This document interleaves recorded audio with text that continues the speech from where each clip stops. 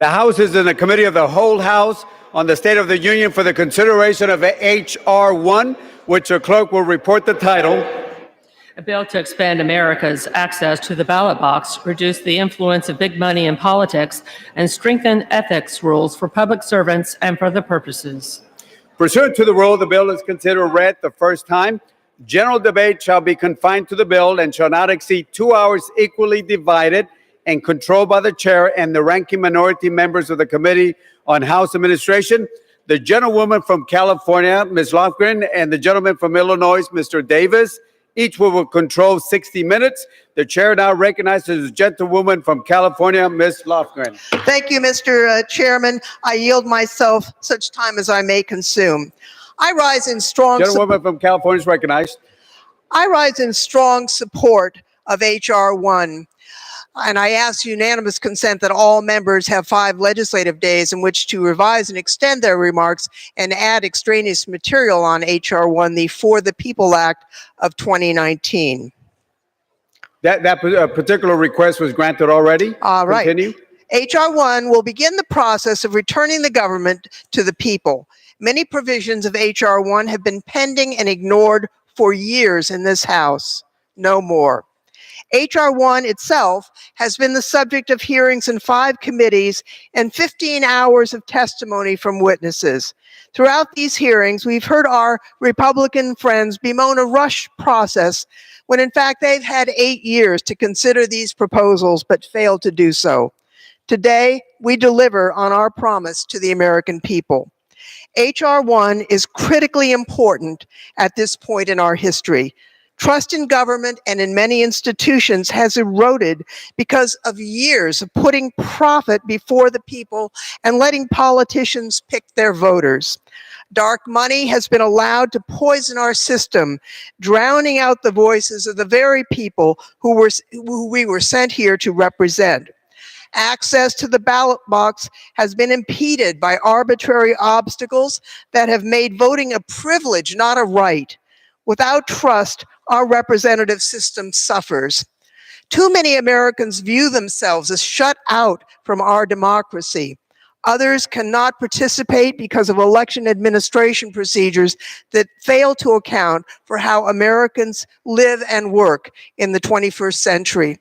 Some of these barriers make it harder for certain populations, including communities of color and other underrepresented groups, to vote. This is especially the case after the Supreme Court gutted core provisions of the Voting Rights Act in Shelby County versus Holder. Meanwhile, the Supreme Court's 2010 Citizens United decision has further empowered wealthy special interests and ushered in nearly $1 billion in money from undisclosed sources, even though the court affirmed the importance of disclosure by a vote of 8-1. H.R.1 reverses course and strengthens our democracy. It makes it easier and more convenient for all eligible Americans to vote.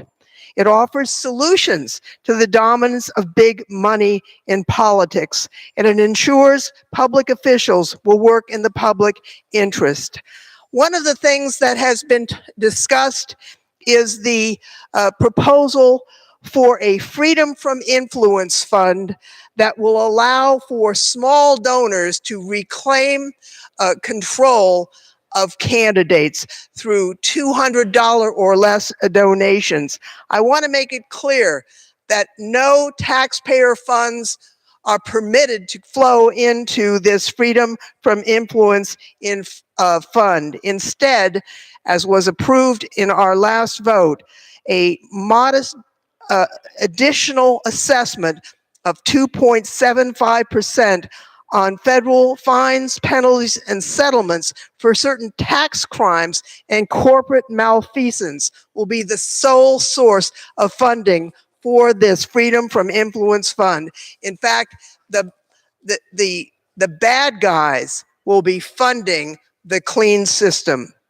This bill will lower barriers to voting for all eligible Americans. It will save costs bolster the integrity of election administration, and for example, it will modernize voter registration systems by enabling automatic voter registration and same-day voter registration, taking advantage of technology to ensure all Americans can register and update their voter registration status online. Automatic voter registration alone may bring up to 50 million new American citizens onto the rolls and therefore able to vote. It makes improvements to ensure ballot access for voters with disabilities, as well as our overseas and military voters. It ensures early voting for at least 15 days and will require states to use voter-verified paper ballots. This is a common sense safeguard to cybersecurity threats, especially after the 2016 election showed vulnerabilities in our systems. H.R.1 will reform redistricting to ensure fairness in the process, to guard against partisanship and respect communities of interest. This legislation will shine a light on dark, secret money that influences campaigns and will protect everyone's right to know who is influencing their votes and their views. As I mentioned earlier, it provides an alternative voluntary system for candidates to finance their campaigns by empowering small dollar contributors, all without taxpayer money. This will reduce candidates' reliance on wealthy special interests and open the political process to more people. This will create a government for the people. H.R.1 will also implement high ethical standards and boost confidence in self-government.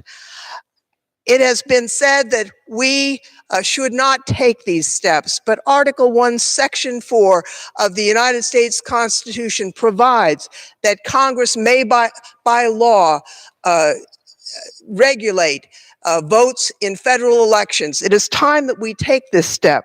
Democracy is resilient, but it requires our continual work to ensure that it lives up to its promise. H.R.1 is a major comprehensive step forward, a step that we must take if we are to be true to our promise of our representative government. And I reserve the balance of my time. Gentlewoman from California reserves the balance of her time. Gentleman from Illinois is recognized. Thank you, Mr. Chairman. I'd like to yield myself as much time as I may consume. Gentleman from Illinois is recognized. Mr. Chairman, I agree with my colleagues across the aisle that there is a role for the federal government to play in election infrastructure, campaign finance disclosure, ballot access, transparency, and election security. However, H.R.1 was developed to serve the special interest of Democrats and the outside organizations that support the Democratic Party and will not accomplish its alleged goal of being for the people. The greatest threat to our nation's election system is partisanship. And that's what we're seeing right here in H.R.1.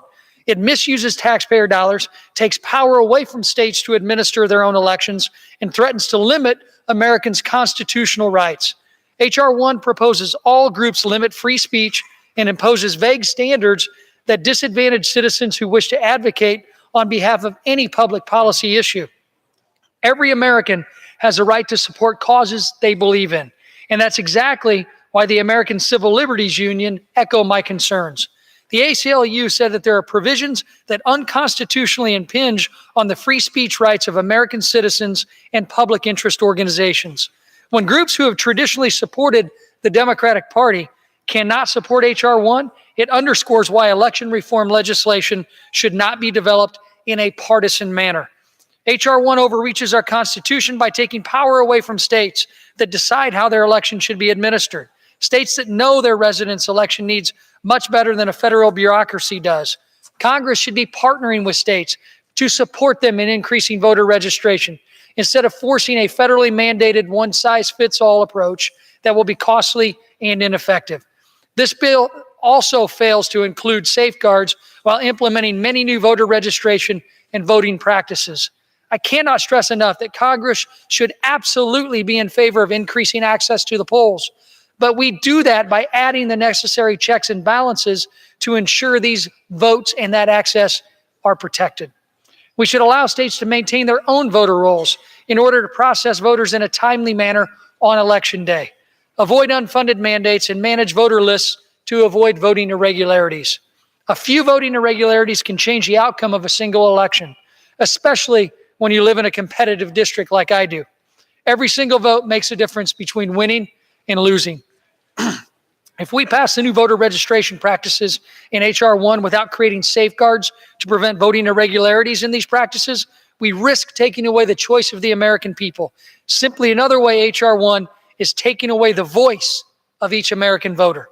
If we want to increase our election security, Congress should support states choosing their own methods and machines. Multiple points of entry are more secure than one system. Federalizing election security, as this legislation does, will not protect voters. When H.R.1 was introduced, it was referred to 10 committees in the House. This bill, which is now over 600 pages, will now have gone from introduction to general debate on the floor of the House, with only half of those 10 committees holding a single hearing and only one of those committees holding a markup. The Democrats promised greater transparency in the majority, but we're not seeing that in their first major piece of legislation. We just received the CBO score of H.R.1, which egregiously underestimates H.R.1's cost to the taxpayers by conveniently leaving out many of the legislation's most expensive provisions. H.R.1's campaign match provision is what is being left out. CBO said they needed more time to develop a more comprehensive score. That was ignored. Though my Democratic colleagues may have changed where exactly the bucket is, they're still using H.R.1 to put more money into politicians' campaigns. H.R.1 is creating public subsidies through the 6-to-1 government match program on small dollar campaign contributions of up to $200. For every $200, the federal government, the taxpayers, will now pay $1,200 to a politician, to members of Congress's campaigns. While my colleagues across the aisle now say this will be of no cost to the taxpayer, as of a new gimmick that they developed yesterday, I would like to point out that every single House Democrat signed on to co-sponsor this legislation before any changes were made to this provision. Make no mistake, the new majority wants to put your hard-earned tax dollars into their own campaigns. While they may have changed the route to get there, that is their fundamental goal with this obvious sham campaign finance reform. They say they want to get money out of politics, but they're using this bill, H.R.1, to funnel more in. Provisions like this do not belong in any campaign finance or election reforms. Election reform should be bipartisan, not serving the interest of partisan politicians. As we move forward with the debate today, I hope my colleagues across the aisle will thoughtfully reconsider their eager support of a bill that will harm the American voter and taxpayer, and not simply vote, as we've seen throughout this not open process, vote on partisan lines. Every American's vote should be counted and protected. And I reserve the balance of my time. Gentleman from Illinois reserves the balance of his time. Gentlewoman from California is recognized. Thank you, Mr. Chairman. I would like to recognize the chairman of the Judiciary Committee, the gentleman from New York, Mr. Nadler, for 2 minutes. Gentleman from New York is recognized for 2 minutes.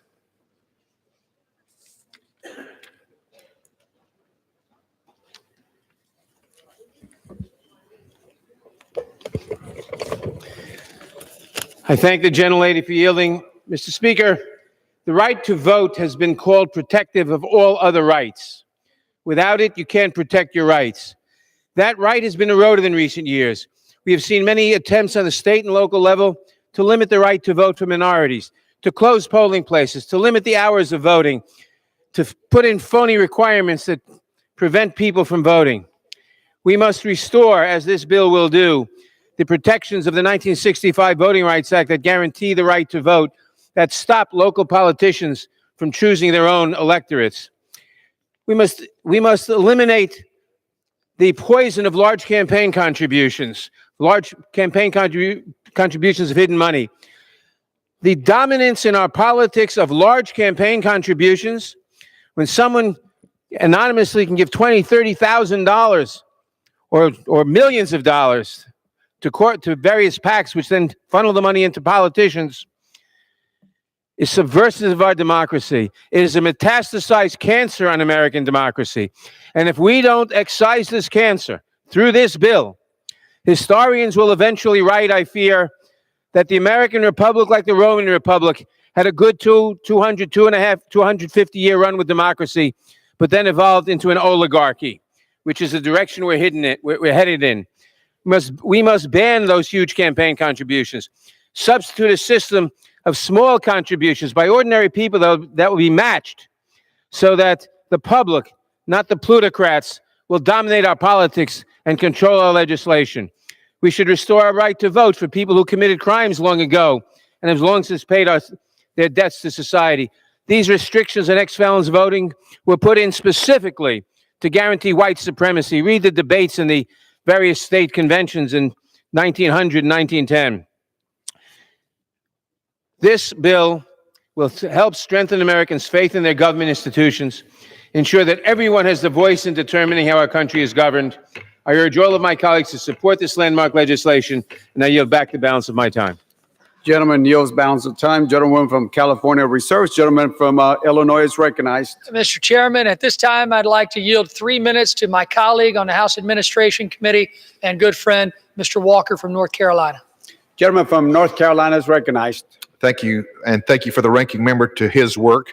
Mr. Speaker, I rise today in opposition of H.R.1.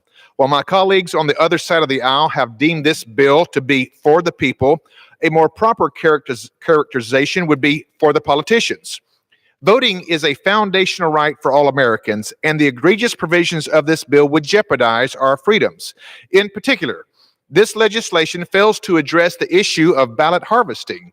As we have seen in California and my own state of North Carolina, ballot harvesting has created troubling irregularities in several elections due to the lack of oversight and opportunities for voter manipulation and intimidation. Ballot harvesting allows political operatives with partisan agenda to get involved in the collection and submission of votes, creating an opportunity for organizations or campaign workers to exploit voters and violate our fundamental rights. Americans should have choice on how they want to vote, who they want to support, and if they want to vote at all. Not only would H.R.1 manipulate the voting process, but would also restrict our rights as Americans to donate to campaigns of our choosing and would allow the federal government to use our taxpayers' dollars to subsidize elections. Aside from the proposed matching donations with a 6-to-1 ratio, H.R.1 would create a pilot program to provide $25 vouchers to eligible voters. In practice, this means taxpayer money from hardworking Americans could be used to finance campaigns for candidates they do not support. If this doesn't limit free speech enough, another provision of the bill politicizes the FEC Commission by reducing membership from 6 to 5. This makes a traditionally nonpartisan organization political, giving one party the power to make partisan decisions about elections communications. With the vague standards created by H.R.1, this would affect any group wishing to advocate on behalf of any legislative issue. In short, this legislation violates the First Amendment. Even the ACLU has problems with it. It creates an avenue for fraud and subjects voters to potential exploitation. While my colleagues across the aisle will support this bill to subsidize their own elections and keep their party in the majority, I will stand up for our rights as Americans and vote against one of the worst bills ever, this abhorrent assault on our election system. Thank you, Mr. Speaker. I yield back. Gentleman from North Carolina yields back. A gentleman from Illinois reserves the balance of his time. Gentlewoman from California is recognized. Thank you, Mr. Chairman. I'm pleased to yield 2 minutes to a pioneer and leader in clean government, and that is the gentleman from North Carolina, Mr. Price. 2 minutes. Gentleman from North Carolina is recognized. I thank my colleague and I rise in strong support of H.R.1. It is a comprehensive, once-in-a-generation blueprint for reforming our democratic system, ranging from gerrymandering to voter suppression and voting rights to the dominance of unaccountable big money in our politics. It's an urgent priority, rightly numbered H.R.1, and basic to everything else we need to do. If our democracy doesn't work, nothing works. It represents a culmination of issues I've worked on during my entire time in Congress, particularly the way moneyed interest can corrupt our politics and how they drown out the voices of everyone else. The For the People Act will modernize our presidential public financing system. It will establish a new public matching system for congressional races to empower small donors. It will crack down on improper super PAC coordination with campaigns. H.R.1 also includes my legislation to repeal the IRS dark money rule, and it expands my original stand by your ad provision to require corporations and other groups to disclose the top funders when they run political ads over the air or on the internet. These reforms will empower American voters, encourage more diverse candidates to run for office, and help break the stranglehold of big money on our politics. Let's deliver on the promises we've made to restore integrity, accountability, transparency to our democracy. I urge my colleagues to vote yes on H.R. 1. Gentleman from North Carolina yields the balance of the time. The gentlewoman from California reserves the balance of her time. Gentleman from Illinois is recognized. Mr. Chair, I'd like to now yield 2 minutes to my good friend from the great state of South Carolina, Mr. Duncan. Gentleman from South Carolina is recognized for 2 minutes. Thank you, Mr. Speaker, and thank you, Mr. Chairman. I rise today strongly oppose H.R. 1. This is an egregious assault on the fundamental rights and freedoms of Americans. H.R. 1 really is a fight over liberty. This is a fight over the constitutional duties and roles of the states, one of which being the role in conducting elections. Article 1, Section 4 says clearly the times and places, a manner of holding elections for senators and representatives, federal offices, shall be prescribed in each state by the legislature thereof.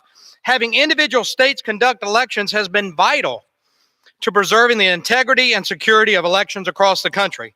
But this debate really is about the Democrats' desire to centralize power here in one place, Washington, D.C. Instead of actively giving more power to Washington bureaucrats, we should be divesting power away from the expansive federal government and reserving that power for the states, because that's the way the founding fathers designed our republic. But sadly, this bill is nothing but a top-down power grab by the Democrats, using the federal government to micromanage the electoral process, impose limits on free speech, and further impose unconstitutional mandates. Folks, this is not the liberty our founders intended. In fact, this is the dangerous proposal that centralizes power, enhances big government in Washington, and takes decision-making power out of the hands of the states and the people. Now, let's ask ourselves, is this the proper and constitutional role of the federal government? And the answer to that question is no. H.R. 1 encroaches on the liberties and powers of the Constitution reserved for the states and the people, and I oppose such type of power grab. I think that's what infuriates so many Americans.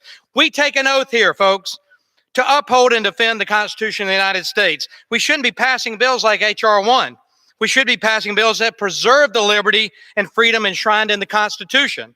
I encourage all members to adamantly oppose this legislation, because if you take your oath seriously, because we aren't voting for a fancy title of a bill, when you actually read the language of this legislation, you see that it undermines the Constitution and the rights of every single American across the country under the guise of making elections safer.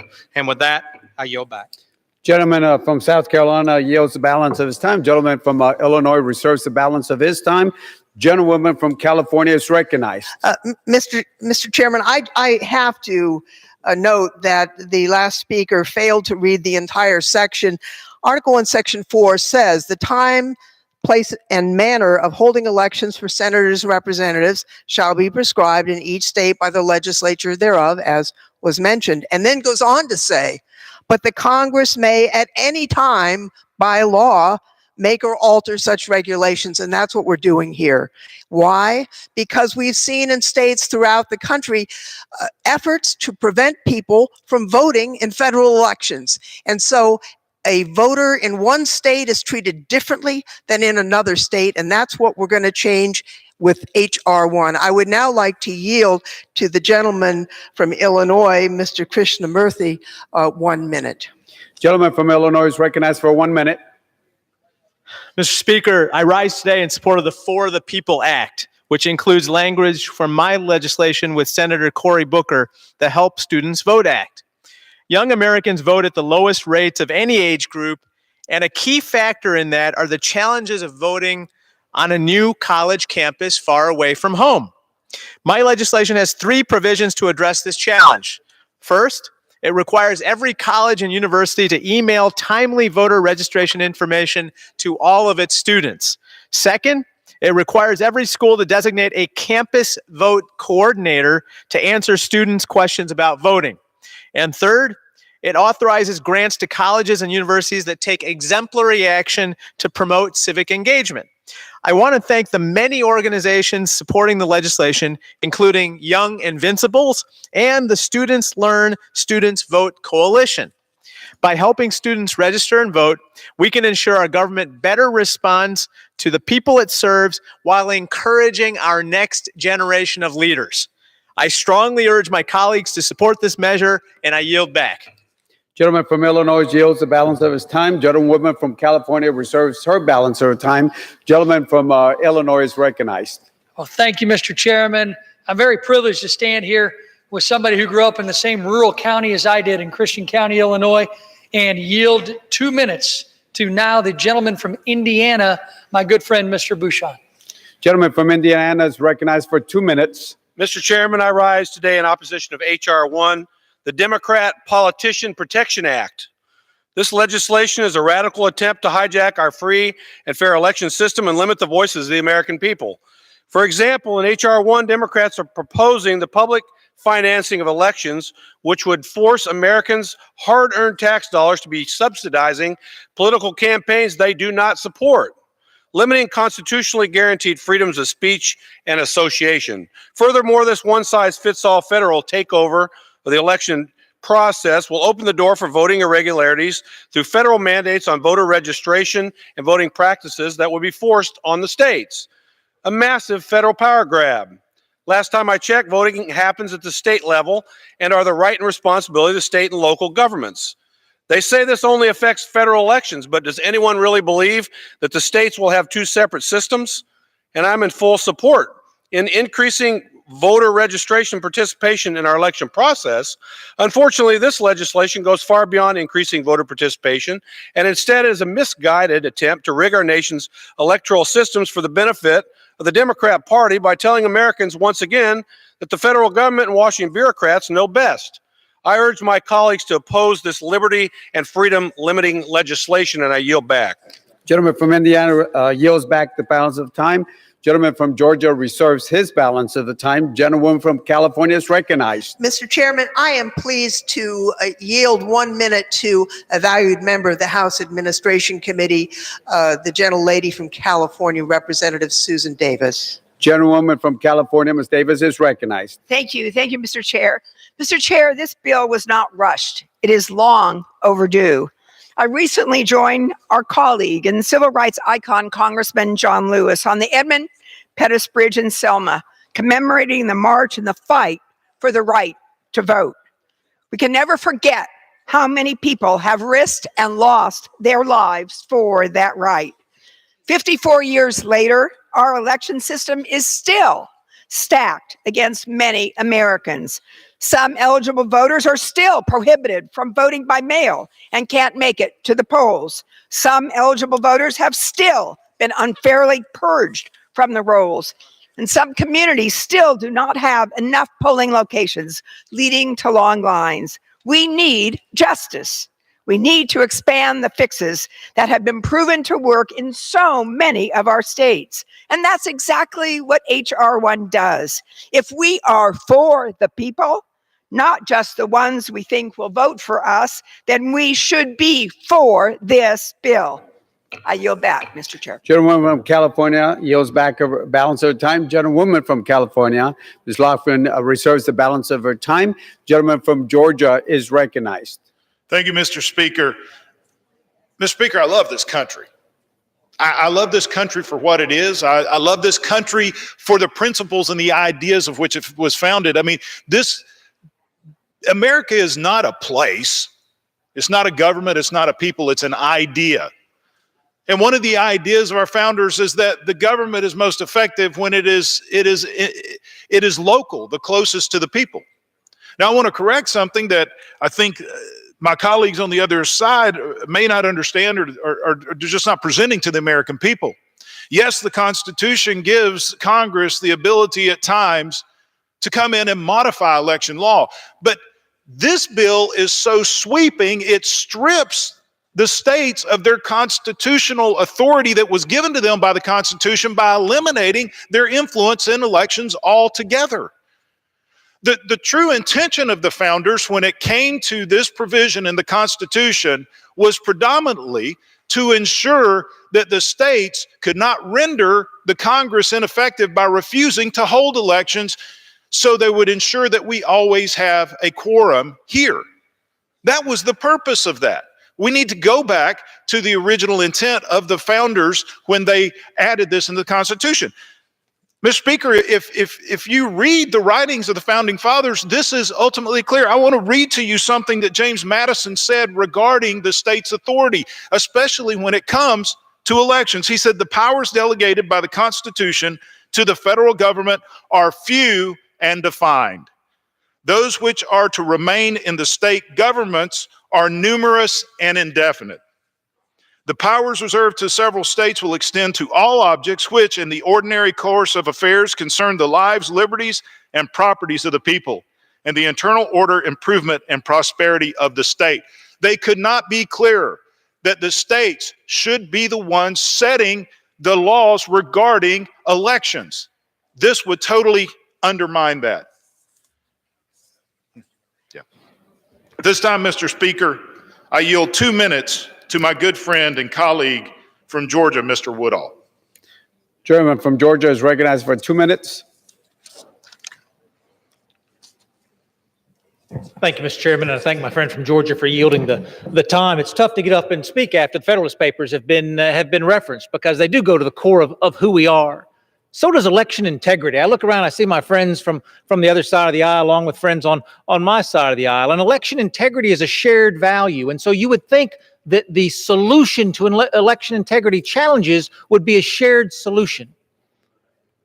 But if I go to my friends on the Republican side of the House Administration Committee, the only one of the 10 committees this bill was referred to that marked it up, I'll find that not one Republican was consulted on the drafting of this language. You've heard my colleagues talk about the wholesale changes to election law, state election law, across this country. You'd think, Mr. Chairman, that we will have talked to all 50 secretaries of state. That wouldn't be true. Maybe you think we would have consulted with 25 secretaries of state. It wouldn't be true. What would be true is in the one committee that had the one markup on this bill, we consulted with one state election official. My friends, this is an opportunity for us to do something together. We can either take advantage of that opportunity or we can poison the well. How in the world can we promise the American people election integrity when one side is writing the rules? It should be instructive to us all the way this bill has come to the floor, and it is yet another, Mr. Chairman, in a string of missed opportunities that we have had. I'll give you just one example. I made a motion last night in the Rules Committee to only bring this bill to the floor as it was marked up in committee. We've talked about a bill that is going to guarantee voter transparency. We don't even have legislative transparency on this bill. We couldn't get the bill brought to the floor from the one of the 10 committees that marked it up. We had manager's amendments added. We had the bill not as reported. I offered another amendment last night. If it's so important that we legislate for the first time in American history that tax returns be released by elected officials, this bill includes, let's release them at the presidential level. Let's release them at the vice presidential level. I offered an amendment to the rule to allow a vote on whether or not they should be considered at your level, Mr. Chairman. That amendment was denied on a partisan line. Let's not make this a partisan issue. It's an American issue. I yield back. Gentleman from Georgia yields back the balance of his time. Gentleman from Georgia reserves his time, and gentlewoman from California is recognized. Mr. Chairman, I would like to yield 1 minute to my colleague on the Judiciary Committee, the gentlelady from Texas, Ms. Jackson Lee. 1 minute. Gentlewoman from Texas is recognized for 1 minute. I thank the gentlelady. I thank her for her leadership, Mr. Sarbanes for his leadership, and for allowing us to tell our stories. Let me tell you the story of Texas. In 2017, right before a bond election, in my district and surrounding areas, 4,000 people were taken off the voting rolls. Or in 2018, when the Secretary of State's office purged people off the voting rolls with absolutely no understanding, no notice.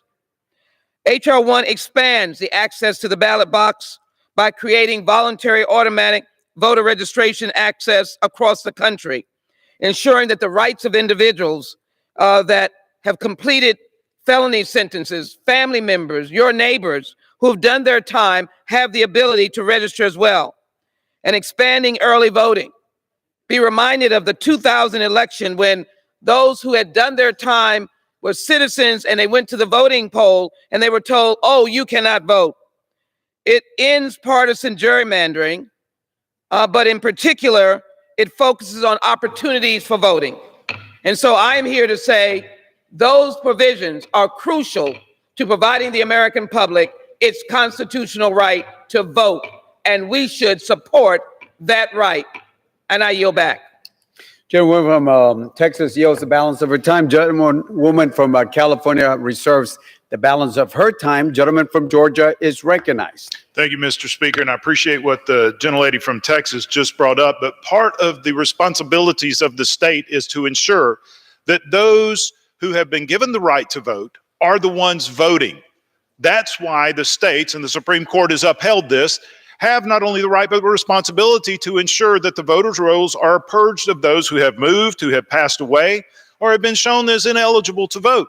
Just a few weeks ago, I was able to write a congratulatory letter to a new immigrant to the United States. For 16 years, she worked to become a citizen of the United States with the dream of voting. This next election, she'll be able to cast her vote as a citizen of the United States of America.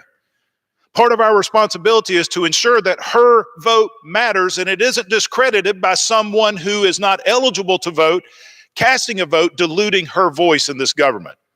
That's why it's more appropriate for the states who are closer to the people to be the ones who are setting the standards according to our Constitution for election. With that, Mr. Speaker, I yield 1 minute to the gentleman from Texas, Mr. Olson. Gentleman from Texas is recognized for 1 minute. I thank my friend from Georgia.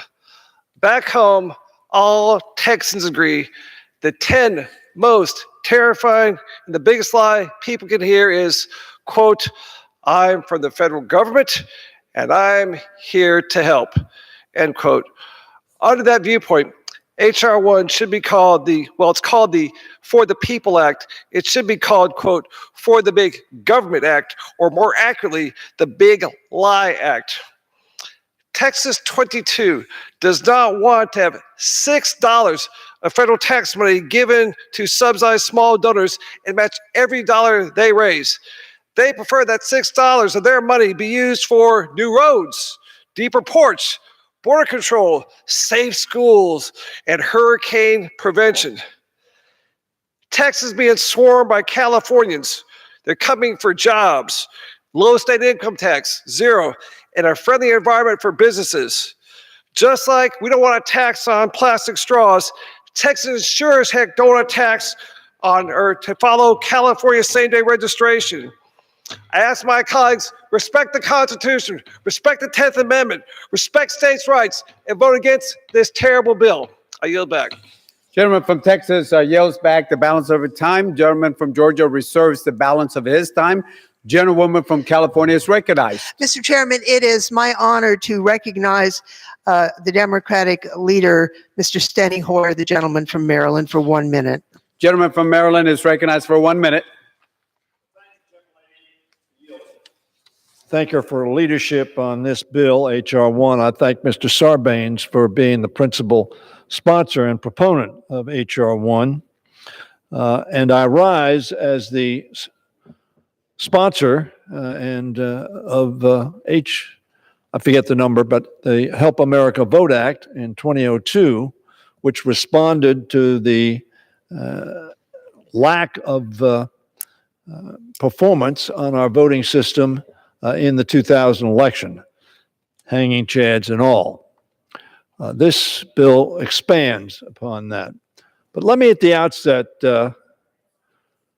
remind those who would talk about what the Constitution says to read a portion of the Constitution. Let me say before I do that, throughout my lifetime, early in my lifetime, I heard a lot about states' rights. People talk about the right to vote. I was in Alabama this past weekend, and we commemorated the march over the Edmund Pettus Bridge led by our colleague John Lewis. And there were state troopers meeting him on the other side of the bridge that beat and almost killed John Lewis. Why? Because he was marching from Selma to Montgomery to register to vote. I remember as a child, I was a young man, watching Lester Maddox on television with his axe handle,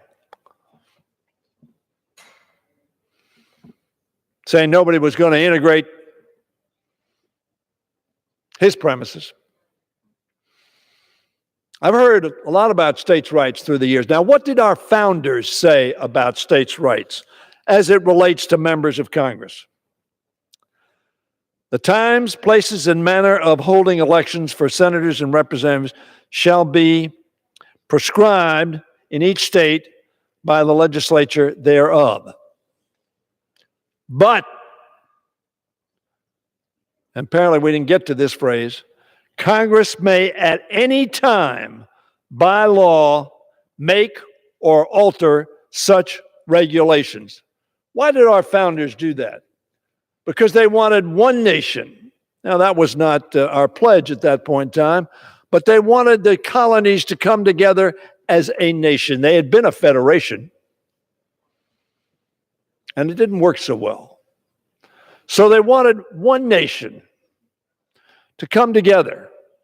And at least for the federal Congress, they reserved to the federal Congress the right to set the rules.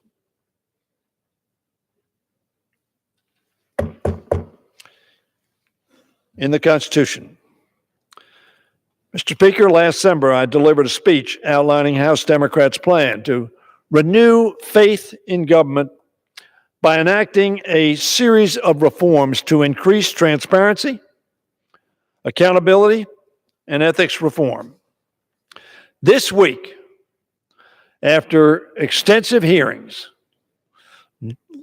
lots of witnesses, we bring to the floor a legislative package of reforms that make good on our promises to the American people last year. We didn't make a secret of this. This was well known to everybody. And they gave us the majority of this House. And we are redeeming today that honor and that responsibility. I want to thank again Representative Sarbanes and the co-sponsors of this bill, every single Democratic member. I want to thank John Lewis, a giant of a man, a giant of principle, a giant who risked his very life to make sure that the protections in this bill would be available to every American, and that we would promote, not prevent, accessibility to the voting booth. That we would not confront people going over a bridge in Selma, Alabama, who only wanted to register to vote, to be turned around by state troopers, ordered by Governor Wallace to do so. This bill was driven in large part by our dynamic freshman class, who were elected on a platform of making government work once again for the people. This For the People Act will open government up in several critical ways. First, it includes real national redistricting reform. I am for that. Ladies and gentlemen of this House, it may cost Maryland a seat. I get that. But it is the right thing to do to have a level playing field. Now, we've had a number of court cases that have turned around redistricting in North Carolina, in Pennsylvania, some other states in Texas, and other states as well. But I've always said, in order to be successful, redistricting reform cannot be done by a state-by-state basis. And the Constitution, of course, says that Congress may at any time by law make or alter such regulations so that we have fair. They don't have to do this for state elections. They don't want to do it? That's fine. But we, under the Constitution, are the arbiters of federal elections. It must be a uniform process across all states. H.R. 1, the For the People Act, achieves this by requiring a nonpartisan redistricting commission to oversee the process in every state. What does that mean? It means the politicians will not do it, like Iowa or California or Arizona. We'll have a fair redistricting process. Next, this bill includes a much-needed expansion of voting rights to protect our democracy. It would institute automatic voter registration. In America, if you're an American citizen, you ought to have the right to vote, and government ought not to make it difficult for you to exercise that right. No eligible voter should ever be turned away from his or her polling place. It would also restore the vote to those who have paid their debt to society and should have a voice in their representative government. This legislation builds on the important bipartisan work we did in 2002 when we passed, as I pointed out, the Help America Vote Act. It reauthorizes the Election Assistance Commission, which, very frankly, my Republican friends tried to eliminate on a number of occasions, and transfer their authority to the Election Commission, the Finance Commission, which oversees campaign finance, not election laws, campaign finance. It was a way to, in effect, undermine and kill, in many ways, the Election Assistance Commission, designed to make sure that our elections are secure and fair. It reauthorizes the Election Assistance Commission, which is critically important to ensuring modern, accessible, and secure elections. In addition, H.R. 1 will make campaign finance more transparent, requiring super PACs to disclose their donors. And again, I want to congratulate my colleague. We're very proud of John Sarbanes and his dad in Maryland. He has been indefatigable in his work in trying to make sure that it is the people's interest and not the financial interests that control our elections. This bill will end the era of massive amounts of dark, unaccountable money in funding ads and campaigns. The For the People Act will also impose higher ethical standards on America's highest elected officials. There's only one person in government that can do something on his own. It's not the Senate, it's not the House, it's not us. We need collectively. But the president can make substantial decisions on his own, and in fact has. And he's done so over the wishes of the Congress of the United States just recently. And so the people ought to know what his interests are and whether he's acting for his interest or the people's interest. Among other new requirements, presidents and vice presidents would be required, therefore, to release 10 years' worth of tax returns. In such ways, H.R. 1 will make strides, Mr. Speaker, in restoring the trust in government that has unfortunately been lost in recent years. Americans need to know that their government works for them and can be a force for good for their families, their communities, and our country. I rise in strong support of this legislation. I don't rise because I think it's perfect, but I rise because I think it is an excellent effort to redeem the promise of America and our democracy. It is for the people. Let us vote for the people. And I yield back the balance of my time. Gentleman from Maryland yields balance of time. A gentlewoman from California reserves the balance of her time. Gentleman from Georgia is recognized. Thank you, Mr. Speaker.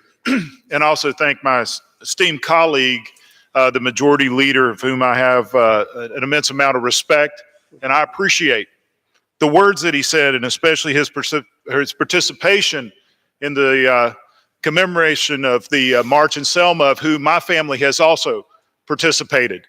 Have we always got it right in the United States? No. Our founders knew that we would make mistakes along the way, but they gave us the power and the ability to correct those mistakes. The lack of civil rights in this nation was a travesty to the people. It flew in the face of the ideas of our founders that all men were created equal. That's why Republicans fought so hard for civil rights during the 1960s and 70s. And I agree with the majority leader. We do have the ability, according to the Constitution, to make modifications. But H.R.1 is not a modification. It is a sweeping takeover of the election system, leaving the states with very little authority or power over their own elections as well as the federal elections. I also like to say that I heard that this bill has had extensive hearings. I serve on the committee of House Administration, the only committee which had a hearing on this bill. The hearing lasted 5 hours, and the only reason it lasted that long was because the Republicans submitted 28 amendments to the bill. Otherwise, this bill would have gone right in and right out of committee with probably less than an hour of a committee hearing. Come to this floor. It has 10 committees of jurisdiction, of which it has not gone before those committees. So I submit it has not followed regular order, especially if something of this magnitude. The American people have the right to hear.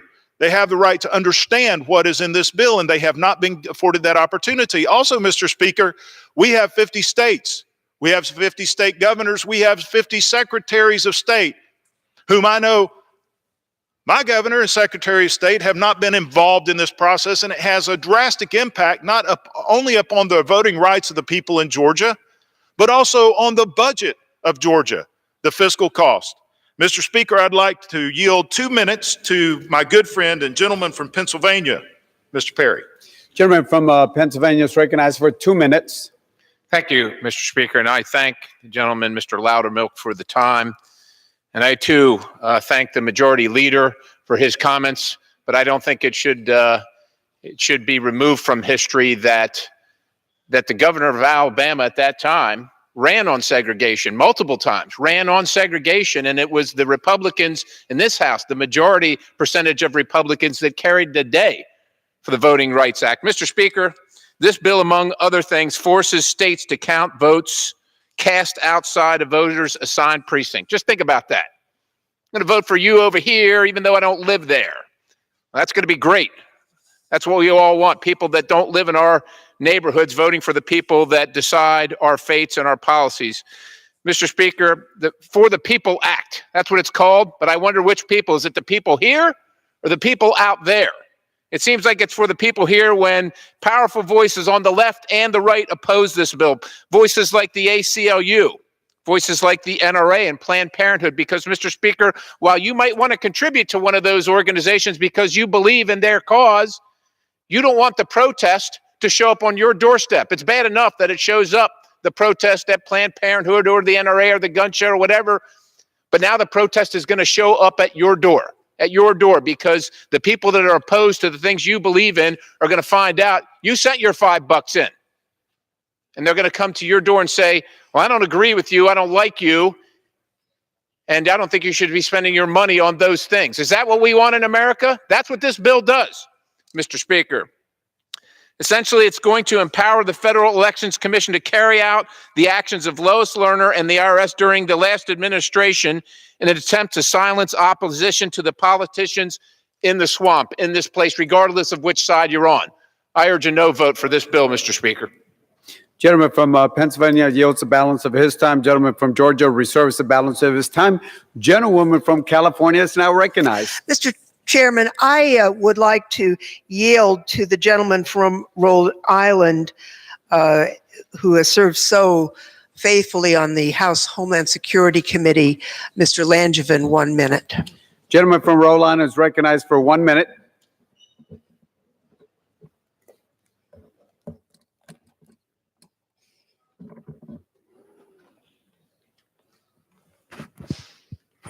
I thank the gentlelady for yielding. I'd also like to thank her and Chairman Thompson and Congressman Sarbanes and the many Democratic members who helped craft this important legislation. H.R.1, Mr. Chairman, among many things, will make our elections more ethical and will make them more secure. As a former Rhode Island Secretary of State and member of the Congressional Task Force on Election Security, I absolutely believe that we must actively address our election system's vulnerabilities, or our enemies certainly will. H.R.1 provides states with funding, guidance, and threat intelligence to secure election systems by purchasing voting machines that provide auditable paper ballots, securing voter registration databases, and training election officials. Now, these suggestions came from the task force, and they reflect guidance we heard from leaders like Rhode Island Secretary of State Nellie Gorbea, who is implementing one of the nation's first risk-limiting audits. They also reflect the wisdom of the cybersecurity researchers that have so much to offer in identifying vulnerabilities and helping us to close them. So, Mr. Chairman, with the 2020 elections around the corner, I'm proud to support this legislation because we must act now to protect our democracy. I thank the gentlelady for yielding. I yield back. Gentleman yields back the balance of his time. Gentlewoman Mr. from Chairman, California. may I inquire how much time remains on each side? 44 and a half. Gentlewoman from California has 44 and a half minutes. Gentleman from Georgia, 38 minutes. Thank you. I reserve. Gentlewoman from California reserves the balance of her time. Gentleman from Georgia is recognized. Thank you, Mr. Speaker. I'd like to yield 2 minutes at this time to the gentleman from Michigan, Mr. Upton. Gentleman from Michigan is recognized for 2 minutes. Well, thank you, Mr. Chairman. Mr. Chairman, I've been a long supporter of campaign finance reform. I voted for Motor Voter. I voted for the McCain-Feingold. Here in the House, it was Shays Meehan. I supported the Help America Vote Act in 2002. And there are plenty of flaws in the current system, that is for sure, and we need to fix it. But you know what? We have a Democratic House and we have a Republican Senate, and the only way that we're reasonably going to fix this issue is with a bipartisan bill. I'm the only Republican here today that was here in 1993 when we passed the Motor Voter Bill. This was a bill that was patterned after what Michigan has had in place for decades. When you get your driver's license, you're asked to register to vote. It works. This bill, H.R.1, it's not bipartisan. And one of our big objections is truly the taxpayer-financed campaign element of this bill. Now, if you do a poll today across the country, you're going to find that most voters are going to say that campaigns are too expensive, they're too negative, and yes, they're too long. We are going to have thousands of candidates running for Congress. They are all going to be eligible for this match from the Treasury for any contribution under $200 with a 6-to-1 ratio. So we're going to have more money in politics, and we're not going to have the transparency that I think all of us want. If we're going to fix the problem, let's sit down. Let's have regular order. Let's have all the committees with some jurisdiction to sit down and have Republicans and Democrats work together on a committee process that we can pass in a bipartisan vote that'll get the attention of the Senate, and maybe we can do something about the problems today. And I yield back the balance of my time. Gentleman from Michigan yields the balance of his time. Gentleman from Georgia reserves the balance of his time. Gentlewoman from California is recognized. Mr. Chairman, there's one person who's worked probably harder than anyone else on this bill. That's the gentleman from Maryland, Mr. Sarbanes. I would like to yield to him 2 minutes. Gentleman from Maryland is recognized for 2 minutes. I thank the gentleman for yielding. Mr. Speaker, last year in the 2018 election, a powerful message was sent to this Congress that the public wants us to clean up our politics, fight corruption, unrig the system, make sure that voting rights are protected. I think part of the reason the message was so strong is that for the last 8 years under Republican Congress, there's been no progress made on any of those priorities. So there's this pent-up demand out there among the public. They want their voice back. And H.R.1 is our opportunity to give them their voice back. The message they're sending is very simple. The first message is make it possible for us to get to the ballot box without running an obstacle course. It is inconceivable, it's incomprehensible that more than 50 years after John Lewis, our colleague, was bloodied on the Edmund Pettus Bridge protesting for voting rights, that we still can't get it right in America when it comes to voting. That's ridiculous. We need to make it more possible to register and vote in this country so that people can get to the ballot box and their voice can be heard. So that's one thing they're sending to us. The other thing they're saying to us is when you get to Washington, if you're a lawmaker, if you serve in an office of public trust, behave yourself. Abide by ethics. Be accountable to the people. Remember who sent you there. Be transparent. So we have provisions in H.R.1 that strengthen ethics and accountability as we should. And the third thing they said to us, loud and clear, was when you get to Washington, don't get tangled up in the money. Don't let the special interests and the insiders call the shots on priorities in Congress. Remember who sent you. Fight for us. And so we have measures in here to clean up the campaign finance system, create more disclosure, transparency, so we know where that secret money is coming from. Building a new system of funding campaigns in America that's not owned by the special interests and the big money. 15 more seconds. I yield an additional minute to the gentleman from The Maryland. gentleman is recognized for Let's an build additional a new minute. system of funding campaigns in America that is not owned by the special interests and the big money and the insiders. Let's build a system that is owned by the American people, where they call the shots, where small donors can have their contributions matched so that their voice is amplified. So they're the ones that run the show. So candidates go to them and listen to what they have to say instead of hanging out with the lobbyists and the big money crowd. That's what this bill offers. And my colleagues on the other side keep talking about how this is going to be taxpayer money for this system. Find me the provision. There is no provision in this bill that says that any taxpayer money is going to go to this system, because it's not. We've come up with an elegant solution where we go to the people, the lawbreakers, the people that are leaning on our system and breaking the law, and we ask them with a small surcharge to contribute to this fund, and that's where the match will come from. So we're going to the people who aren't playing fair with our system, and we're asking them to underwrite a clean election system. That's how it should work. So let's restore the voice of the people. Let's pass H.R.1. I yield back my time. The gentleman from Georgia is recognized. Thank you, Mr. Speaker, and I appreciate the gentleman and the author of the bill and his comments. Are there some good ideas in this bill? Absolutely. The states already have them implemented. Early voting, great idea. Georgia did that many years ago, even includes Saturday voting. It is improper for the federal government to be the arbitrator of these, to push these down upon the American people. That is something that has been reserved for the states, and the states have been doing those well. At this time, Mr. Speaker, I like to yield 2 minutes to the gentleman from Pennsylvania, Mr. Smucker. Gentleman is recognized. Thank you. Mr. Speaker, Democrats have been marketing H.R.1 as a necessary election reform measure. But the ugly truth is that this bill is not for the people. It's for the Democratic Party. Ugly truth is that this bill is a massive federal overreach. The ugly truth is that this bill won't make our elections safer or more democratic. The ugly truth is that this bill would fundamentally change the principles of our election system, all at a cost to the average American taxpayer. And this bill would infringe on the rights of our colleges and universities, where so many students go to learn and grow outside of the influence of politics. Instead of promoting the freedom of ideas, this bill limits the right to free speech. The ugly truth is this bill violates the U.S. Constitution, the document which makes our country so great.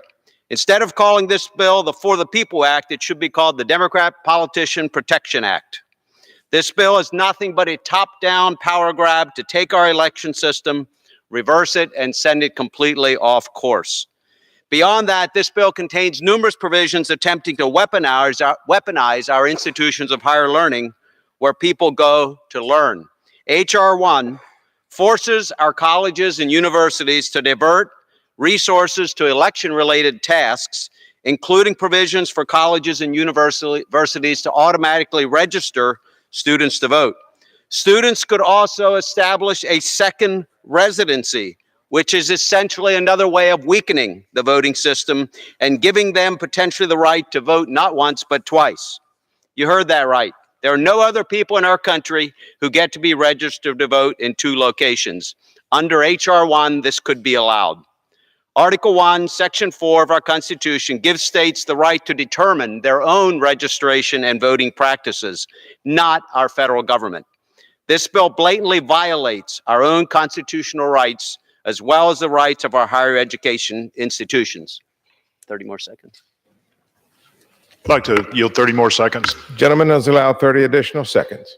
As the Republican leader on the House Education and Labor, Higher Education, and Workforce Investment Committee, we should be focusing on making colleges more affordable and helping more students complete their degrees, not subjecting them to electioneering efforts. I cannot support a federal overreach into places where students should be free to learn without the influence of politics. We must reject this overreach. We must speak now and stand up against this power grab before it's too late. I'll be voting against this measure, and I urge my colleagues to do the same. The gentlelady from California is recognized. Mr. Chairman, I would yield 1 minute to a leader for civil rights and justice in our country, the gentlelady from California. Gentlelady is Ms. Lee. recognized.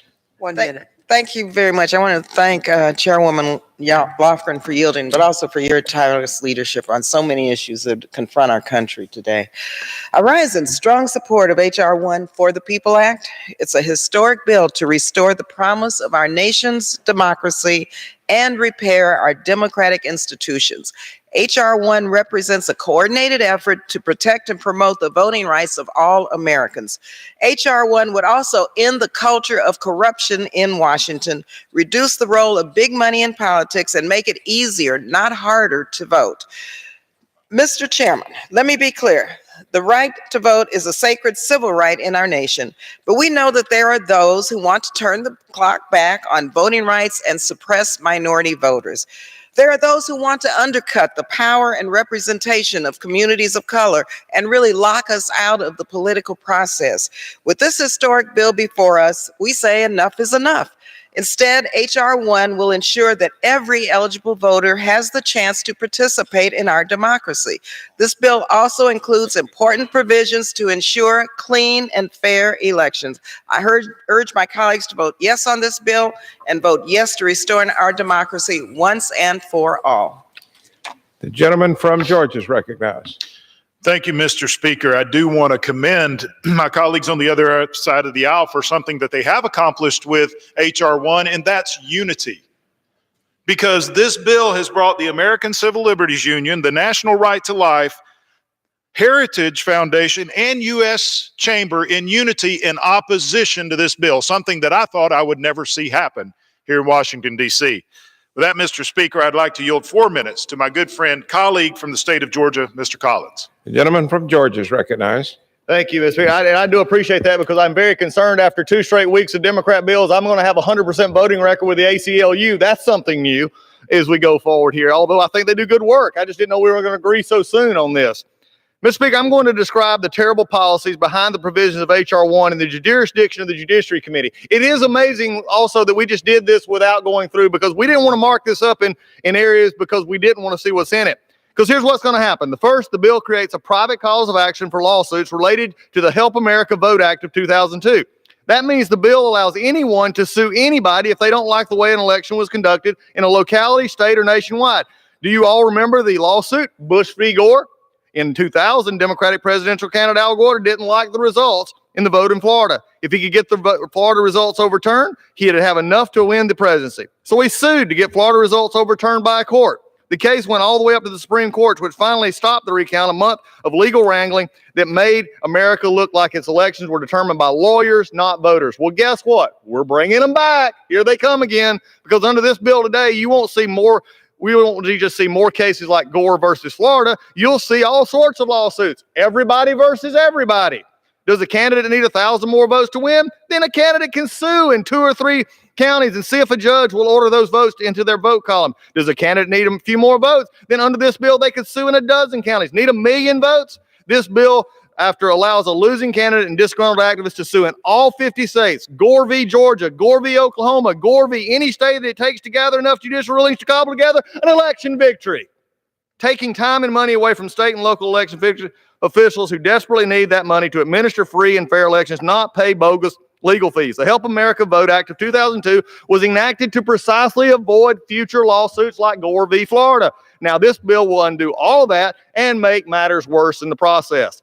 Second, this bill takes powers away from voters and gives it to convicted criminals by denying states' voters their constitutional right to limit voting by people who have been convicted of murder, violent felonies, or other serious crimes, including, by the way, get this, voter fraud. These provisions are patently unconstitutional. The Supreme Court, including liberal justices Ginsburg, Breyer, Sotomayor, and Kagan, all held just a few years ago, mind you, and I quote, "Surely nothing in the Elections Clause of the Constitution lends itself to the view that voting qualifications in federal election are to be set by Congress. Further, the 14th Amendment of the Constitution itself explicitly recognizes the rights of states to deny the vote for, and I quote, participation in crime." Third, this is what happens when you bypass the committee process. I spoke about this one on the floor already last week. Here we go again. The new majority doesn't like committees. A provision in the bill at page 99, listen to me clearly.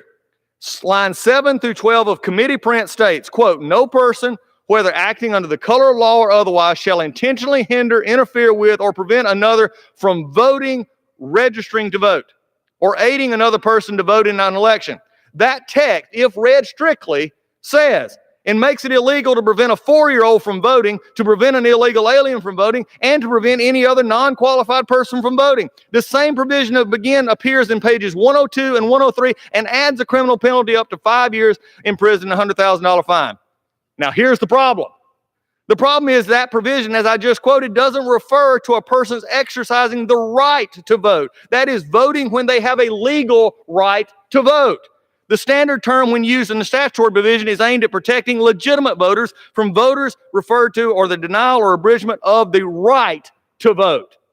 Now, listen, because this provision doesn't contain those key terms, meaning the provisions would literally make it illegal to prevent illegal voters from voting, we shouldn't be making it a crime for Can I have 30 more seconds? Yes, yield 30 seconds, gentlemen. Gentleman is allowed 30 additional seconds. We shouldn't be making it a crime for election officials to do their job. Remember, we can't prevent illegal voters from voting under this bill, which makes it they have no legal right to vote from illegally. Every illegal voter cancels the vote of a legal voter. This was recognized in Supreme Court Reynolds versus Sims. And in that case, and I quote, "The right to vote cannot be denied by the debasement or dissolution of the weight of a citizen's vote just as effectively or as wholly prohibited by the free exercise of that franchise." Look, man, illegal vote negated the vote of a legal voter. This bill, my colleagues across the aisle, you're getting ready to vote for a bill that actually could negate legal voting. I could go on for days. This is why committees matter. This is why this bill is bad. Why do we keep doing this and running along? I yield back. Gentleman yields back. The gentlelady from California. Mr. Chairman, I would like to yield 1 minute to the gentleman from Washington, Mr. Kilmer. The gentleman from the state of Washington is recognized. Mr. Speaker, and I thank the chairwoman for yielding. I also want to start by saying thank you to Congressman Sarbanes for his important work on leading this legislation. I'm proud that that we're bringing forward H.R.1 to restore faith in the legislative branch, because right now Congress is less popular than head lice and colonoscopies. That's because every time my constituents see a bill that's written behind closed doors, or see a government shutdown, or see floor debate that looks like the Jerry Springer show, they need to see a restoration of faith in government. This bill will protect voting rights, strengthen ethics rules, and reduce the role of big money in politics. It will refresh our democracy, and that's why the new Democrat coalition has endorsed this bill. Listen, we don't talk enough about it. This bill includes bipartisan provisions in support of good government. It includes a bipartisan bill that I'm leading, the Restoring Integrity to Americans Elections Act, which would reform the Federal Election Commission, enable it to weed out campaign finance abuse, and hold those who skirt the rules accountable. It includes the Honest Ads Act, my bipartisan bill. Could I have 30 more seconds, please? Gentleman is The yielded gentleman is additional allowed 30 additional seconds. Thank you. I appreciate it. It includes the Honest Ads Act, my bipartisan bill that would shine a light on the murky world of online political advertising by requiring digital ads to meet the same disclosure requirements as print or broadcast ads. Americans deserve to know who's paying for political ads that they see online. They deserve to know that the nation's election watchdog is back on the beat. They deserve to have their voices heard in Congress again. That's why this bill is important. That's why I urge my colleagues to support this bill, and I yield back. Thank you. The gentleman yields back. The gentleman from Illinois. Thank you, Mr. Chairman. I'd like to now recognize my good friend from Kentucky, Mr. Barr, for 2 minutes. Gentleman is recognized. Mr. Speaker, I rise today in strong opposition to H.R.1.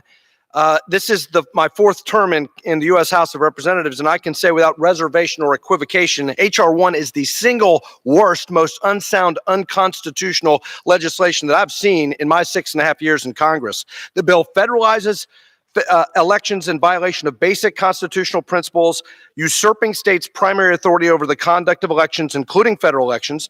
The bill effectively legalizes voter fraud and destroys the integrity of elections by degrading the accuracy of registration lists, ensuring duplicate registration and registration of ineligible voters. The bill unconstitutionally rations core free speech protected by the First Amendment by empowering a powerful partisan bureaucracy to impose onerous legal and administrative compliance burdens and costs on candidates, citizens, civic groups, and nonprofit organizations.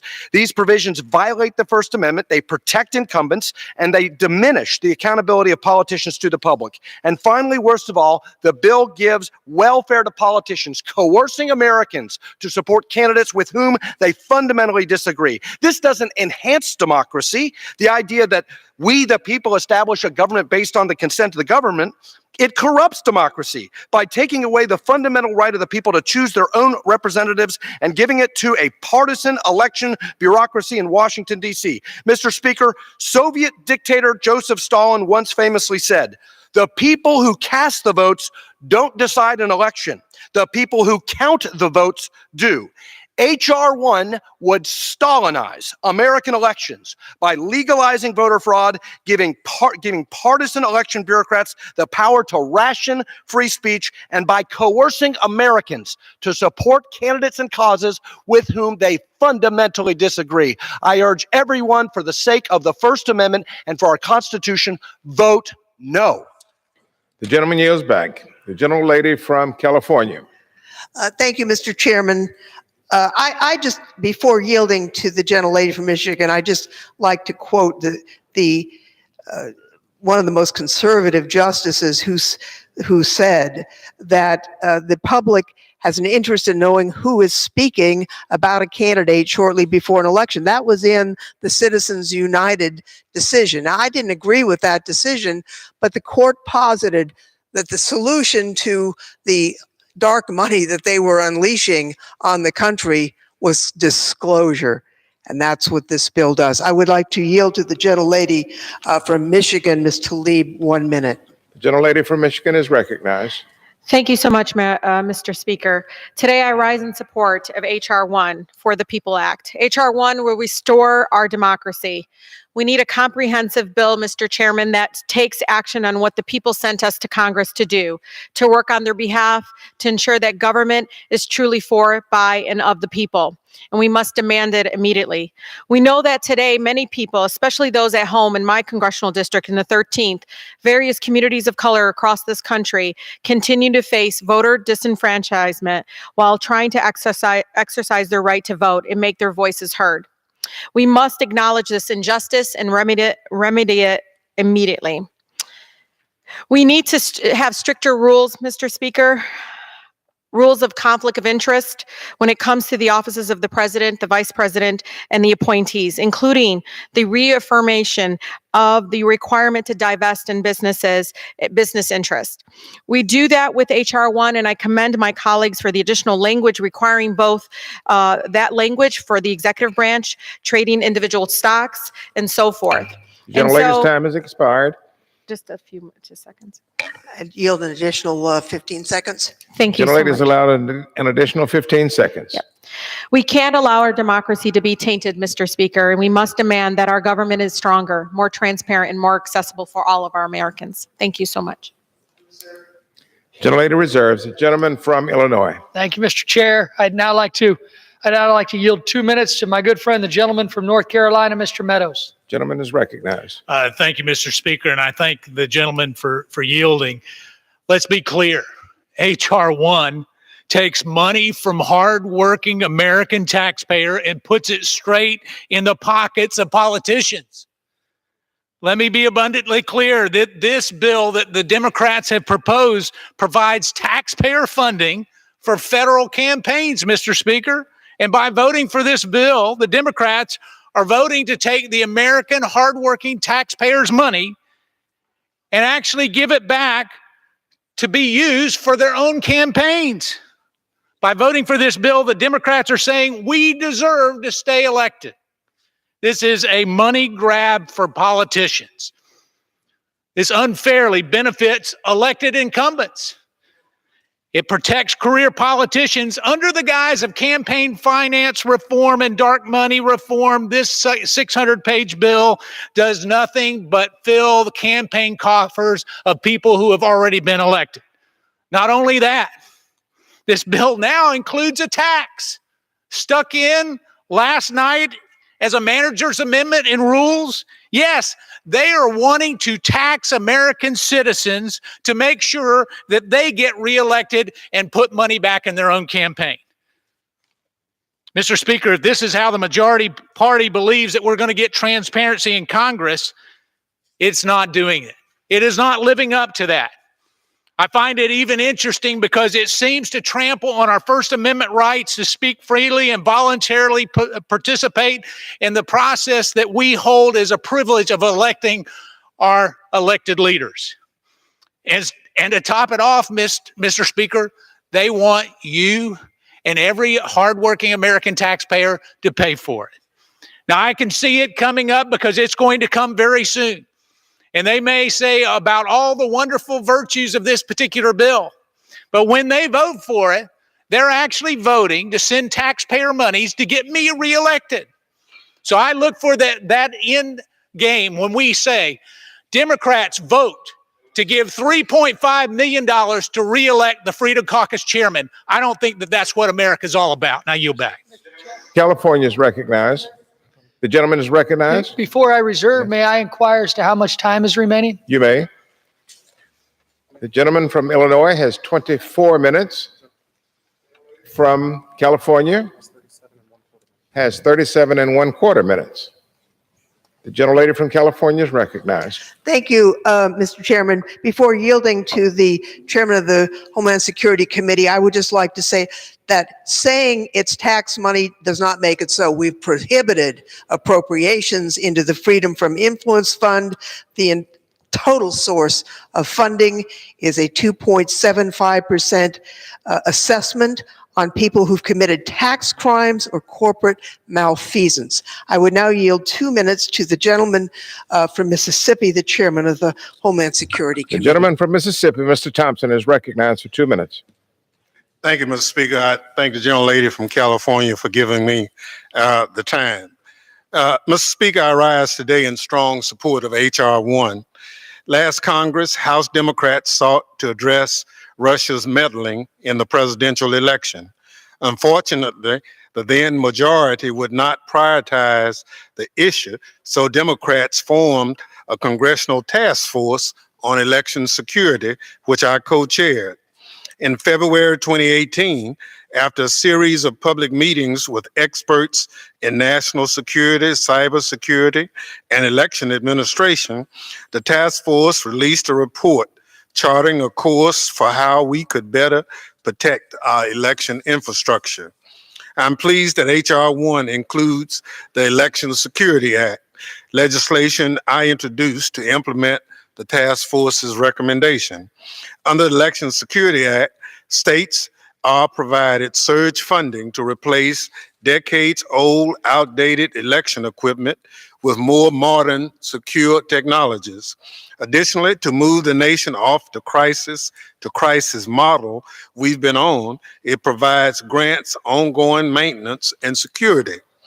It also improves transparency with election infrastructure vendors and provides cybersecurity training to election officials. Last month, at my committee's hearing on election security, some of my Republican colleagues balked at the bill's price tag. Mr. Speaker, to put the bill's cost in context, the $1.8 billion provided here to secure our elections from the Russians and other foreign adversaries is half of what Congress provided in response to the hanging chads. For the sake of our democracy, we cannot leave state and local election officials to defend for themselves against sophisticated adversaries like Russia. We have to help. Additional 15 seconds, please. I yield an additional 15 seconds. The gentleman from Mississippi, 15 seconds. Thank the gentlelady from California. Before I close, I'd like to thank Speaker Pelosi, Chairwoman Lofgren, and Mr. Sarbanes for all the work they and their staffs have done to bring this important measure to the floor. With that, I yield back the balance. The gentleman from Illinois. Thank you, Mr. Chair, and with great pleasure, I get to yield 2 minutes to my friend, the gentleman from Nebraska, Mr. Bacon. Gentleman is recognized. Thank you, Mr. Speaker. Mr. Speaker, today I rise in opposition to this effort to conduct a hostile takeover of our elections by Washington, D.C. H.R. 1 is nothing less than an attempt by the majority party to federalize our election system, strip all authority from the states, and create government-funded political campaigns. All of this will increase the election system's vulnerability for fraud and restrict free speech. The legislation we consider today will have a long-lasting, devastating impact on our elections. H.R. 1 will create a 6-to-1 government match for all small donor contributions. This means government funds will be going to help pay for more campaigns, more TV, more radio ads. Americans will be compelled to bankroll candidates they don't support. My sister, a staunch Republican, should have to have her hard-earned money go towards Democratic candidates. Her son, a staunch Democrat, should have his hard-earned money go towards a Republican. If H.R. 1 is to become law, it will place limits on freedom of speech, putting vague standards on groups who wish to advocate for any legislative issue. This is why even the ACLU does not support H.R. 1. And when the ACLU doesn't support a Democratic election bill, you know it's wrong. Our nation was built on individuals advocating for their beliefs. It is our right to advocate for the way we wish for a cause we believe in. If a survivor of domestic violence wishes to quietly donate to a cause dedicated to fighting domestic violence, should the federal government be able to come in and publicize their donation? In some states that have done this recently, we have seen donors of advocacy groups be harassed and chased out of their jobs. H.R. 1 is another example of the Democrats saying Washington knows best. Not one Secretary of State was consulted in the drafting of this legislation.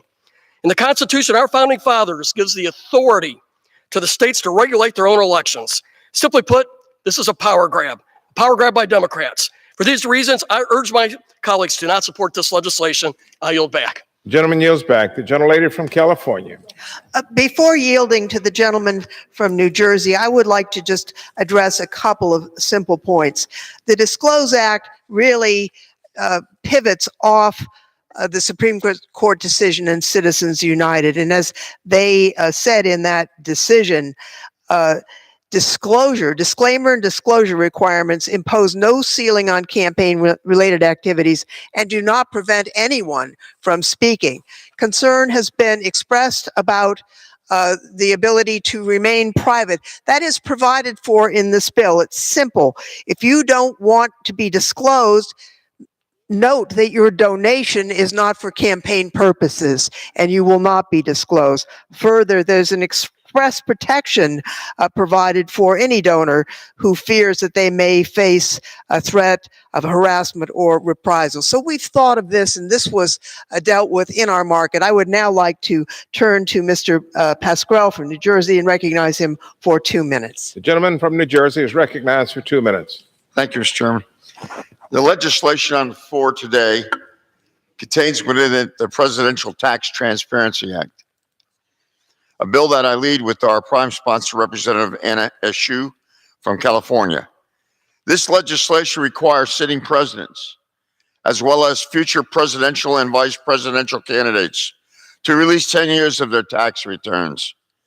The manager's amendment is right to add disclosure of returns of any business in which the candidate is a prime owner. These common sense transparency measures will codify into law the precedent of presidential candidates releasing their tax returns, a precedent that goes back to Richard Nixon. President Trump broke with more than 40 years of this precedent when he declined to release his tax returns, despite promising to release them. He has yet to do so, and recent polls show 64% of Americans support their release. Thanks for the Oversight Committee. We now have on-the-record testimony and evidence that this president may have committed crimes as president. Michael Cohen received reimbursement for illegal campaign contributions from Trump directly. If President Trump wrote these payments off as a business expense, that would constitute fraud, and his returns will show that. In addition, the Trump organization allegedly inflated their revenue and financial documents to obtain loans. The businesses' tax returns would show whether their profits were accurate or if they filled fraudulent documents. The president's conflicts of interest in finances must be investigated. H.R.1, we are setting down a marker that we expect standards of ethics and transparency for all presidents going forward. With norms and precedents being shattered daily, Congress must codify certain norms into law. The law is on our side, 6103. 30 seconds. I yield an additional 30 seconds to the gentleman. Gentleman is allowed an additional 30 seconds. Thank you. I support H.R.1 for taking needed steps to get dark money and foreign money out of our politics, restore voting rights that are under assault in states around the country, to improve our election security, as you heard the last gentleman say, Benny Thompson, and restore integrity to our democratic process. In too many states, the clock is turning back on voting rights and election integrity. Voter suppression has become a scourge in our democracy. For anybody to deny it on this floor, they haven't been in the country. These reforms are long overdue. I urge my colleagues to vote yes, and I yield back. Thank you. The gentleman yields back. Members are reminded to refrain from engaging in personalities toward the president. The gentleman from Illinois is now recognized. Thank you, Mr. Chair. And I'd like to now recognize my good friend from California for 2 minutes, Mr. McClintock. The gentleman is recognized. I thank the gentleman. Mr. Chairman, consent of the governed is the cornerstone of our democracy. In America, the people are sovereign, and we govern through the votes that we cast. At the very core of this process is fair and free elections. Every citizen should be free to express themselves and to vote, and no citizen should ever be muzzled or have their legitimate vote canceled out by a fraudulent one. Now, by definition, one side is always going to be disappointed with the outcome. That's why it's essential that both sides are confident that they were treated fairly. Democracies die when one party seizes control of the elections process, eliminates the safeguards that have protected the integrity of the ballot, places restrictions on free speech, and seizes the earnings of individual citizens to promote candidates that they may abhor. And that's precisely what this bill does today. It destroys the bipartisan composition of the Federal Elections Commission and places a partisan majority in control of every aspect of our federal elections. It imposes limits on free speech that's earned the opposition of the American Civil Liberties Union. It matches a contribution of $200 given to a candidate with $1,200 taken from others who may oppose that candidate. Worst of all, it undermines the integrity of the ballot and opens the floodgates to fraud.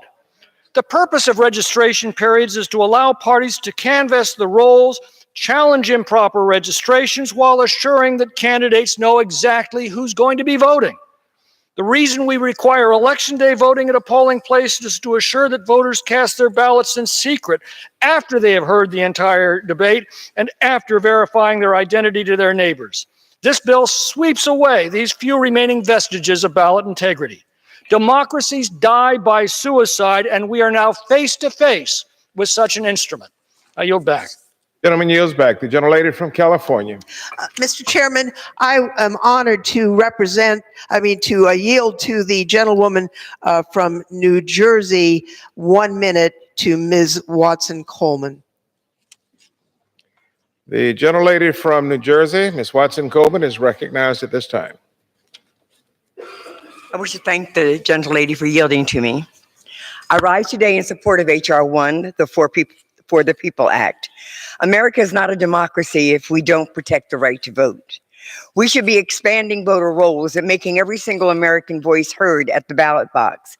And that includes currently and previously incarcerated Americans. A mistake made and paid for should not strip your constitutional rights and silence you for life. I offered an amendment to this bill that would have included those Americans in our democracy. However, I have withdrawn that amendment at this time. I will continue to work with my colleagues to fight for reenfranchisement for these Americans. Mr. Chair, I close by noting that this bill represents a paradigm shift in our approach to voting rights, and it's a reflection of the priorities of Democratic leadership in this body. It is long overdue and exactly the type of legislation that went overlooked until Democrats retook this chamber. I urge all of my colleagues to support our democracy by voting for this passage. Now I yield back. The gentlelady yields back. The gentleman from Illinois is recognized. Thank you, Mr. Chairman. It gives me great pleasure to yield 3 minutes to the most courageous member of Congress that I know, the man who bleeds tiger blood from Louisiana, Mr. Scalise. The gentleman from Louisiana, the minority whip, is recognized for 3 minutes. Thank you, Mr. Chairman, and thank my colleague from Illinois for those kind comments. Go Tigers. I want to rise in strong opposition to this bill that instead of being called For the People Act, should be called For the Politicians Act. Let's just take a look at some of the provisions of this bill that involve a federal takeover of the elections process. First of all, Section 5111 of the bill will allow billions of dollars of taxpayer money to be funneled into political campaign accounts. That's your hard-earned dollars, in many cases going to fund a candidate for office that you oppose. Think about that. Now let's look at Section 1402 of this bill, Mr. Chairman, where they allow felons to vote. Now let's take, for example, a state that might have a law against felons voting. Heavily debated in the state where they're allowed to have that ability to set their laws enshrined by the Constitution. And so here comes the federal government telling a state, for example, that if somebody went to federal prison for voter fraud, that they now have to let them be involved in the political process and vote, even though their own state law prohibits that person who was a felon for voter fraud. Now, one thing we can't even get an answer on, and there are many, unfortunately, we can't even get an answer on the cost of this bill. Many estimates it'll be billions of dollars, but nobody can truly tell you because they continue to make changes after changes without even going through the normal committee process that should have been done. But if you look at the felons that can vote, think, for example, Mr. Chairman, a state, and many states have laws against felons who are child molesters from going into public schools. In many places, the polling location is a school. So under this bill, if someone was convicted as a felon of molesting children and is banned by that state from going into the school, if they show up on election day now under this law, they've got a hall pass. They can go into the school because of this new federal law where the state said that child molester shouldn't be allowed in the school. And again, it goes on, the kinds of things that you can't even get clear answers on. What would the cost be? Because they tell you the felons would be able to vote in the federal election, but if your state law says they can't vote, then now you have to have multiple ballots. So somebody shows up to vote, the state's going to have to try to figure all this out at what cost to the state, not only the billions, it costs the taxpayers. This bill enshrines voter fraud in so many different places. Many states have voter integrity laws to make sure that the person who votes is the person that is the name on the roll. This just says you don't even have to have an ID if a state has a voter ID law. You can show up and just sign your name. You can say, this is who I am, and you can vote. And the federal law overrides the state law in this case. And finally, if you look again, Mr. Chairman, and I think May I get an additional 30 seconds? I'd like to yield an additional 30 seconds to The Mr. gentleman Scalise. from Louisiana is granted an additional 30 seconds. Finally, I'd like to talk about the constitutional infringements. And don't take it from me. Let's take groups as divergent as the ACLU and National Right to Life that all cite serious First Amendment concerns. ACLU says the provisions that unconstitutionally impinge on the free speech rights of American citizens and public interest organizations. National Right to Life. Enactment of H.R.1 would not curb on corruption, but in itself a type of corruption, an abuse of the lawmaking power by which incumbent lawmakers employ the threat of criminal sanctions to reduce the amount of private speech regarding the actions of the lawmakers themselves. This is a bad bill. It ought to be rejected. I yield back the balance of my The time. gentleman yields back the balance of his time. The gentlelady from California. Thank you, Mr. Chairman. How much time remains on both sides? The gentlewoman from California has 30 and 1/4 minutes. The gentleman from Illinois has 16 and 1/2 minutes. Thank you, Mr. Chairman. I would like to yield to the gentlelady from New Mexico, 1 minute, Ms. Holland. The gentlelady from New Mexico is recognized for 1 minute. Mr. Speaker, I rise today in support of H.R.1 because I want America to live up to its democratic principles, and that means having a government that really is for the people and not just for those with the means. This bill is about ensuring that all voters, regardless of zip code, race, or party, can participate in our democracy. I'm proud that H.R.1 includes a bill I introduced, the Same-Day Voter Registration Act, which will increase access to the ballot box across the country. Same-day registration already exists in 17 states and the District of Columbia, and in those locations, more people, not fewer, participate in elections. I spent nearly 2 decades organizing to make sure New Mexicans, including those in Indian country and in rural America, have access to our democracy. This common sense provision gets rid of arbitrary registration deadlines, which often fall long before the real time needed to process voter registration applications. Same-day voter registration is one of many provisions in H.R.1 that will make elections more accessible. The gentleman from Illinois. Thank you, Mr. Chairman. And this has been a long debate, and I'm enjoying the discussion, enjoying the debate. This is why we all came here to Washington. And one of the speakers that I'm going to introduce now is my good friend from Ohio, and I'd like to yield 2 minutes to the gentleman, Mr. Jordan. The gentleman from Ohio, Mr. Jordan, is recognized for 2 minutes. Thank you, Mr. Speaker. Thank the gentleman for yielding. It's bad enough that this bill is going to tell states how to run elections. Bad enough this bill is going to require taxpayers to finance the elections of politicians who created the swamp so they can get back to the swamp. But what is most egregious about this legislation is the attack on free speech. As the whip mentioned, the ACLU has said this bill, we should vote no on this bill because it unconstitutionally burdens free speech and association rights. And let me tell you how it does it. Uses our old friend, the IRS. Remember, just a few years ago, where the IRS systematically targeted people for their political beliefs. They went after conservatives. Now think about your First Amendment liberties. Your right to practice your faith the way you want to, the right to assemble, the right to petition your government, freedom of the press. But what is the most fundamental liberty we have under the First Amendment? Your right to speak, and particularly to speak in a political fashion, a political nature. That's what the IRS went after. And this bill does this.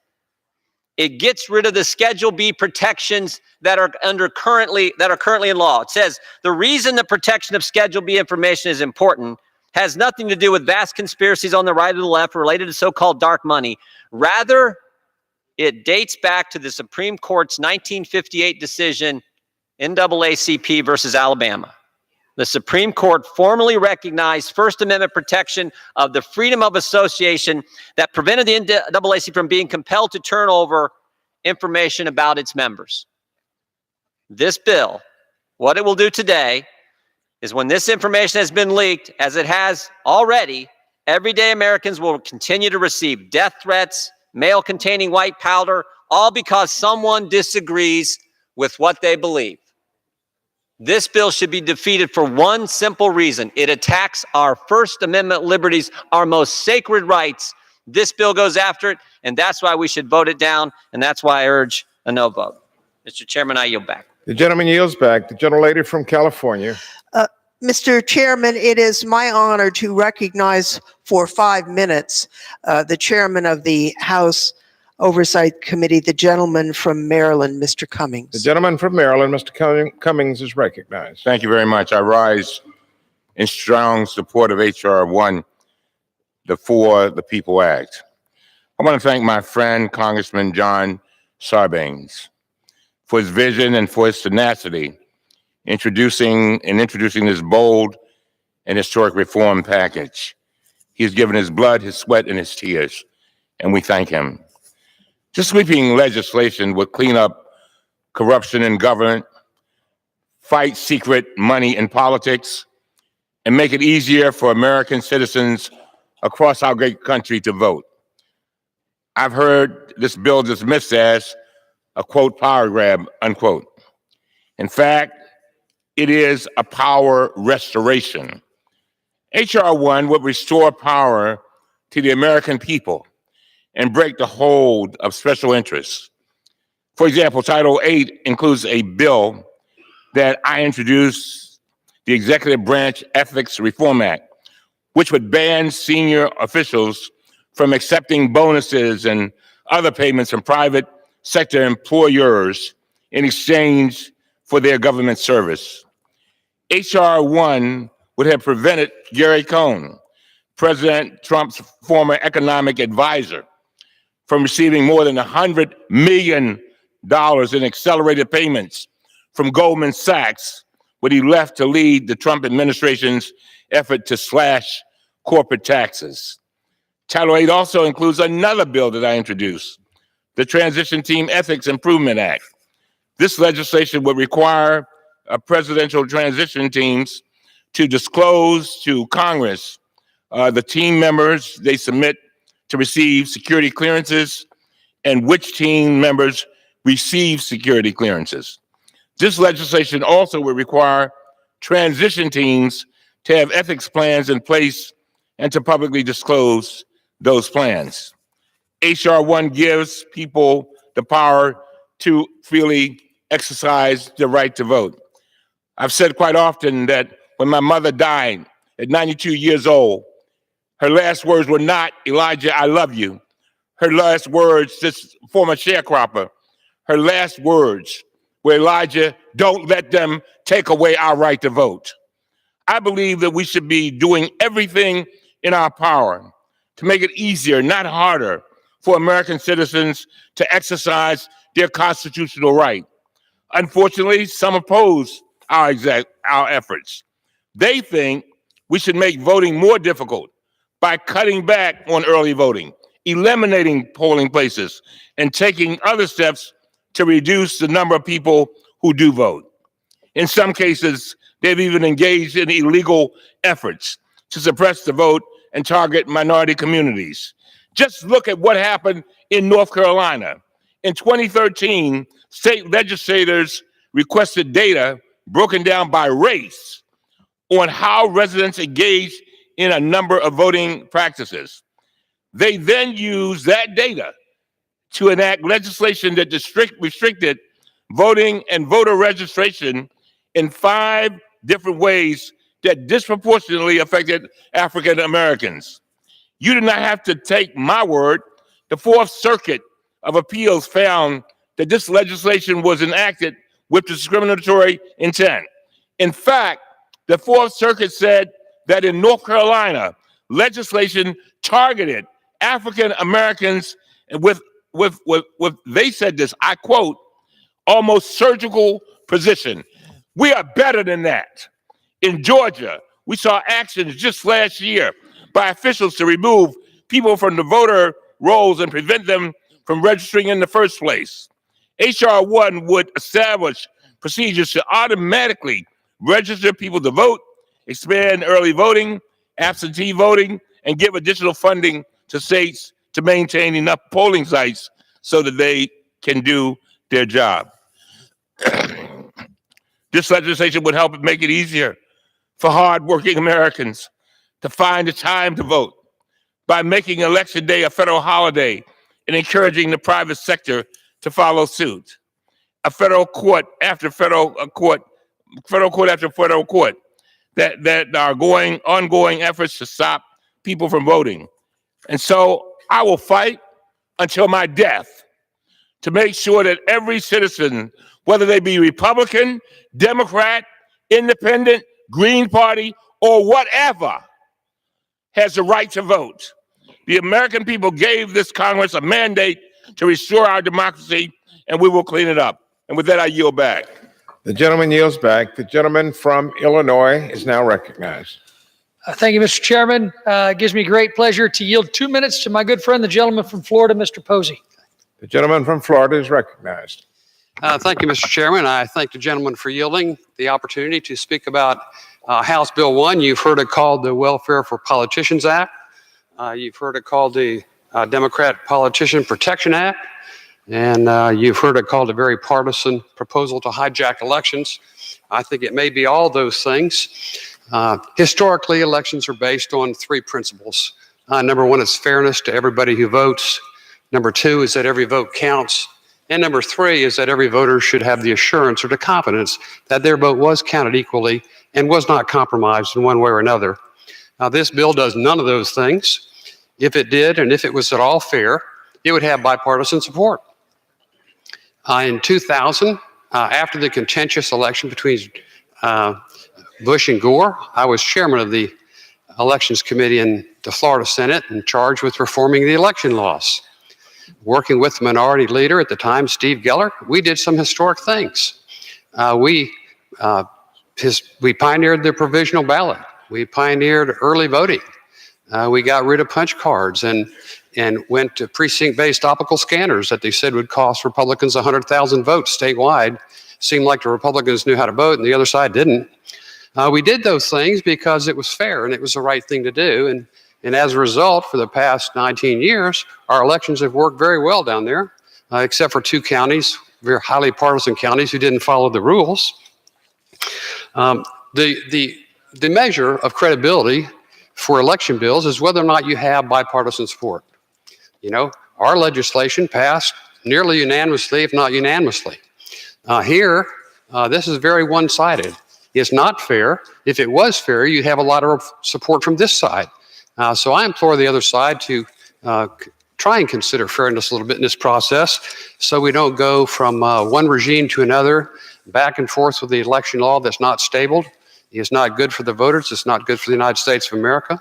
And I thank you for this opportunity and yield back. The gentleman yields back. The gentlelady from California. Mr. Chairman, it's an honor to yield a minute to the delegate from the District of Columbia, the Honorable Eleanor Holmes Norton.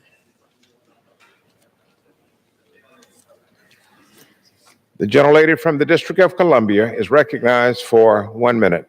Thank you, Mr. Speaker, and I certainly thank my friend for yielding. It's the reason this bill is H.R.1.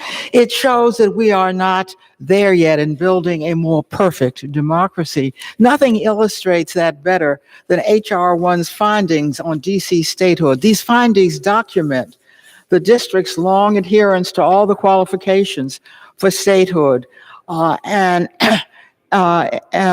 since the founding of the Republic, serving in all the nation's wars, paying federal income taxes, in fact, leading the country per capita in federal income taxes paid today. If anything, H.R.1's findings show that the district is overqualified for statehood. Witness the $2.8 billion surplus and its population larger than that of 2 states.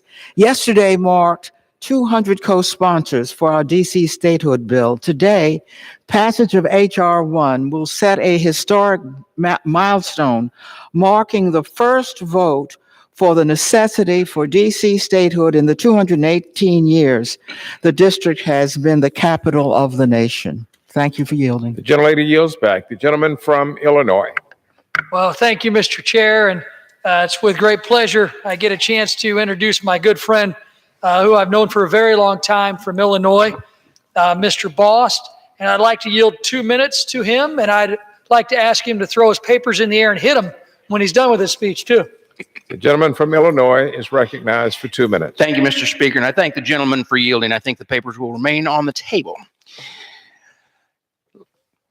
Mr. Speaker, Speaker Pelosi says she wants to get money out of politics.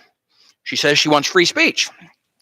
But this sham puts more money into politics. It doesn't offer free speech. It offers forced speech. In fact, for every dollar contributed to a candidate, the American taxpayer will be forced to contribute 6. Now, let me say that again. For every dollar that is contributed to a candidate, an American taxpayer will be forced to contribute 6. You heard it right. A 6-to-1 match, whether you support a candidate or not, whether you support their positions on life, the Second Amendment, immigration, taxes, or anything else. 6-to-1. The bill would also require same-day registration nationwide. States already have the right to determine for themselves if they want same-day registration. My home state of Illinois has it. But with it can come challenges in ensuring the accuracy of a voter's registration information. I believe that every single legitimate vote needs to be counted. Every single legitimate vote. But it must be a single vote. And we're not just talking about one state. Multiply that by 50. Without proper safeguards, my colleagues are leaving the states less capable of managing their own systems. That is a big problem.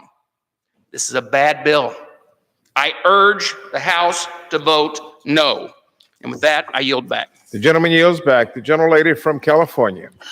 Mr. Chairman, I would like to yield 2 minutes to the prime author of this bill, Mr. Sarbanes of Maryland. The gentleman from Maryland, Mr. Sarbanes, is recognized for 2 minutes. I thank the gentlewoman for yielding and for all her work on this bill. I'm concerned that there's a collective delirium that seems to have infected part of this chamber. I keep hearing our colleagues on the other side say that the public financing system, the 6-to-1 matching system that we want to set up, is taxpayer funded. Hear this. It is not taxpayer funded. It is not taxpayer funded. It is not taxpayer funded. It is lawbreaker funded. We're setting up a fund called the Freedom from Influence Fund because we don't want the big money and the special interests to exercise influence in our campaigns anymore. And the Freedom of Influence Fund will be filled with dollars that come from putting a surcharge and assessment on people who break the law, corporations who've engaged in criminal activity or are subject to civil penalties, corporate malfeasance. That's where the dollars will come from. The people that are breaking the law, they're going to fund the Freedom from Influence account that will be there to match small donations. Now, let me tell you why it's so important that small donors be the ones that have the power. If you're a candidate and you got to raise money for your campaign, right now, in order to raise the money you need, you have to go to the deep pockets and the PACs and the lobbyists. And here's what happens. You start to think like the company you keep. So if you're hanging around with those folks, because that's where you're raising your money, you're going to start putting their priorities first, not the public's priorities. But if we have a 6-to-1 matching system funded by lawbreakers, not taxpayers. I yield an additional minute. The gentleman from Maryland, just suspend for just a moment. The gentleman from Maryland is allowed an additional minute.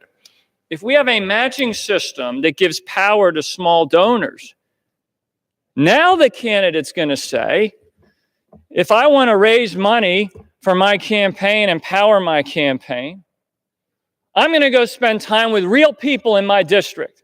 I'm going to go to a house party where somebody can give $25 or $50 and then that 6-to-1 match will come in and I can power my campaign. So instead of hanging out with the lobbyists on K Street or with the big money donors or with the PACs and the super PACs, I'm going to go spend time with people in my district. And they're going to tell me what their priorities are, and then I'm going to go to Washington and I'm going to fight for them. That's why we're creating this system, to take power away from the PACs and the big money and the insiders who are calling the shots now and give it back to the people. That's why this bill is called the For the People Act. So let's restore their voice, give them back the power that they deserve, give them their rightful ownership of their own democracy. Let's support H.R.1. I yield back my time. The gentleman yields back. The gentleman from Illinois. Well, thank you, Mr. Chairman. It's great to have the author of the bill here on the floor. I guess if I had a chance to ask a question, it would be, why then was this new corporate malfeasance fund put in a manager's amendment that was given to me 30 minutes before our rules testimony last night? There are many concerns with this bill, and a lot of those concerns hinge upon this 6-to-1 matching program that in the end is a new mandatory spending program that will have to be funded by the taxpayers to make up the difference if corporate money that's now going to be used that we can't take right now as congressional candidates is going to be used to fill the coffers of the campaigns that the author of this bill talked about. I had no idea that the Democrats' solution to getting corporate money out of politics was to put more corporate money in the campaign coffers of every member of Congress. It doesn't make sense to me, which is why this bill doesn't make sense to me. I now would like to recognize my good friend from Arizona, Mr. Biggs, for 2 minutes. The gentleman from Arizona is recognized for 2 minutes. Thank you, Mr. Speaker, and I thank the gentleman from Illinois. Well, let me just tell you that this really is a monstrosity of a bill. The Democratic Politician Protection Act. You see, H.R.1 was referred to 10 committees, but only one marked it up. 100 pages of this bill fell within the jurisdiction of the Judiciary Committee. We had a hearing, but we didn't get to mark it up, which I think was designed, who knows why it was designed, but we couldn't expose all the flaws of this bill. Let me talk about two of them right now, because these both are patterned after the Arizona law, oddly enough. The Independent Redistricting Commission in Arizona, passed by the voters, upheld by the United States Supreme Court. And guess what? We're not going to qualify under this bill. That redistricting commission produced actually a Democrat majority. So we have a blue majority in the House now, but I tell you what, the registration numbers all were for the red. But the IRC in Arizona changed that. But guess what? Under this bill, it's not good enough. It's going to be taken out of the hands of the state and put in the hands of the federal government. That is a violation of the Constitution and the spirit of electoral law and redistricting throughout the country. But let me talk about this, having heard now that this is going to be not from taxpayers, but from lawbreakers who are going to fund this. Arizona has something called the Clean Elections Commission. I was there when that came out. Funded ostensibly by lawbreakers, who oddly enough are taxpayers. They're taxpayers, and guess what else? Arizona's courts have said they are taxpayers, and that the whole scheme was problematic. That's what is happening with this particular bill. It's rife with problems throughout, but these two problems really are dilatory to this bill. I'd urge you to vote no. The gentleman yields back. The gentlelady from California. I'd reserve. Gentlelady reserves. The gentleman from Illinois. I'd like to now recognize my good friend from Alabama, Mr. Palmer, for, at this point, 2 minutes. The gentleman from Alabama is recognized for 2 minutes. H.R.1 is yet another case of Democrats attempting a power grab from the states with no regard for the Constitution and state powers. The bill completely disregards the fact that most states have successfully adopted their own processes of fair and honest and constitutional elections. 38 states, including my home state of Alabama, have already implemented some type of online voter registration, most with safeguards to protect against fraud. Each state is different and has unique circumstances and challenges that only the state and local legislatures can effectively address. For instance, in Alabama, where we require voter identification, our election officials recognize the rural nature of the state and have taken steps to ensure that every person has a form of ID required to vote. Alabama accepts 7 different types of ID, including a student or employee ID. They can get a voter ID card for free. The state even goes so far as to have a mobile ID unit that will pick people up and take them to an ID center at no expense.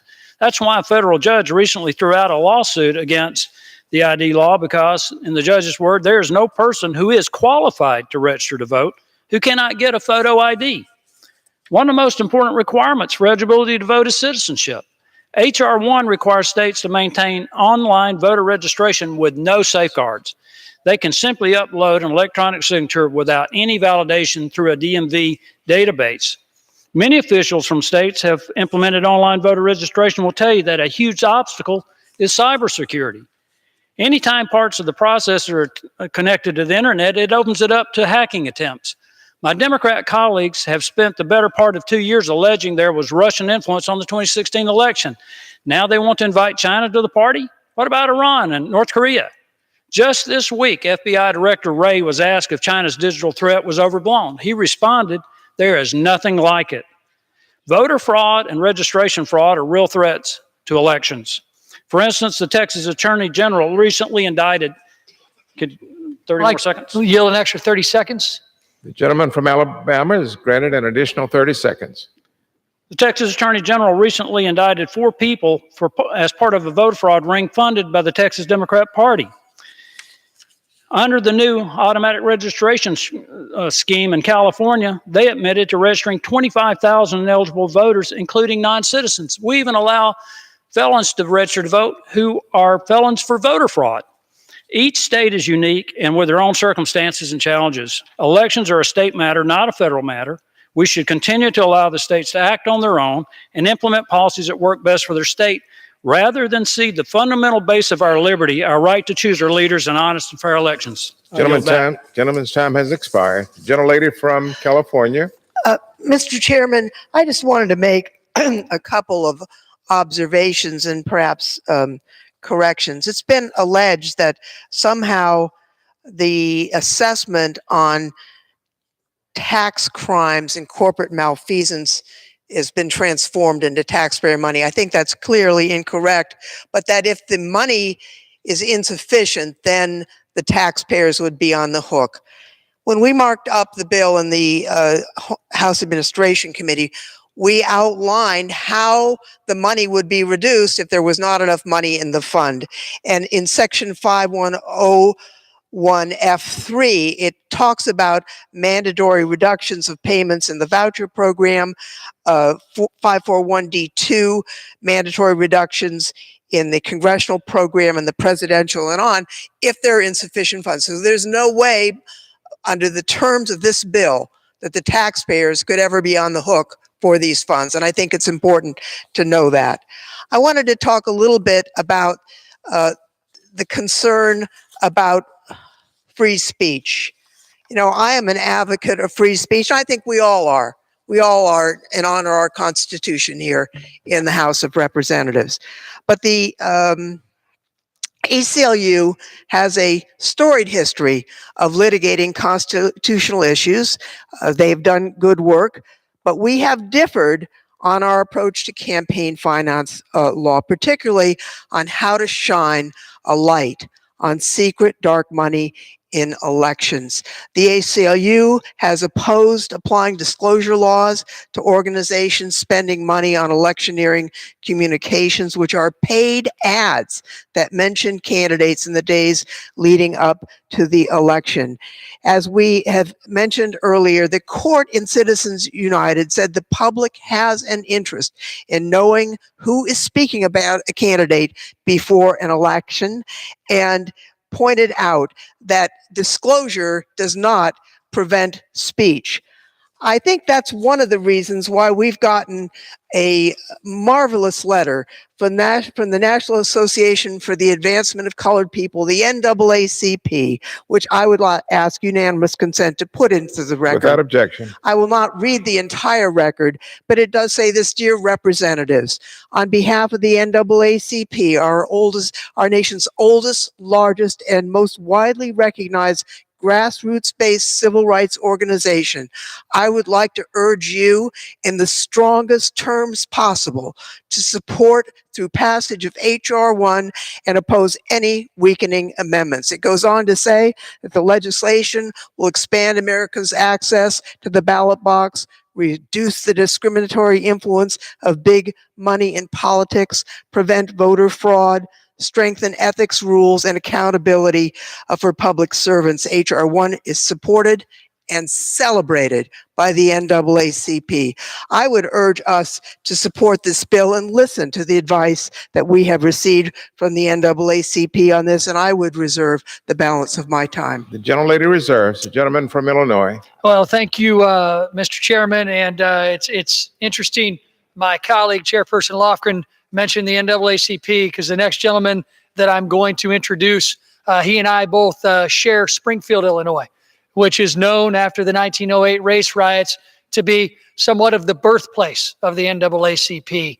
And I'd like to now yield 2 minutes to my good friend from the great state of Illinois, Mr. LaHood.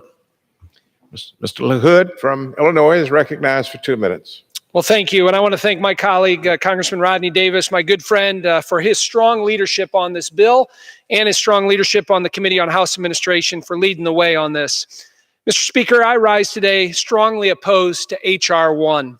Among the numerous egregious provisions of H.R.1, I'm here to shed light on one proposal that has increased vulnerabilities in our election system in our home state of Illinois. Under H.R.1, Democrats are proposing a blanket nationwide mandate for states to adopt same-day registration practices with no safeguards. Once again, my colleagues across the aisle are advocating a big government solution, but in fact, they are threatening the integrity of our elections at every level of government. Coming from Illinois, where same-day registration and other lax election laws have been passed by our Democrat-controlled legislature, uncertainty has followed. The practice of same-day registration has caused confusion by our election administrators and has opened the door to fraud.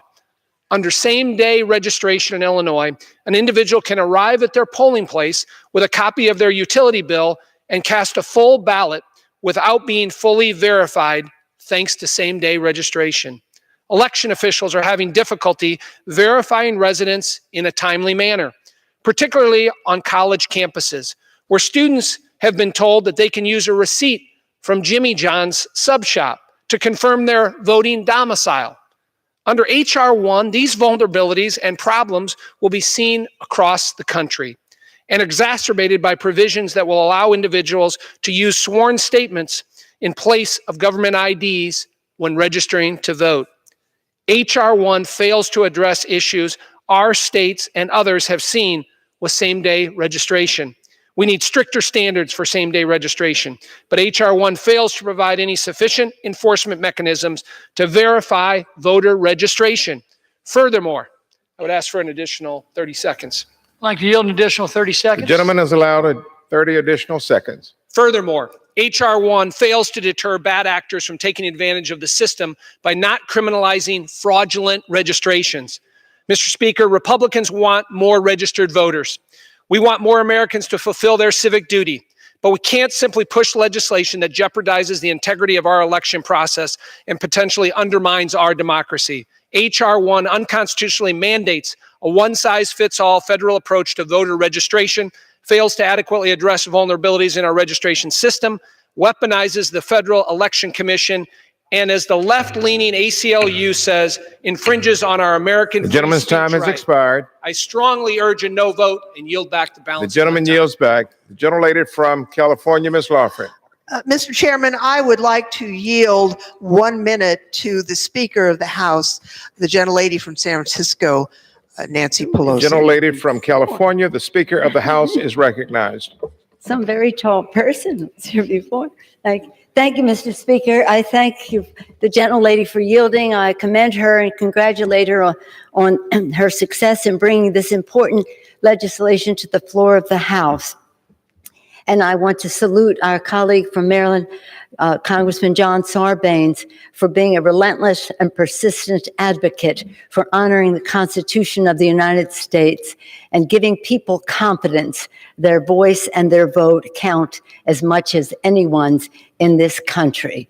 That's what H.R.1 is about, giving people confidence that we can do what we say without the influence of big, dark, special interest money weighing in on the process. Our Constitution, Mr. Speaker, as you know, begins, "We the people," a beautiful statement of purpose for our nation. We the people. Our founders envisioned a government that would work for the people, serving the people's interest, fighting for their aspirations, hopes, and dreams. And we have a responsibility to honor that vision of our founders, honoring our oath of office to uphold the Constitution of the United States, honoring the sacrifice of our men and women in uniform for the sacrifices that they make for our freedom and freedom throughout the world, and worthy of the aspirations of our children. We can only do this if we have a government that is committed to transparency, to as much bipartisanship as possible, and to being unifying for our country. In the election, the American people voted for just that. They voted for a Congress that would store transparency, bipartisanship, and unity, be unifying in Washington, D.C., so that the government would, again, I can't say it enough, work for the people.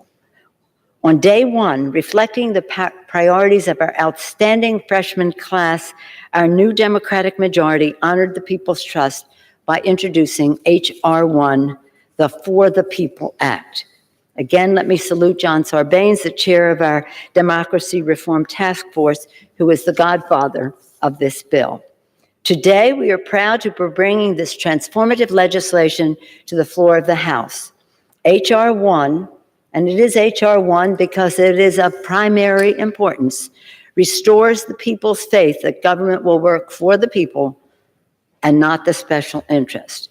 We are ending the dominance of big, dark, special interest money in politics. We are ensuring clean, fair elections with Congressman John Lewis, our hero, his Voter Empowerment Act to increase access to the ballot box. Democrats or Republicans, or people who don't, or independent, who do not register as parties, should want everyone to be able to vote without obstacles. This legislation will remove obstacles to participation, whether obstacles of closing polling places in certain neighborhoods, obstacles of reducing hours that those polling places are open, reducing the number of days for early voting, and the rest. It will reduce those obstacles. We also are protecting the sacred right to vote through the Congresswoman Terry Sewell's H.R.4, which is an offspring of this legislation, the Voting Rights Advancement Act, to secure, again, and restore the Voting Rights Act. It is part of H.R.1, but it will be taken up separately because of the need to establish the constitutional basis in an ironclad way as we go forward. And I'm so pleased, Madam Chair, and I thank you for the House Administration's, your committee reinstating the House Administration Subcommittee on Elections led by Congresswoman Marcia Fudge, which began its out of Washington hearings in Brownsville, Texas. I was just in Texas. People were delighted that your subcommittee came there, that Chairwoman Fudge's committee came there to hear the stories of voter suppression that exist throughout the country, especially among people who may have a last name that may sound foreign to some and questionable, therefore, to them, but who are American citizens eligible to vote. And we are cleaning up corruption and ensuring that public officials, again, work for the people's interests. You can't say it enough. We must pass this legislation so we can break the grip of special interests. You know, we talk about obstacles to participation and suppression of the vote. And we talk about what we talked about earlier, whether it's voting, number of polling places, number of hours, number of days, degree of identification that is required in some areas, more so than in others, and different surnames and the rest. But one of the biggest suppressors of the vote is the suffocation of the airways of big, dark, special interest money. There are some people in our country, I hope none of them in this body, there are some people in this country who think that the only way to win an election is to suppress the vote, one way or another, and bombarding and suffocating the airwaves with information that is not factual, by disrupting elections, by putting out messages in the social media that are misleading. The resources that make all of this possible are as much a voter suppressor than anything you can name. So that is why when we put forth our For the People agenda, one, to lower the cost of healthcare costs by reducing the cost of prescription drugs. Secondly, to increase paychecks, lower healthcare costs, bigger paychecks by building the infrastructure of America in a green way.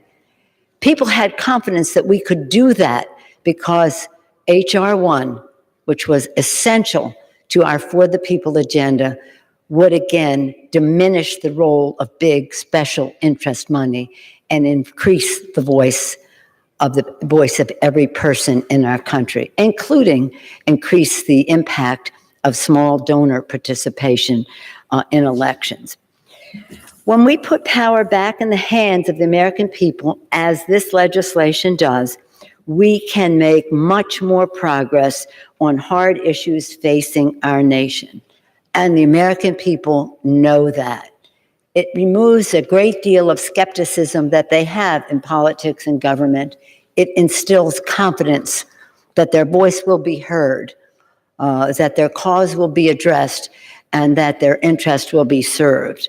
Again, lowering healthcare costs by reducing the cost of prescription drugs, people's voices will be heard, a big issue in the election. Increasing paychecks by building infrastructure of America in a bold, green, modern way. Safeguarding consumer protections, workers' rights, the rights of the LGBTQ community, and addressing the concerns of our beautiful dreamers in legislation, what will take up launch next week. Protecting clean air, clean water, confronting the climate crisis, and so much more. That has been, and let me add, a bill that we passed last week, which was historic, in the House, finally passing a bill for common sense background checks for gun violence prevention. Again, defying the big money in that arena. There should be nothing partisan or political about empowering the American people and making sure that government works for them. Our founders provided a vision for our country. They wrote a constitution making us the freest people in the world, a model for the rest of the world that enabled people, well, thank God they made it amendable so that we could ever expand power and voting rights and the rest. And what's exciting about this Congress, which has over 100 women in it for the first time, is that in the course of this Congress, we will be celebrating the 100th anniversary of women having the right to vote. But the right to vote must be accompanied by removing obstacles to that participation, and that is what we are doing today. And how do we answer our founders if one day we are meeting them in the next life? How do we say to them, I did everything in my power to suppress the vote? Or do we say, honoring your vision, we removed every obstacle for those who are legitimately eligible to vote to do so and to have their vote counted as cast. To honor the oath we take and to honor the people's trust, I strongly urge a bipartisan vote for this bill for the people, and yield back the balance of my time. Gentlelady yields back. Gentlewoman from California reserves, and the gentleman from Illinois is recognized. Yeah, I have no further speakers. I'm ready to close, so I'll reserve. Gentleman reserves. If the gentleman would like to wrap up, we will also wrap up. Before we do, can I inquire how much time I have left? Recognized. It's 2.5 minutes. 2.5 minutes, not nearly enough to talk about all the bad provisions in this bill once again.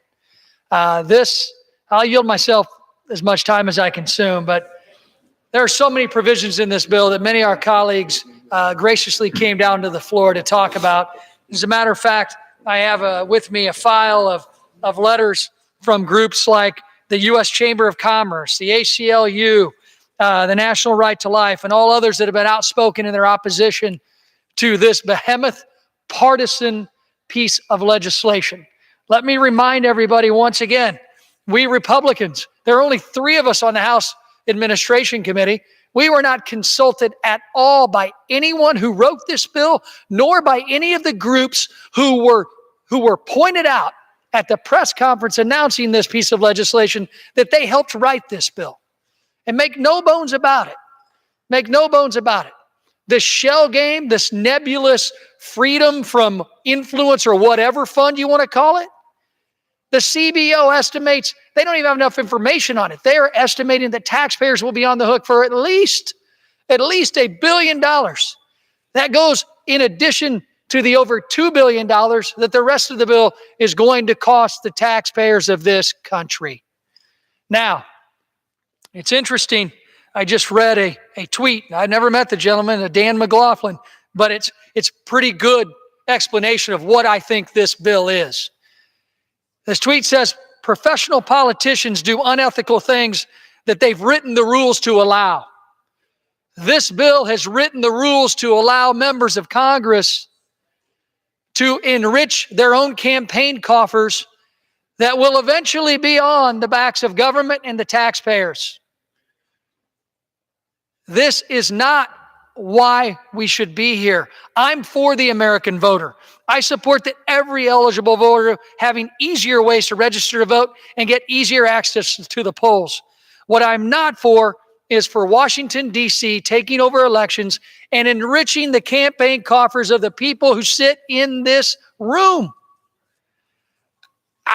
I know what difficult elections look like. It's the worst of partisan politics, and it's personal to me. I know what it looks like when people take well-intentioned laws and use them to their political advantage. I don't want that to happen, and I believe H.R.1 will allow that to happen.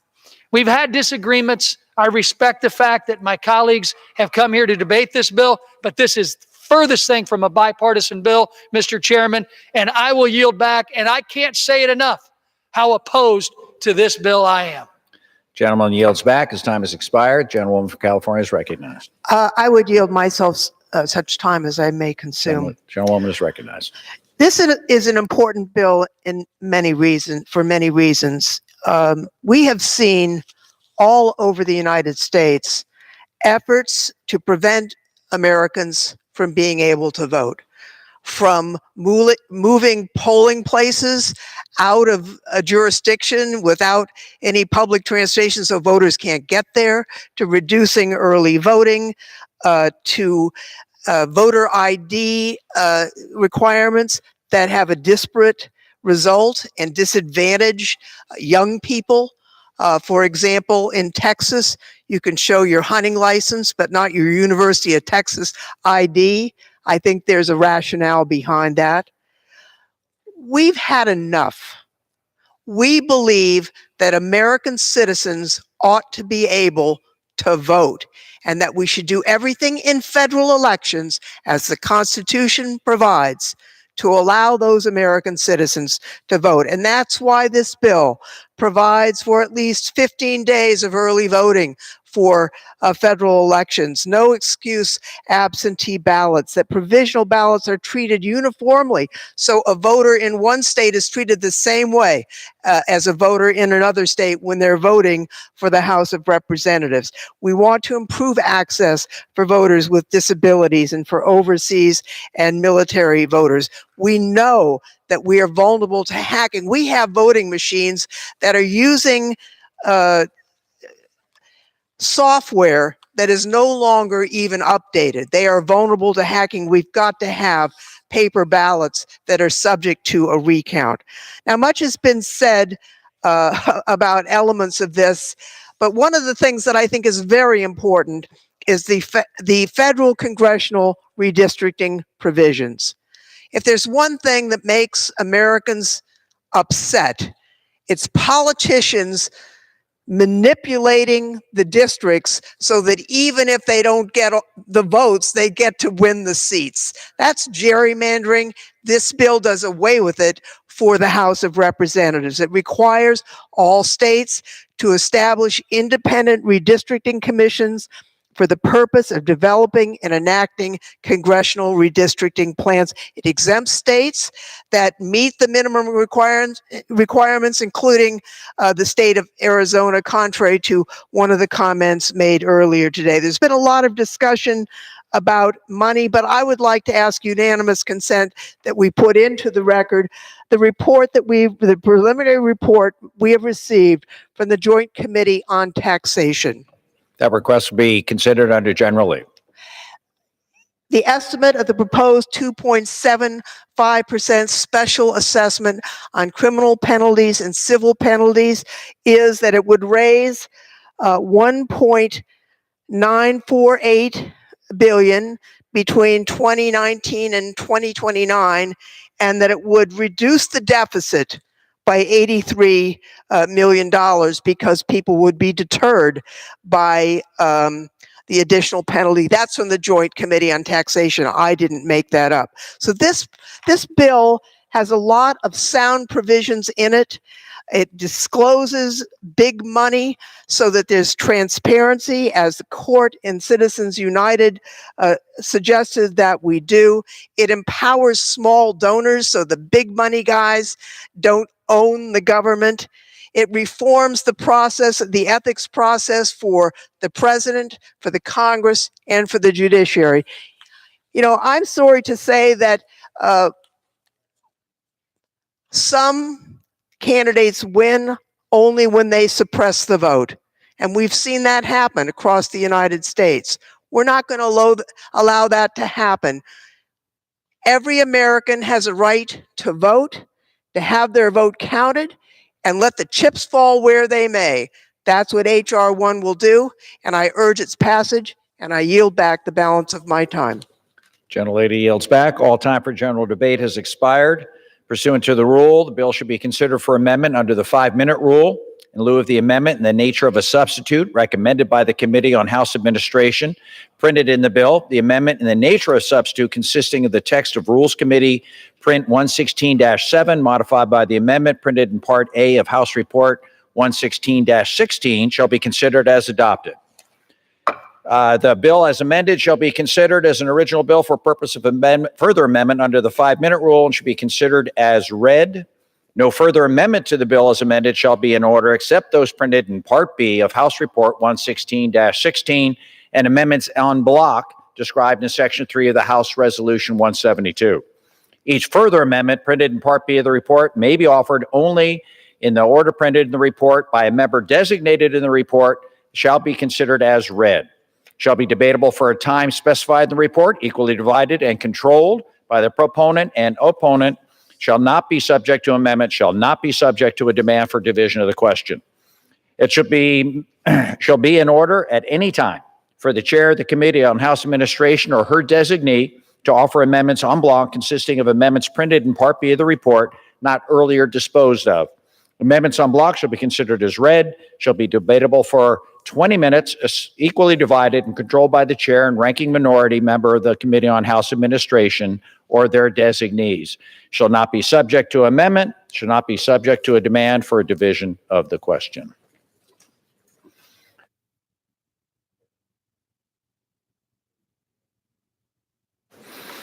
It is now in order to consider Amendment Number 1, printed in Part B of House Report 11616. What purpose does the gentleman from New York seek recognition? Mr. Chairman, I have an amendment at the desk. The clerk will designate the amendment. Amendment number 1, printed in Part B of House Report number 116-16, offered by Mr. Swazi of New York. Pursuant to House Resolution 172, the gentleman from New York, Mr. Swazi, and a member opposed will each control 5 minutes. The chair recognizes the gentleman from New York. Mr. Chairman, before I speak about our bipartisan amendment, I'd like to thank Representatives Sarbanes and Representative Lofgren for their hard work on H.R.1. I'd also like to commend Chairman McGovern and his staff on the Rules Committee and the entire Rules Committee for making our amendment in order and for working with the Problem Solvers Caucus and other pragmatic members to foster an inclusive process. Our bipartisan amendment, number 112 to H.R.1, with 24 Democrats and 20 Republican co-sponsors, would require the Federal Elections Commission to conduct an audit after each federal election cycle to determine any incidents of illicit foreign money in the election. The reason we have such a bipartisan supported amendment is because of the hard work of the Problem Solvers Caucus, chaired by my friends, Chairman Reed for the Republicans and Chairman Gottheimer from the Democrats. In January, our colleagues on the Problem Solvers Caucus worked with the leadership to negotiate the 2020 rule as part of our Break the Gridlock proposal. This amendment is the first amendment to receive preferential treatment under the 2020 rule by the Rules Committee, and we're happy to see our addition to the rules package has worked its way to encourage transparency and bipartisanship in the 116th Congress. Mr. Chairman, campaign finance law has loopholes, leaving the American electoral process susceptible to illicit funding from foreign nationals, corporations, and government. Foreign money easily influences our elections by passing funds through shell corporations, U.S. subsidiaries, investments, trade associations, and shell corporations. Under our proposed amendment, within 180 days of an election, the FEC will submit to Congress a report containing audit results and recommendations to address the presence of illicit foreign money. I urge the members of this Congress to continue to utilize the 2020 rule and gain some muscle memory of working in a bipartisan way to work for the American people. Confidence in our electoral process is essential to faith in our government institutions, and I urge the passage of this bipartisan amendment to H.R.1. I reserve my time. Gentleman reserves. For what reason does the gentleman from New York, the other gentleman from New York, rise? To seek the Republican response time, Mr. Chairman. Without objection, the gentleman is recognized. Thank you, Mr. Chairman. And I would like to start by thanking my colleague, Mr. Swazi from New York, as well as our Republican colleague, Mr. Fitzpatrick, who led the charge on this amendment process and this amendment before you, Mr. Chairman. I would also take a moment to thank my co-chair on the Problem Solvers Caucus, Mr. Gottheimer from New Jersey. Though we may disagree on the fundamental bill before us, Mr. Chairman, I am pleased to be able to report to the American people today that there are still members here that are looking to find common ground. And in the amendment before you that has been put forward in this new mechanism in the Rules Committee to encourage bipartisan debate, we have found that common ground in regards to the transparency and the requirements that this amendment calls for in regards to making sure that if foreign money is in our election process, that we do what we can in order to root that out and bring sunshine to that issue for all Americans to see. I encourage my colleagues on our side of the aisle to support this amendment, because this is that common ground that even though we may fundamentally disagree on some of the final conclusions of H.R.1 and the issue and the debate that we've already seen on display here today, this is something that common sense dictates, that we come together as Democrats and Republicans working together to find that common ground to advance the American cause. And with that, I reserve the balance of my time. Gentleman reserves. Gentleman from New York is recognized. Mr. Chairman, I'd like to yield 1.5 minutes to the gentlelady from Virginia, Abigail Spanberger. Without objection, the gentlewoman is recognized. I thank the gentleman for yielding, and Mr. Chairman, I rise in support of this amendment to H.R. 1. I speak today as someone who has spent my career in public service identifying foreign threats to the safety and security of the American people. As a former CIA officer, I work to identify threats to our country, our fellow Americans, and threats that would leave our nation vulnerable to attack, espionage, or foreign influence. As Congress acts this week to restore transparency to our government and regain trust from the people we serve, we must take steps to prevent foreign influence in our democratic process. I support efforts to push back against the very real threat of foreign financial influence. I know nefarious actors are out there. I know they are tireless in their commitment to target our foundational institutions, including our voting process. The American people shouldn't have to worry about the ability of foreign governments or entities to influence our elections and our citizens, but senseless loopholes in our campaign finance system have left our electoral process vulnerable to spending by foreign governments, corporations, and foreign nationals. These foreign entities should not have the ability to exert influence over the issues that impact Americans most, including the national defense, healthcare, and our financial services sector. That's why I am proud to co-sponsor this much-needed bipartisan amendment. This amendment would strengthen the integrity of our elections by encouraging our government to to ensure that our campaign finance system is not falling prey to signs of foreign money in our politics. It would require the FEC to conduct an audit and foreign money, to look for foreign money in our elections, and then require the FEC to report its findings. I yield back my time. Thank you, gentlewoman. The gentleman from New York reserves. The gentleman from New York on the other side of the aisle is recognized. At this point in time, in the spirit of bipartisanship and in the effort to find common ground, I'm going to yield a minute and a half of our time to my good friend from New Jersey, Democratic co-chair of the Problem Solvers Caucus, Josh Gottheimer. Gentleman is recognized. Thank you, Mr. Chairman. Thank you to my co-chair of the Problem Solvers Caucus, Tom Reed. Thank you for your leadership as well. Thank you for allowing me to speak on behalf of this important bipartisan amendment to H.R.1. I also want to thank Congressman Lofgren and Congressman Sarbanes for their leadership on this legislation, and to my colleagues who offered this amendment, my very good friend, Congressman Suozzi and Congressman Fitzpatrick. Thank you for your work on this bipartisan Problem Solvers Caucus initiative, which I know will further help improve H.R.1 by stopping the flow of foreign money and helping into our elections. This amendment was developed with strong support from the Bipartisan Problem Solvers Caucus, utilizing the new Break the Gridlock rules reforms that the caucus helped put in place in the new Congress. This is the first time the 2020 rule is being utilized for broad bipartisan support legislation, and an amendment like this sends exactly the right signal to the American people that we can work together to move legislation. I'm proud to be a co-sponsor of H.R.1, the For the People Act, which will help strengthen voting rights in our country, help clean corruption out of our politics, and protect free and fair elections, which is the bedrock of our democracy. Civil rights means that everyone in our great nation has equal rights and therefore equal speech. Dark money in our politics flies in the face of that American ideal wherever it comes from. Even worse is dark foreign money. Loopholes in our campaign finance system have left our electoral process vulnerable to unlimited spending by foreign governments, corporations, and foreign nationals in our elections. We've seen that foreign entities are able to spend undisclosed amounts of money to influence U.S. elections by using subsidiaries, shell corporations, or advocacy groups to hide their influence. In 2016, the American Pacific International Capital, a company owned by the Chinese nationals, used these loopholes to donate $1.3 million to a super PAC in the presidential election. Even in the most recent election, thank you. Even in this most recent election, 2018, Iran, China, and Russia all attempted to influence American voters and policy. Americans on both sides of the aisle agree this is a critically important issue that we must do something about. The adoption of this amendment will further codify the intent of Congress to end unchecked foreign spending, which is the scourge of our democracy. Thank you, Mr. Chairman. I yield back my time, and I look forward to more support for 2020 legislative amendments. I reserve. Gentleman yields back. Gentleman reserves. Gentleman from New York is recognized. I'm going to reserve to close, and we have no other speakers here, so we're prepared to close. Okay. Gentleman from New York, upstate New York, is recognized.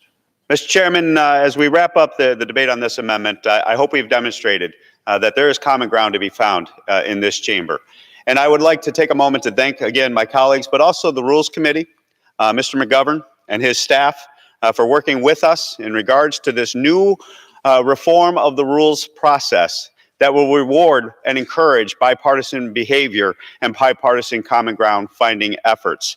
And I encourage all members on both sides of the aisle, utilize this new rule path to bring forth ideas that benefit the American people in a bipartisan way.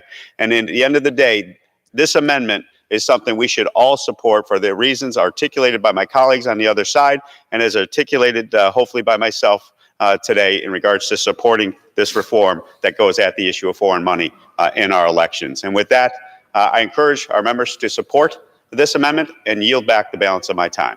Gentleman yields back his time. Gentleman from downstate New York is recognized. Thank you, Mr. Chairman. I want to applaud my co-lead on this bill, this bipartisan bill, Congressman Fitzpatrick, a Republican from Pennsylvania who couldn't be here today. But he worked very hard on this, as did the other colleagues that have spoken here already. The people of America are hungering for bipartisanship. They're hungering for people to work together to try and solve the problems in this country. And we hope that the use of the 2020 rule and this amendment with 24 Democrats and 20 Republicans is one small step in that process to demonstrate that people can work together to solve problems. Thank you, Mr. Chairman. Gentleman yields back. The question on the amendment offered by the gentleman from New York. Those in favor say aye. Aye. Those opposed say no. In the opinion of the chair, the ayes have it. The amendment is agreed to.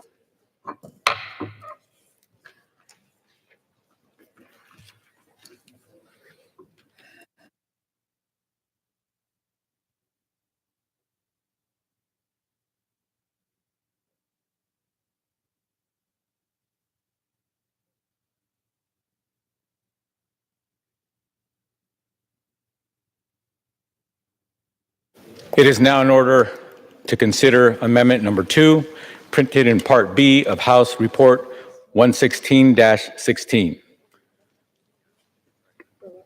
For what purpose does the gentleman from North Carolina seek recognition? Mr. Chairman, I have an amendment at the desk. The clerk will designate the amendment. Amendment Number 2, printed in Part B of House Report Number 116-16, offered by Mr. Butterfield of North Carolina. Pursuant to House Resolution 172, the gentleman from North Carolina, Mr. Butterfield, and a member opposed, each will control 5 minutes. The chair recognizes the gentleman from North Carolina. Thank you, Mr. Chairman, for yielding time. Mr. Chairman, I rise in support of my amendment to improve early voting in rural communities. My amendment would ensure that early voting locations in rural communities are placed strategically in communities to provide the greatest access to rural voters seeking to cast their ballots. I urge my colleagues to join me in supporting this amendment. My amendment, Mr. Chairman, gets to the heart of what we have been trying to do here today with H.R.1, and that is to make voting easier. My amendment builds on the underlying text of H.R.1 that directs states to locate early voting locations within walking distance of stops on public transportation routes by recognizing that rural communities face very different challenges to voting as compared to voters in urban communities. In many rural communities, Mr. Chairman, like the ones that I represent in eastern North Carolina, there is no public transportation in many of those communities. So polling locations in these communities need to be located where these voters will have the best chance to let their voices be heard in our elections. And my amendment would simply ensure that that happens. Mr. Chairman, rural communities are facing many challenges, but their ability to participate in our elections should not be one of those challenges. I think all of us on both sides of the aisle can agree on this. During the markup at the committee, I got a good feeling about it, and I hope my friend from Illinois, Mr. Davis, would be willing to work with me in getting this amendment passed. I urge my colleagues to support the amendment. I reserve the balance of my time. The gentleman reserves. For what purpose does the gentleman from Illinois seek recognition? I rise to claim time in opposition to this amendment. Gentleman is recognized for 5 minutes. Well, thank you, Mr. Chairman, and I appreciate my good friend and colleague from North Carolina's assertion that we have to be cognizant of what's happening in rural America and how maybe a top-down approach from Washington may not be the best approach when we might not have public transportation opportunities in many of the rural areas that he and I both serve. But as Mr. Butterfield is a member of the House Administration Committee, I would have hoped that this amendment would have been offered during the committee markup. The only markup that was held on this 622-page bill. We offered 28 amendments on the Republican side, and not a single one was accepted. These are the types of amendments I would have loved to have seen have bipartisan support in the committee process, because I'm from a rural area. I understand it's sometimes difficult for people in rural areas to vote, but we got to leave it up to the states and localities to be able to determine where these polling places are going to go, especially in the rural areas. We have a hard enough time having somebody here in Washington figure out where everybody's going to be in an office every 2 years. Can you imagine somebody in a concrete building out here in Washington, D.C., determining where a polling place should or should not be in a town that I represent in central Illinois?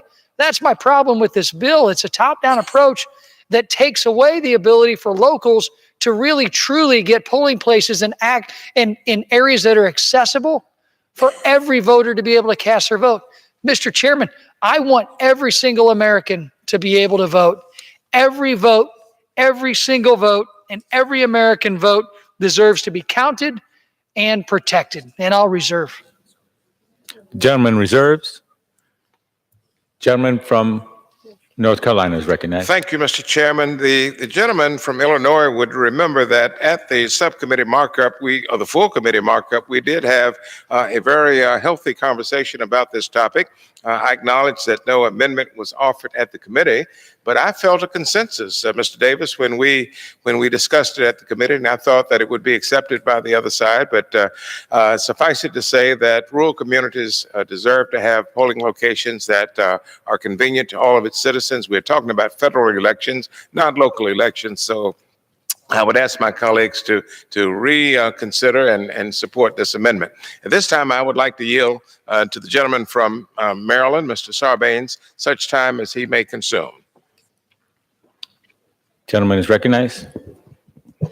Thank the gentleman for yielding, and I want to thank him for his work on House administration. I know as well that Congressman Anthony Brown helped with this particular amendment. This is really critical.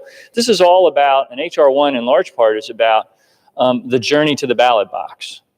And how do we make that journey easier for people? How do we make sure that they can get there without too much of an undue burden? And that's what this would do for rural voters. This would require that states ensure that the polling places are located in rural areas. So this idea that somebody in Washington is going to be deciding where the location is, that's preposterous. We're just saying, make sure that the state figures it out. And so each state can decide what makes the most sense in terms of placing these voting places for rural voters. So it's a very, very common sense amendment. I want to thank the gentleman for introducing it, and definitely I support it, and I yield back. Thanks. Gentleman from Illinois is recognized. Thank you, Mr. Chairman. And my colleague from North Carolina is right.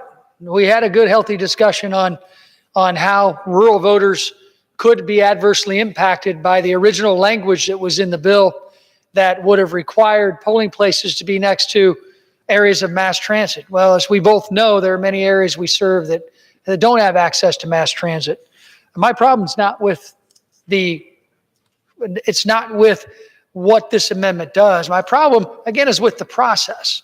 My problem is, how are we going to determine, and my biggest fear is that if Washington's determining where polling places should go, maybe we're not allowing the locals to determine best how to ensure that voters get easiest access to being able to cast their vote. I want to work with the gentleman from North Carolina to address many rural needs, especially when it comes to our oversight responsibility of elections. And I certainly hope, I do believe this amendment will pass.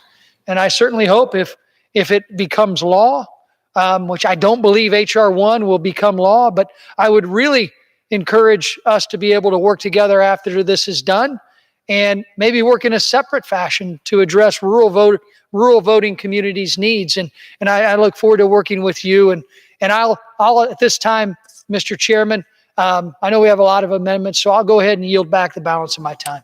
Gentleman yields back.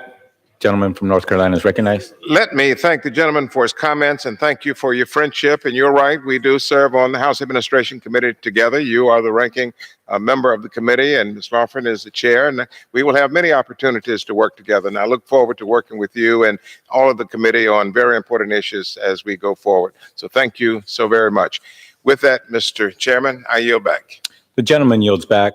The question is on the amendment offered by the gentleman from North Carolina. Those in favor say aye.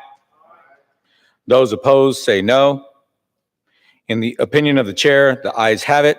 The amendment is agreed to.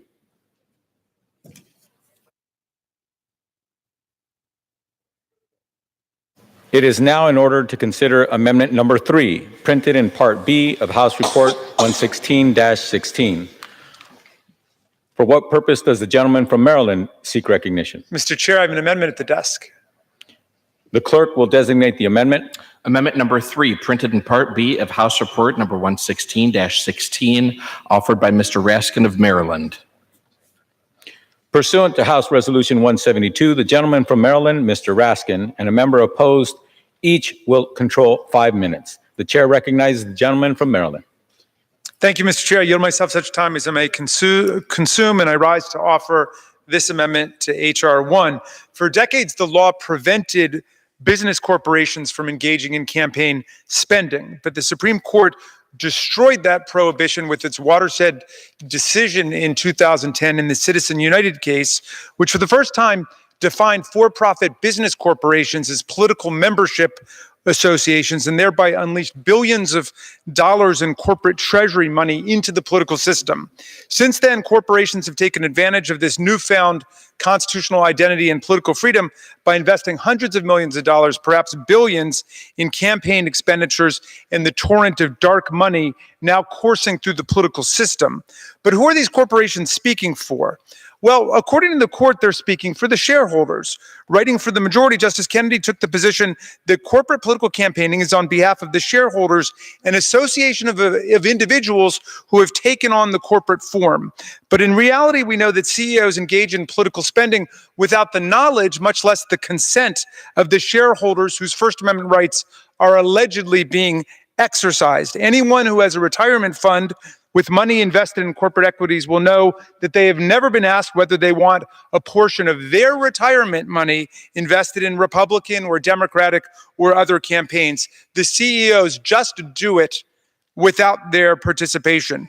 What can be done to stop shareholders' money from being spent on campaigns without their knowledge or consent? Most Americans want a constitutional amendment to reverse Citizens United and restore the definition of corporations as economic entities barred from politics. But there's something that we can do right now, short of that, simply by enforcing Citizens United on its own terms. Justice Kennedy said the main check against abuse of this new right would be exercised by the shareholders through the procedures of corporate democracy. Justice Kennedy assumed a world of comprehensive and immediate disclosure. He wrote, shareholder objections raised through the procedures of corporate democracy can be more effective today because modern technology makes disclosures rapid and informative. With the advent of the internet, prompt disclosure of expenditures can provide shareholders and citizens with the information needed to hold corporations and elected officials accountable. Citizens can see whether their officials are in the pocket of so-called moneyed interests. But the current system provides nothing like that kind of transparency and accountability. This amendment, the Shareholders United Act of 2019, will begin to change the secrecy, darkness, and oligarchical implications of the current system. It would require publicly traded corporations to get shareholder buy-in on the front end before their money is channeled into political campaigns. Companies would have to develop a process to assess shareholder preferences for political spending and make any such spending within a year of assessing the majority's preferences. Moreover, the amendment recognizes that some shareholders are institutional investors like pension funds, states and cities, mutual funds, universities, or charities, which are categorically forbidden from expressing partisan political preferences. If this type of investor holds a majority of corporate shares, the corporation would not be able to make expenditures from the general treasury because the CEO at that point would paradoxically be speaking for institutional shareholders that may not themselves speak in politics. Citizens are begging for this kind of common sense regulation and promotion of corporate democracy.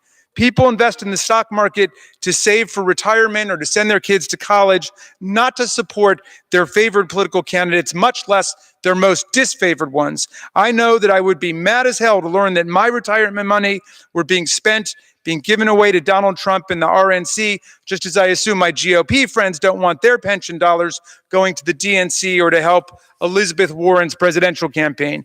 People invest in the stock market should not be used as the pawns for the political designs of CEOs. I urge my colleagues on both sides of the aisle to support this common sense amendment called for by Justice Kennedy's opinion in Citizens United. I reserve the balance of my time.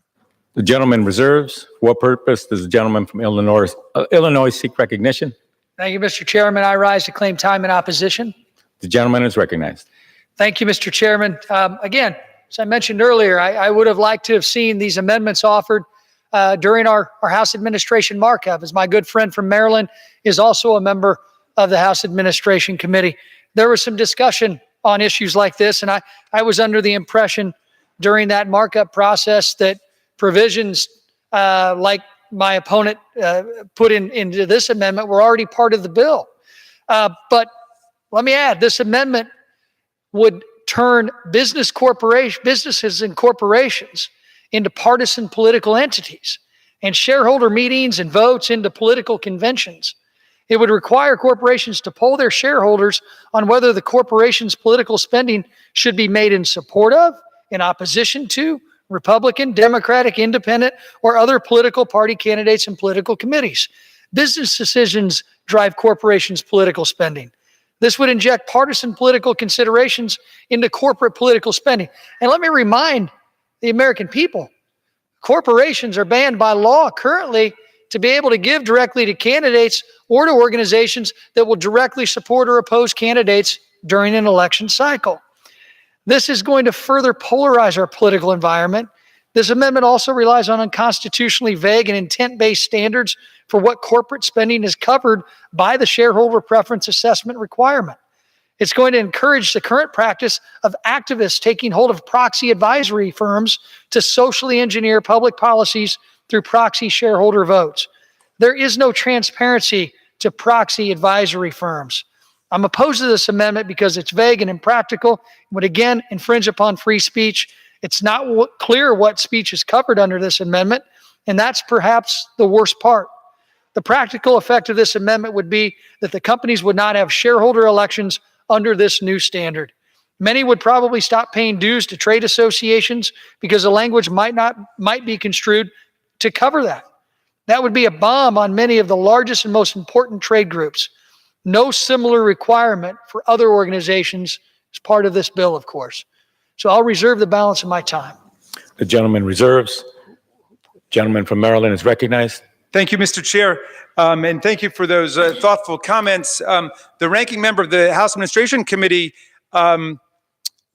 contends that we talked about this in the House Administration Committee, which indeed we did, and it was precisely that discussion which led to the formation of the amendment.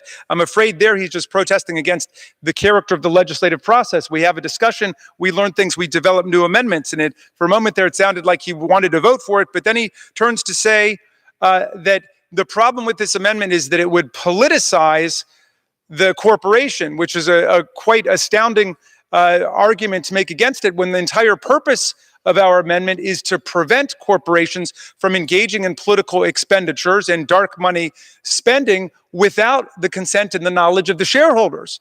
If you object to corporations being engaged in partisan political activity, then you should support this amendment, because it is precisely this amendment that will prevent it from happening if the shareholders don't want it to. I yield back and reserve, Mr. Speaker. The gentleman has no time left. Oh. I now recognize Can I the inquire gentleman how from much Illinois. time I have left? 2.5 minutes. 2.5 minutes. Well, thank you. Look, I don't own too many stocks outside of mutual funds, but I do have one that that I get statements to ask me to cast a vote for those members who are currently members of the board of directors are running to be. And you know what I do is I go in and I use the disclosure database, open secrets, and I go find out what's the political spending of these individuals who are going to determine the outcome of the stock that I've invested in and hopefully will grow in value, because that's why people invest in the stock market. That's why people invest in corporate entities that may be publicly traded. The problem I have with this amendment is I thought corporate money wasn't supposed to go to candidates. I don't take corporate dollars. I don't know any entity, and frankly, I'm probably one of the ones standing in this institution tonight that had many of these super PAC dollars spent against me in the last election. They can't take corporate dollars. But the issue at hand is, in another part of the bill, where this new Freedom from Influence Fund is put together, they're now going to use corporate dollars to create a fund that's flowing through the federal treasury that should be going to infrastructure, should be going to pediatric cancer research, but instead it's going to flow into this new shell that's going to have corporate money go directly to congressional candidates, which is illegal now. That to me is the biggest problem with this bill, and that to me is a problem with this amendment. So with that, I will yield back the balance of my time and look forward to a discussion on many other amendments throughout this long evening, Mr. Chairman. The gentleman from Illinois yields back the balance of his time. Time having been expired, the question is on the amendment offered by the gentleman from Maryland. Those in favor say aye. Aye. Those opposed say no. No. In the opinion of the chair, the ayes have it. The amendment is agreed to. I'd like to request a recorded vote.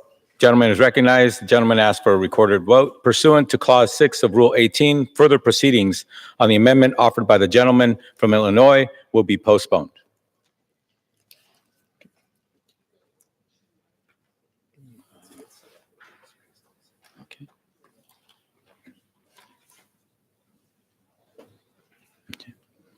It is now in order to consider amendment number 4, printed in Part B of House Report 116-16. For what purpose does the gentleman from Florida seek recognition? Mr. Chairman, I have an amendment to H.R.1 for the People Act of 2019 that I've offered with my good friend, from my neighboring district, Congressman Ted Dodge. The clerk will designate the amendment. Amendment number 4, printed in Part B of House Report number 116-16, offered by Mr. Hastings of Florida. Pursuant to House Resolution 172, the gentleman from Florida, Mr. Hastings, and a member opposed, each will control 5 minutes. The chair recognizes the gentleman from Florida. Thank you very much. The right to vote is sacred and fundamental. Yet across this country, in particular in my home state of Florida, voters were denied their right to vote because of penmanship. In the wake of the 2018 midterms, Florida's signature matching law was deemed unconstitutional because it allowed county election officials to reject vote by mail ballots for mismatched signature with no standards, an illusory cure process, and no process to challenge the rejection. Ballots being rejected because of perceived signature mismatch heavily affect voters already at the margins. Trans and gender non-conforming people, people with disabilities, people from whom English is a second language, military personnel, and women. I'm very pleased to see that H.R.1 would protect voters' due process or rights when it comes to signature matching or laws by requiring proper notice and an opportunity to cure.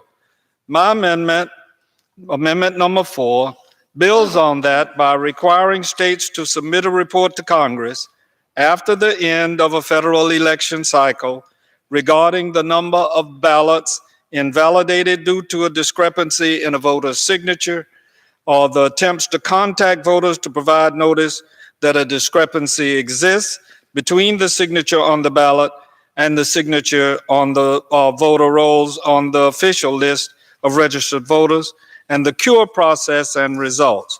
Mr. Chair, I urge a yes vote, and I reserve the balance of my time. The gentleman reserves. For what purpose does the gentleman from Illinois seek recognition? Mr. Chairman, once again, rising to claim time in opposition. Okay. The gentleman is recognized. Well, I appreciate my good friend from Florida's amendment. This amendment doesn't go far enough. It does nothing to stem the practice of ballot harvesting. Ballot harvesting is the practice of states allowing any person to collect any number of absentee ballots and then deliver them to the polls. Could be even after Election Day. This practice, of course, is ripe for fraud, and we saw most recently in North Carolina how it can be abused to the advantage of political campaigns. In North Carolina's 9th District, the individual who harvested ballots for a Republican, where we will now have a special election, was caught because the practice is illegal. It's unlikely that he would have been caught in a state like California because the practice is perfectly legal. Take the current law in California. A signature is invalid if the ballot turned in by a harvester doesn't match the signature in the voter file. But the campaign can cure this by getting the voter in question to submit an affidavit that they voted. And then that signature only has to match the signature in the voter file, not the signature on the ballot. So a harvester could theoretically take a bunch of ballots, submit them with forged signatures, and then collect signatures afterwards, since the campaigns would later get a list of the signatures that were rejected. Loose standards relating to providing notice to voters whose signatures are mismatched, as well as a lengthy cure process without any safeguards, disenfranchises voters that showed up and cast votes before or on Election Day. And with that, I'll reserve the balance of my time. Gentleman reserves.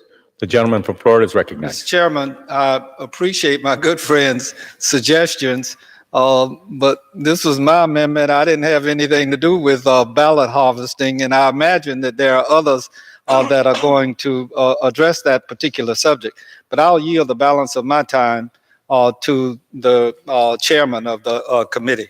I would just note that the ballot harvesting issue, I think, has very little to do with the amendment offered by Mr. Hastings, and that the remedy that has been suggested by my friend Mr. Davis was to use the system that was in place in North Carolina. Obviously, that didn't work. So the remedy to fraud is prosecution, which is what's happening in North Carolina. I would note that, as we mentioned at the Rules Committee last night, that in California, you can give your ballot that's sealed not only to your son, but to your next door neighbor. You might be an elderly person who doesn't have family around. And there has been no credible allegation of fraud. And we had monitors from both the Republican and Democratic Party, people from House administration. There was no credible allegation of a problem. So let's not confuse apples and oranges. Let's support Mr. Hastings' amendment, and I would reserve. Gentleman reserves from Florida reserves. I yield back the balance of my time. Gentleman yields back the balance of his time. Gentleman from Illinois is recognized. I'll yield back the balance of my time. Okay. Time having expired. The question, oh, I'm sorry, the gentleman from, okay. The question is on the amendment offered by the gentleman from Florida. Those in favor say aye. Those opposed say no. In the opinion of the chair, the ayes have it. The amendment is agreed to. Okay. It is now in order to consider amendment number 5, printed in Part B of House Report 116-16. For what purpose does the gentleman from Oklahoma seek recognition? Mr. Chairman, I have an amendment at the desk. The clerk will designate the amendment. Amendment number 5, printed in Part B of House Report number 116-16, offered by Mr. Cole of Oklahoma. Pursuant to House Resolution 172, the gentleman from Oklahoma, Mr. Cole, and a member opposed, each will control 5 minutes. The chair recognizes the gentleman from Oklahoma. Thank you, Mr. Chairman. I rise today in support of my amendment to H.R.1. Mr. Chairman, this is a common sense amendment that will maintain current law. beginning with the National Defense Appropriation Act of 2012 and continuing through appropriation processes for every fiscal year since. I sponsored an amendment that barred the government from requiring federal contractors to disclose campaign contributions as a condition for submitting a bid on a federal contract. The amendment was adopted by the House on at least 4 separate occasions on a bipartisan basis and was signed into law by President Obama. Since H.R.1 would remove this prohibition, I offer this amendment today to ensure that this ban remains in law.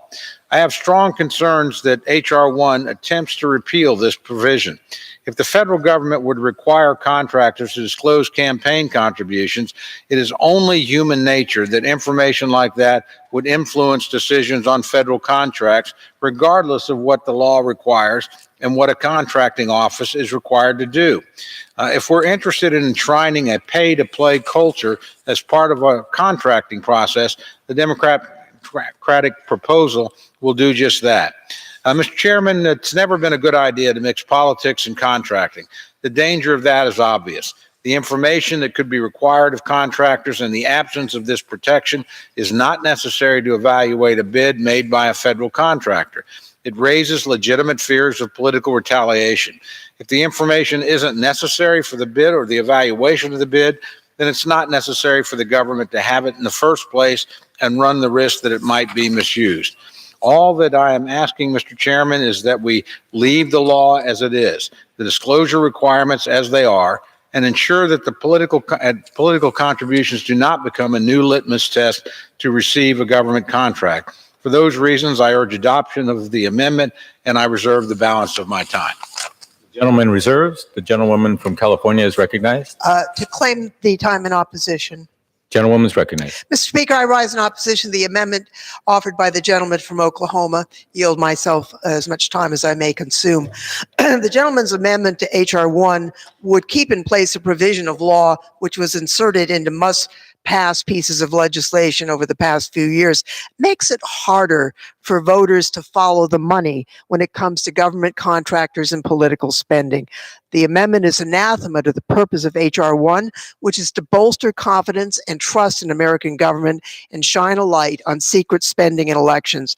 The gentleman's amendment would further the status quo of dark money in our elections, and it would protect a culture of pay-to-play politics that Americans reject.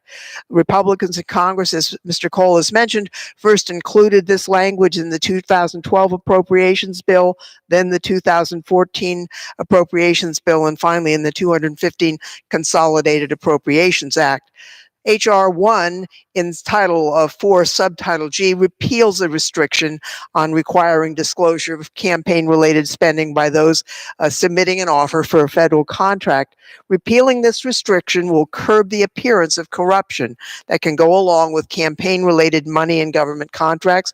It will shine a light on dark money in politics.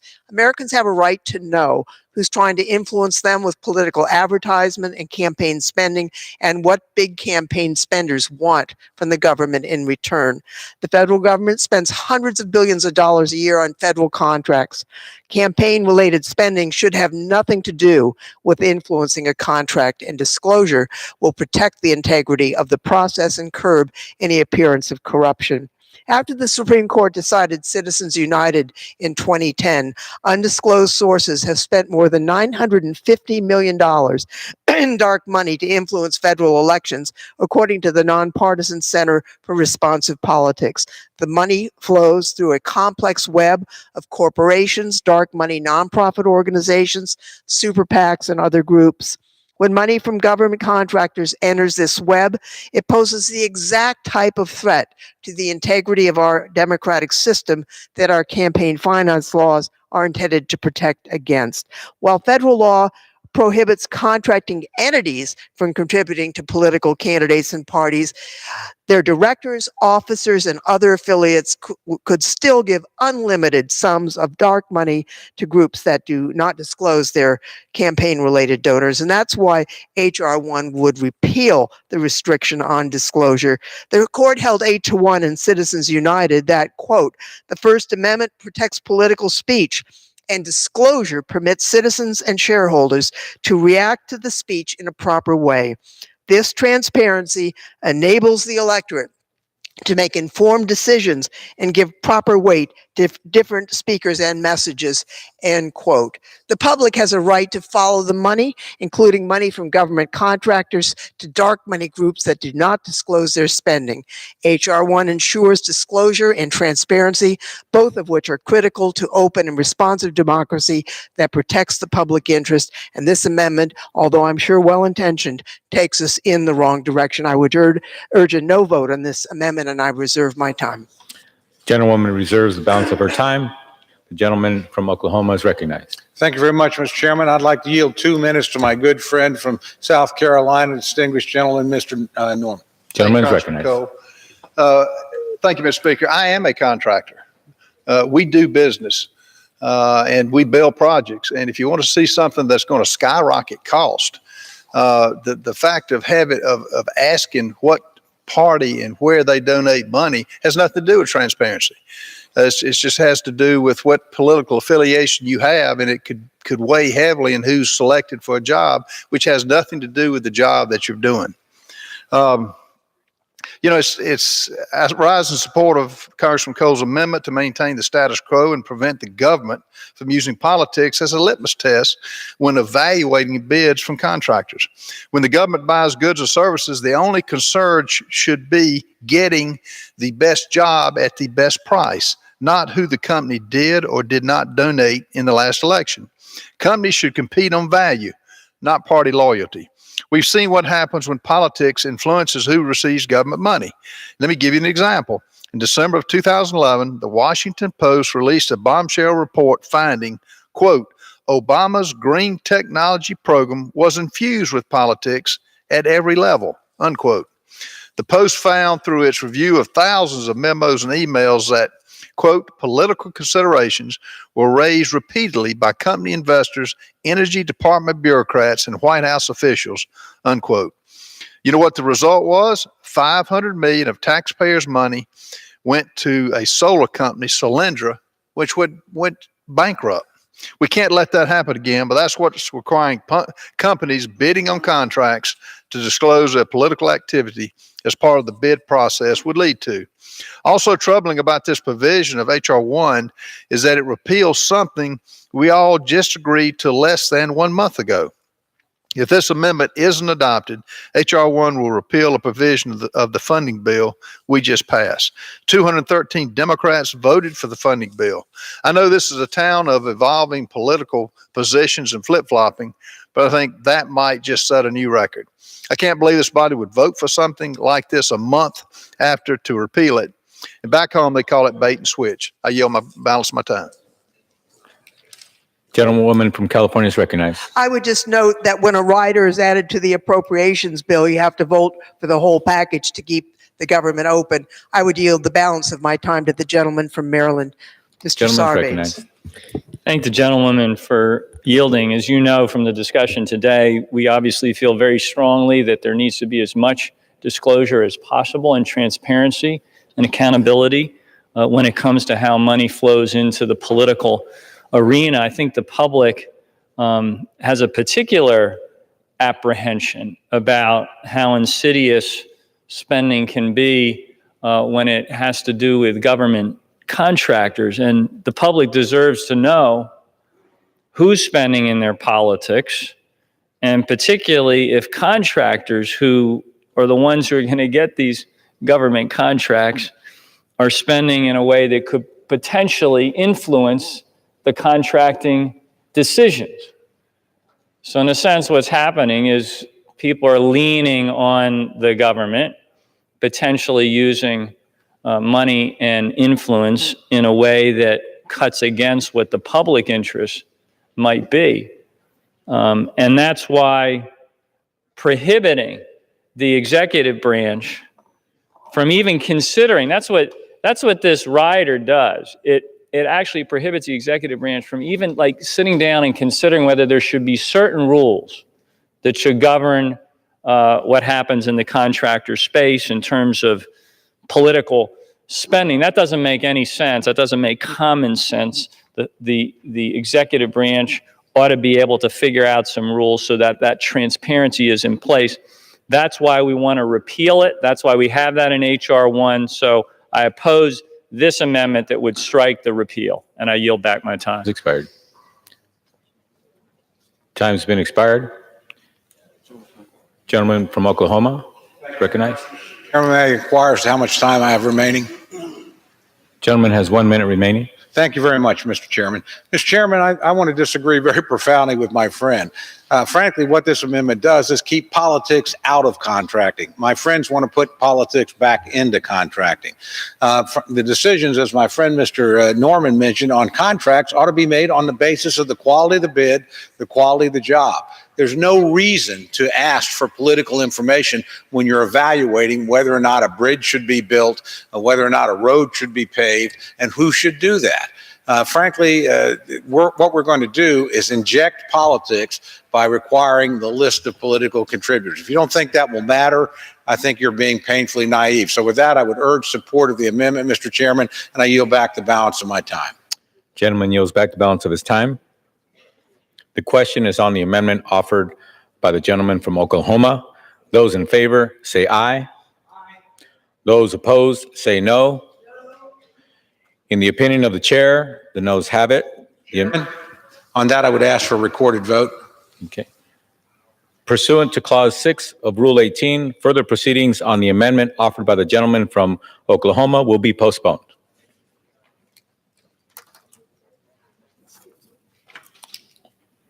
It is now in order to consider amendment number 6, printed in Part B of House Report 116-16. For what purpose does the gentlewoman from Pennsylvania seek recognition?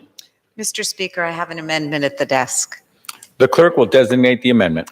Amendment number 6, printed in Part B of House Report number 116-16, offered by Ms. Scanlon of Pennsylvania. Pursuant to House Resolution 172, the gentlewoman from Pennsylvania, Ms. Scanlon, and a member opposed, each will control 5 minutes. The chair recognizes the gentlewoman from Pennsylvania. Mr. Chair, my first amendment is Amendment 6. This straightforward amendment would establish a committee of election security experts to review grant requests to ensure that funds for election security infrastructure are best spent. This committee would be established under the Election Assistance Commission, the EAC, and act alongside the 3 existing federal advisory committees that were created under the Help America Vote Act.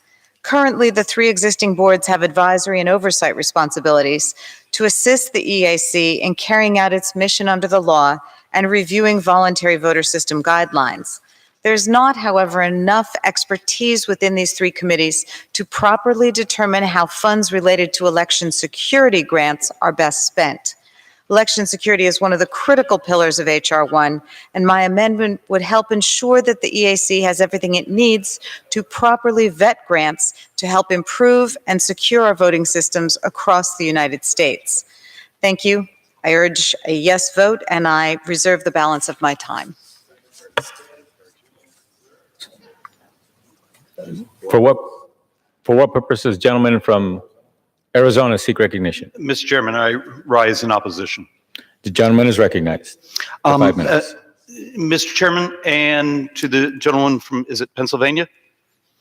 Having read over the amendment, a couple concerns I want to walk you through. And please understand, I'm one of those, I co-chair the blockchain caucus. I have a fascination with could we ever move to encrypted blockchain security, these levels of information. But if you actually walk through this amendment, it's a little hollow in its details. So the executive director gets to appoint a 15-member, we'll call it committee. Tell me that those 15 members in this amendment can't have relationships with a certain security firm or with a certain vendor or with certain things. I will argue that you're creating now functionally a 4th committee within the commission and handing an awful lot of power to the executive director without a lot of guidelines that should actually in many ways make both Democrats and Republicans a bit nervous. And with that, I reserve. Reserves. The gentlewoman from Pennsylvania is recognized. The intent of the amendment is to establish a committee that parallels the 3 existing committees and therefore would use the same properties as those committees for appointment, et cetera. I mean, the gentleman who argued against the last amendment was suggesting that it would be too intrusive to interject too much specificity in the amendment. So I guess we have a flip situation here. But the idea is to parallel the 3 existing commissions and have the 15-person committee appointed using the same processes. The gentlewoman reserves. Reserved, yes. Gentleman from Arizona is recognized. Thank you, Mr. Chairman. Look, I appreciate and I love the concepts of technology. I'm really concerned, and this should be actually a bipartisan concern, because at some point, is that executive director going to be one party or another, or demonstrate certain political bias?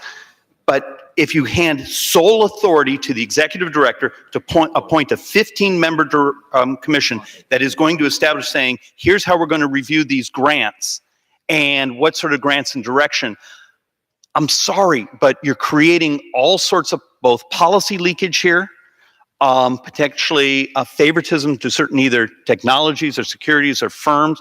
I appreciate I don't have a problem with the attention. I think it's actually an authority it should have been given to maybe one of the other committees, and now instead of creating a 4th one, because we have this tendency around as members of Congress to sort of create bureaucracies on top of bureaucracies.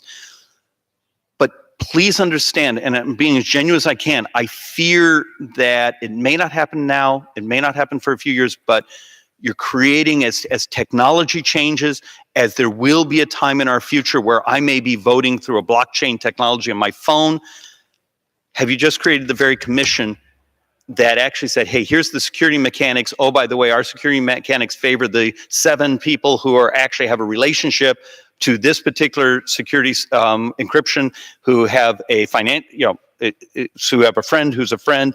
I'm sorry, it's not designed with enough comfort when this is about our voting system. And with that, Mr. Chairman, I will yield. Gentleman yields back. Gentlewoman from Pennsylvania is recognized. I appreciate the fact that we share a common concern about our election security and an interest in using the best technology to protect that security. Look, the intent here is to make sure that we're spending congressional dollars wisely as there are these grants being awarded. The amendment was devised after hearing from interested parties that there was not sufficient expertise on the 3 existing committees. And I would suggest that if the dangers which the worthy gentleman has suggested were to come to pass, that would be an excellent opportunity for congressional oversight. And with that, I reserve. Gentleman has the only time left. How much time do I have, Mr. Chairman? You're misunderstood. The gentleman does have time. How much time does the gentleman have? The gentleman has from Arizona has 2 minutes. Okay, hopefully I won't use the whole 2 minutes. Having been here for a little while, be careful. Good intentions, and when people often bring us issues and be careful. You may have good intentions, and the intentions of often those who bring us a thought or an issue, until we've vetted whether they have particular potential economic interests. I'm just sharing my concern. The amendment, just as it's designed right now, our side is going to have to vote no, because we create a 4th level. We don't create enough definitions. We hand so much power to the executive director. For the gentlewoman, I would love to talk to you about election encryption and my personal fixation on blockchain technology. But for this one, I think we may miss the mark. And with that, Mr. Chairman, I yield back. The gentleman yields back. The gentlewoman is recognized. She has 3 minutes left. I would yield a minute to the much more experienced gentleman from Maryland. Gentleman from Maryland is recognized. For yielding, and I thank her for amendment. I would just say very quickly, I think this is a good amendment that actually improves the bill. And to the point of the gentleman, it is because technology is changing quickly all the time, and one has to kind of keep ahead of the curve on that to make sure that decisions are made in a sensible way, that having a committee that can assemble the kind of expertise that you need to bring to bear on a decision like this makes perfect sense. It can allow the EAC to function better. evaluating these security grants, I think makes a lot of sense. And they can keep up to date on what the changing technology is so that the EAC can benefit from that input. So I think it's an outstanding amendment. I want to thank the gentlelady from Pennsylvania for introducing it. I support it, and I yield back. The gentlewoman from Pennsylvania is recognized. And I would reserve my time. Okay, the gentlewoman has the only time left. The gentleman from Arizona yielded back. Okay. I'm sorry, I reserved. Oh, You have the only time? okay. With that, I would just urge a yes vote on the amendment and yield to the chair. Okay. The question is on the amendment offered by the gentlewoman from Pennsylvania. Those in favor say aye. Those opposed say no. In the opinion of the chair, the ayes have it. The amendment is agreed to. Okay. It is now in order to consider amendment number 7, printed in Part B of House Report 116-16. For what purpose does the gentlewoman from Pennsylvania seek recognition? Mr. Speaker, I have a second amendment at the desk.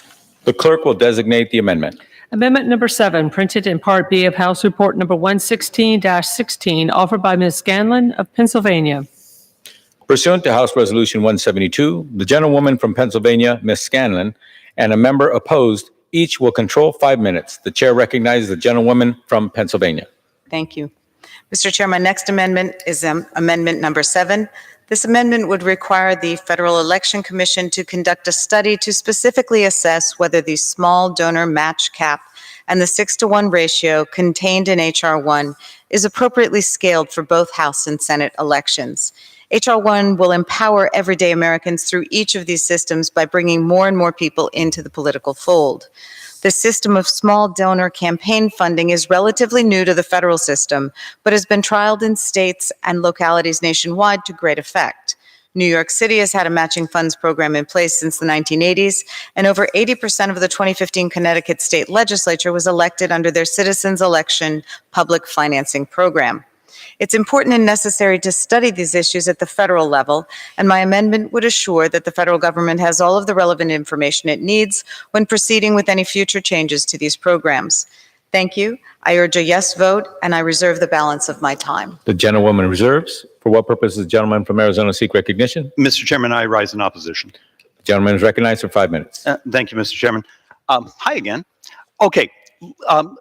I actually appreciate the study mechanisms, but this is actually one a little bit broader. How many of us are from states that have actually had public funding or public matching of our state legislatures? I'm from Arizona. I've actually lived this experience and do understand. We used to, in Arizona, refer to it as the no new moderates piece of legislation. If you actually look at what happened to Arizona, and my understanding this happened in other states, personal experience. I was 28 years old when I got elected to the Arizona legislature. I was there. You had to go knock on a door. You had to ask someone for a couple $100. You had to listen to them. They would look you in the eye, and if they thought you weren't worthy, you walked out the door without anything. Turns out asking for money is part of the vetting process.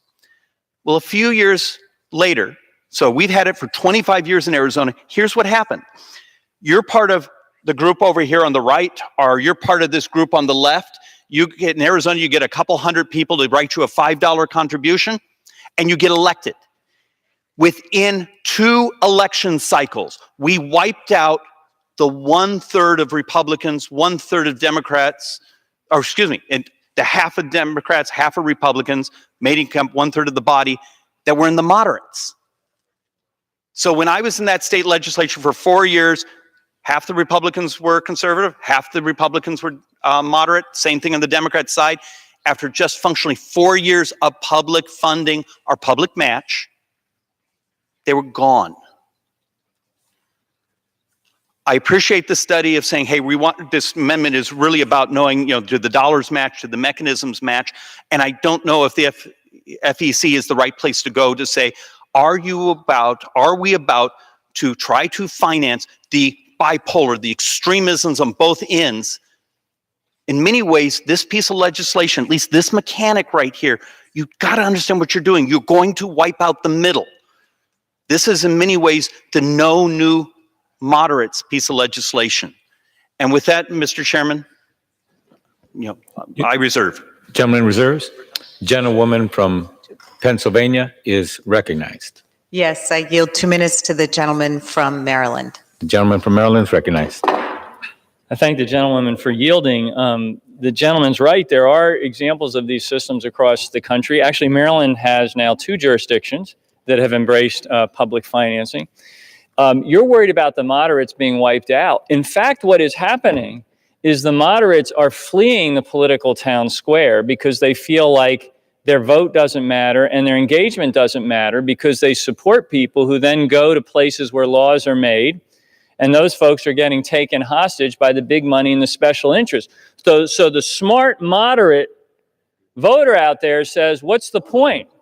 I'm going to opt out of the political system. And when they vacate the political town square, then the extremes run in and they fill the vacuum. So actually, if you want to bring moderates back in, if you want to bring citizens across the political spectrum back into our system, create something that makes them feel empowered. That's what this small donor matching system is all about. Then you'll get these people that have run up into the hills and have said, you know, my democracy doesn't respect me anymore. These, by the way, these are the ballast in the ship of state, those kinds of folks.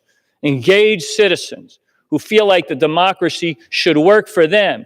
But the evidence they get every day is that the big money's running the show. Why don't I just save myself, you know, my dignity by stepping back? Because why am I going to pretend that my voice actually matters, that my involvement matters? We create a system that makes them feel like they have power again, and they'll come out of the hills. They'll come back down into the political town square. They'll help create that moderation that you're talking about because they're solid citizens who care about their democracy. So this is a very important amendment because it'll give us a retrospective on how the system is working. We can collect that data, and then that will inform any improvements we want to make going forward. So I congratulate the gentlewoman on her amendment, and I support it. I yield back the time. Gentlewoman is recognized. I would reserve my time. Gentlewoman reserves. Gentleman from Arizona is recognized. Mr. Chairman, may I request remaining time? The gentleman from Arizona has 2.5 minutes remaining. Okay, reserve. Gentleman reserves. The woman is recognized. You have 2 minutes remaining. Okay, thank you. I appreciate the thoughtful inquiries from the gentleman from Arizona, and that's precisely what this amendment is directed towards. It's an amendment to H.R.1, which sets up a small dollar financing program, and this would allow us to assess how it's working going forward. So with that, I'd reserve. Gentlewoman reserves. The gentleman from Arizona is recognized. Mr. Chairman, I accept this as, and I don't mean this in a mean fashion, but I accept this as one of the tenets of faith on the Democrat side. The gentleman from Maryland, wonderfully articulate. That isn't what happened. I mean, you have 25 years and other states and other communities, particularly in legislative bodies. I thought the same thing. But the fact of the matter is what you do in this fashion is the person who is part of a certain, leftist group, right group, I just need these folks to write me enough checks that I get enough matching, or a good direct mail vendor who hits the ideological extreme so I get those dollars. That isn't the facts. And on occasion, we have to take a step back and take a look at sort of the incubators of democracy and experience, which is our state legislatures, and understand the reality of what's happened. I'm a conservative. It worked out fine for my view of the world. But understand, at least in my state legislature, within 4 years, this type of plan completely changed the character of the population that was representing the people in Arizona.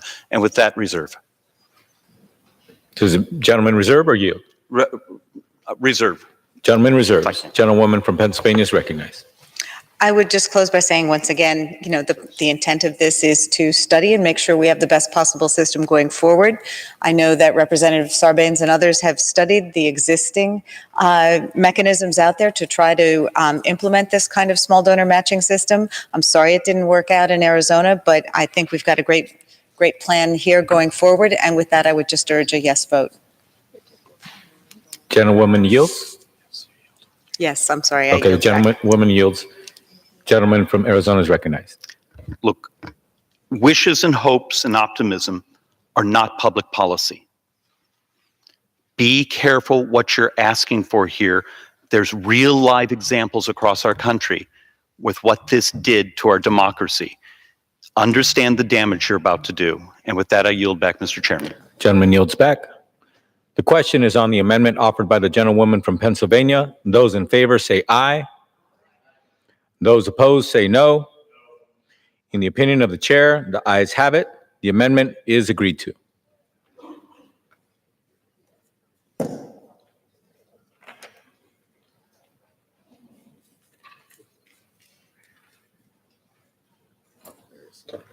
Okay. In order to consider amendment number 8, printed in Part B of House Report 116-16. For what purpose does the gentleman from New York seek recognition? Mr. Chairman, I have an amendment at the desk. The clerk will designate the amendment. Amendment number 8, printed in Part B of House Report number 116-16, offered by Mr. Morelli of New York. Mr. Chairman, I ask unanimous consent that the amendment be considered as read. Thank you. Pursuant to House Resolution 172, the gentleman from New York, Mr. Morelli, and a member opposed, each will control 5 minutes. The chair recognizes the gentleman from New York. Thank you, Mr. Chairman. I rise today to offer an amendment intended to make it easier to register to vote by ensuring the deadline does not fall on a public holiday. Millions of registration applications are handled through the mail and through local departments of motor vehicles. Current federal law requires states to accept registration forms postmarked or submitted 30 days before election. However, Mr. Chair, it just so happens that in some years, 30 days before Election Day falls exactly on Columbus Day, Indigenous Peoples Day, or another public holiday. This results in a shorter window for pre-election registration, and many Americans may not even realize the holiday could disrupt their plans to register. Without postal service or DMV hours on the holidays, some voters have been unable to get their registrations in on time. My amendment makes a simple change. The deadline to postmark your ballots, register online, or visit a government office to submit your registration will be changed from 30 days to 28 days prior to Election Day. This provides voters simply more time to submit their registration without burdening local election officials with rapid turnaround time, and ensures that the deadline never falls on a public holiday. Every day leading up to Election Day is an opportunity for thousands of Americans across the country to update their registration or get registered for the first time. By ensuring the cutoff for advanced registration is only 28 days before an election, and ensuring that date doesn't fall on a public holiday, we can give more Americans the chance to prepare to cast their ballots. Now, H.R.1 already allows for same-day voter registration in every state, a policy I strongly support, as it will make it easier for every citizen to exercise their franchise. But H.R.1 still provides for voters the option to register in advance if they so choose. And when they choose that option, this amendment will give them enough time to do so, making certain that their paperwork is not rejected for being postmarked or submitted on a public holiday. This is a simple change, but it is one that could make voting a little easier for Americans across the nation, and I hope we can all agree that's a change worth making. I ask my colleagues to support this amendment, and I thank the chair and ranking member for their extraordinary work, as well as the gentleman from Maryland, the sponsor of the bill. With that, I reserve the balance of my time. Gentleman reserves. For what purpose does the gentleman from, seeing no one in opposition, the gentleman from New York is recognized to close. I yield back the balance of my time, Mr. Chairman. Gentleman yields back the balance of his time. The question is on the amendment offered by the gentleman from New York. Those in favor say aye. Those opposed say no. In the opinion of the chair, the ayes have it. The amendment is agreed to.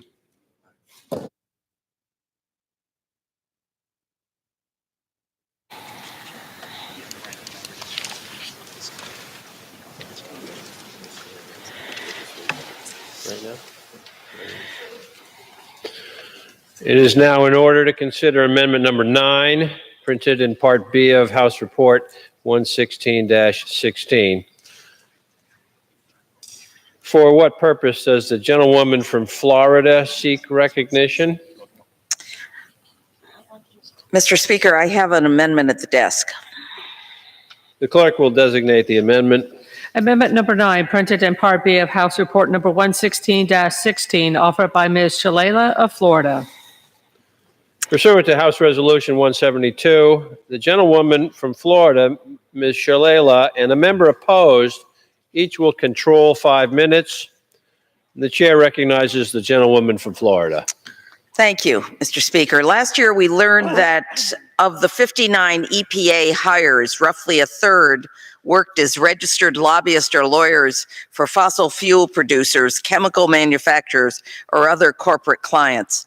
Several of these EPA hires have gotten waivers, allowing them to participate in actions involving their former clients. And this directly impacts my district. In my district, climate change and sea level rise aren't debated. These are not partisan issues because for Miami, climate change is life or death. There are no climate deniers in South Florida. This is a real life example of why these ethics waivers matter, and they matter to my constituents. I am very pleased that H.R.1 mandates that the executive branch promptly disclose waivers of executive branch ethics rules to the Office of Government Ethics. My amendment will maximize transparency by highlighting who is now captured by these upgraded ethics waiver, by the upgraded ethics waiver regime. We need to know who is now getting these waivers, why they are getting it, and what are the implications. We need to know the impacts so that we can simply uphold our constitutional duty as members of Congress and hold this administration accountable and hold future administrations accountable. Whether it impacts climate change policy, foreign policy, health policy, or any other issue, the American people deserve to know who is working behind closed doors in their government. I urge a yes vote, and I reserve the balance of my time. Woman from Florida reserves. For what purpose does the gentleman from Ohio rise? I rise in opposition, Mr. Speaker.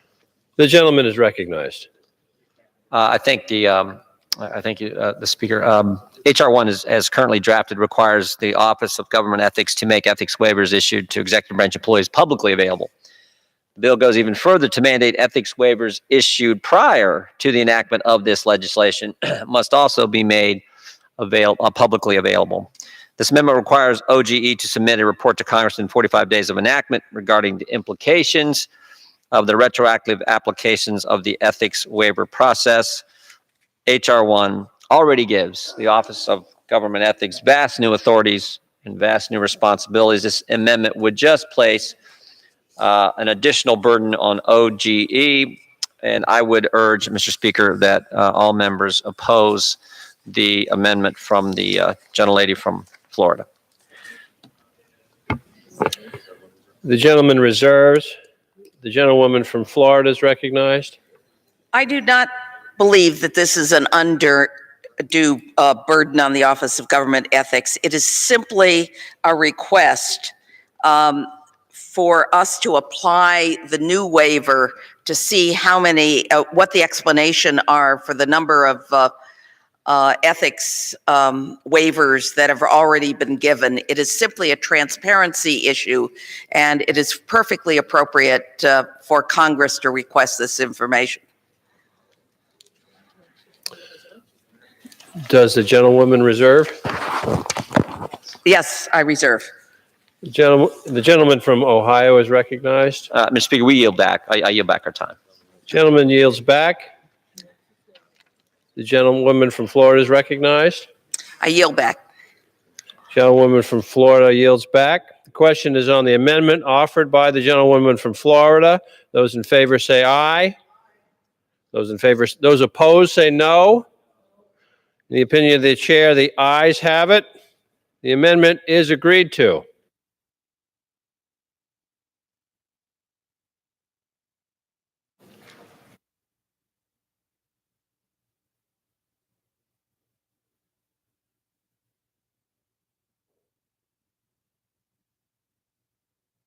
Chair understands and will not be offered. The chair understands that amendment number 10 will not be offered.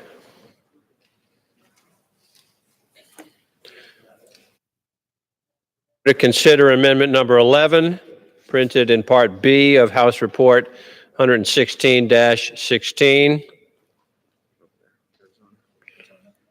For what purpose does the gentleman from Arizona seek recognition? I have an amendment at the desk. The clerk will designate the amendment. Amendment number 11, printed in Part B of House Report number 116-16, offered by Mr. Biggs of Arizona. Pursuant to House Resolution 172, the gentleman from Arizona, Mr. Biggs, and a member opposed will each control 5 minutes. The chair recognizes the gentleman from Arizona. Thank you, Mr. Chairman. Since the United States has a very mobile population, roughly 40 million Americans, or 14% of the United States population, move each year.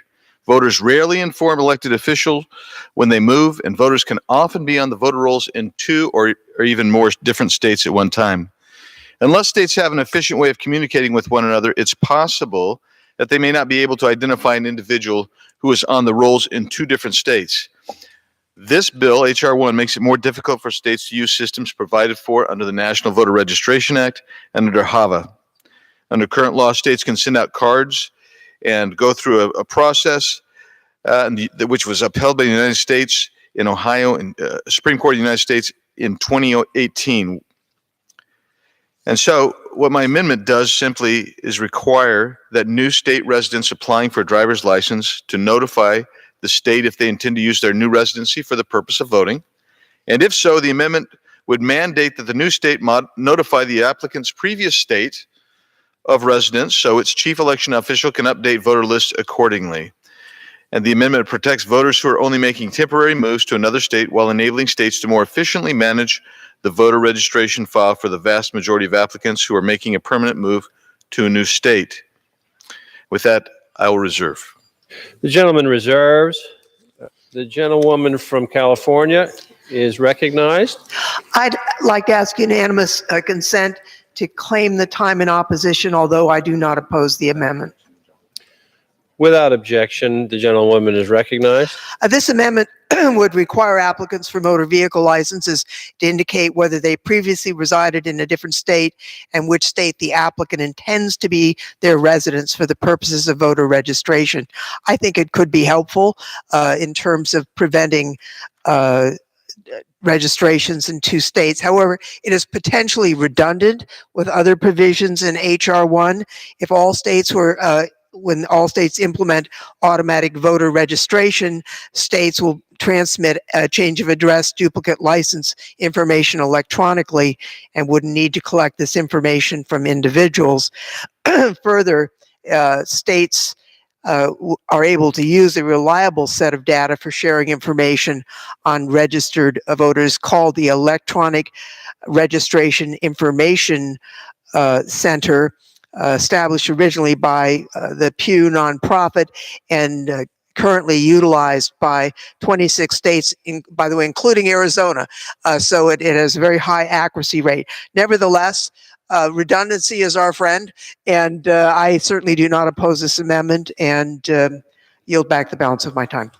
The gentlewoman yields back. The gentleman is recognized. I thank the gentlewoman, and I yield back the balance of my time. The gentleman yields back. And the question is on the amendment offered by the gentleman from Arizona. Those in favor say aye. Those opposed say no. In the opinion of the chair, the ayes have it. The amendment is agreed to.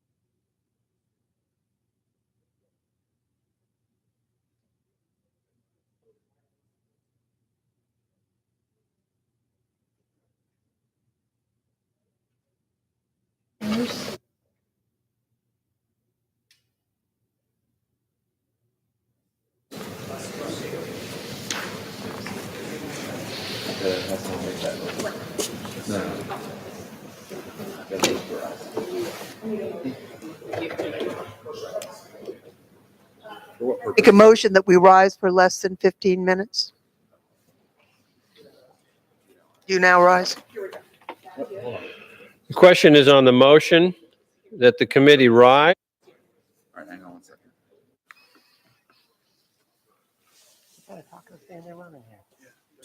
Does the gentlelady withdraw?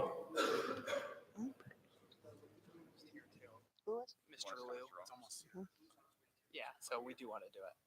So we do want to, so I don't want to withdraw.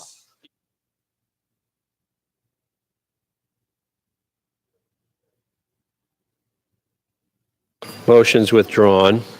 Chair understands the amendment. Withdraw, sir.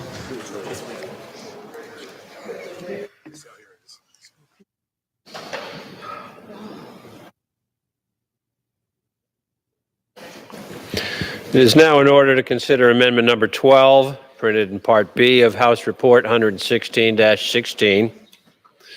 For what purpose does the gentleman from California seek recognition? I have an amendment at the desk.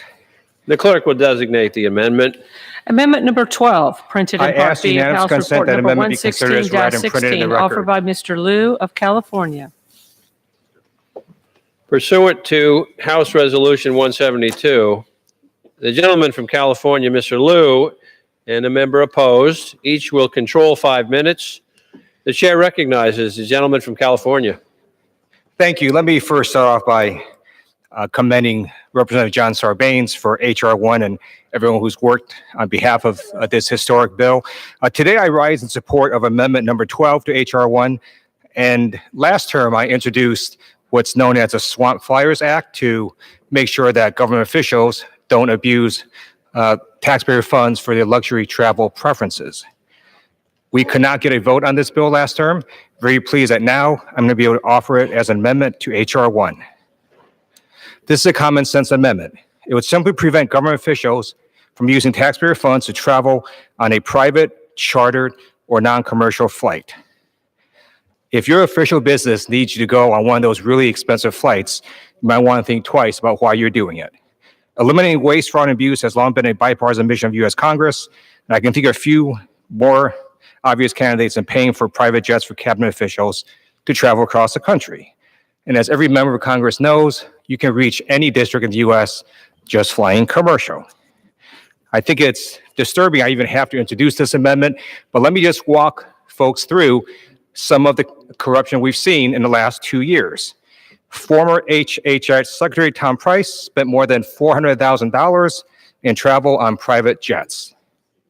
Former Interior Secretary Ryan Zink spent over $39,000 of taxpayer funds on a helicopter tour of national monuments in Nevada.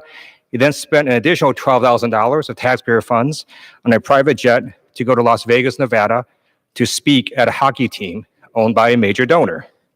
Former Veterans Affairs Secretary David Shulkin spent over $122,000 of taxpayer funds to go with his wife to Europe for the primary purpose of sightseeing.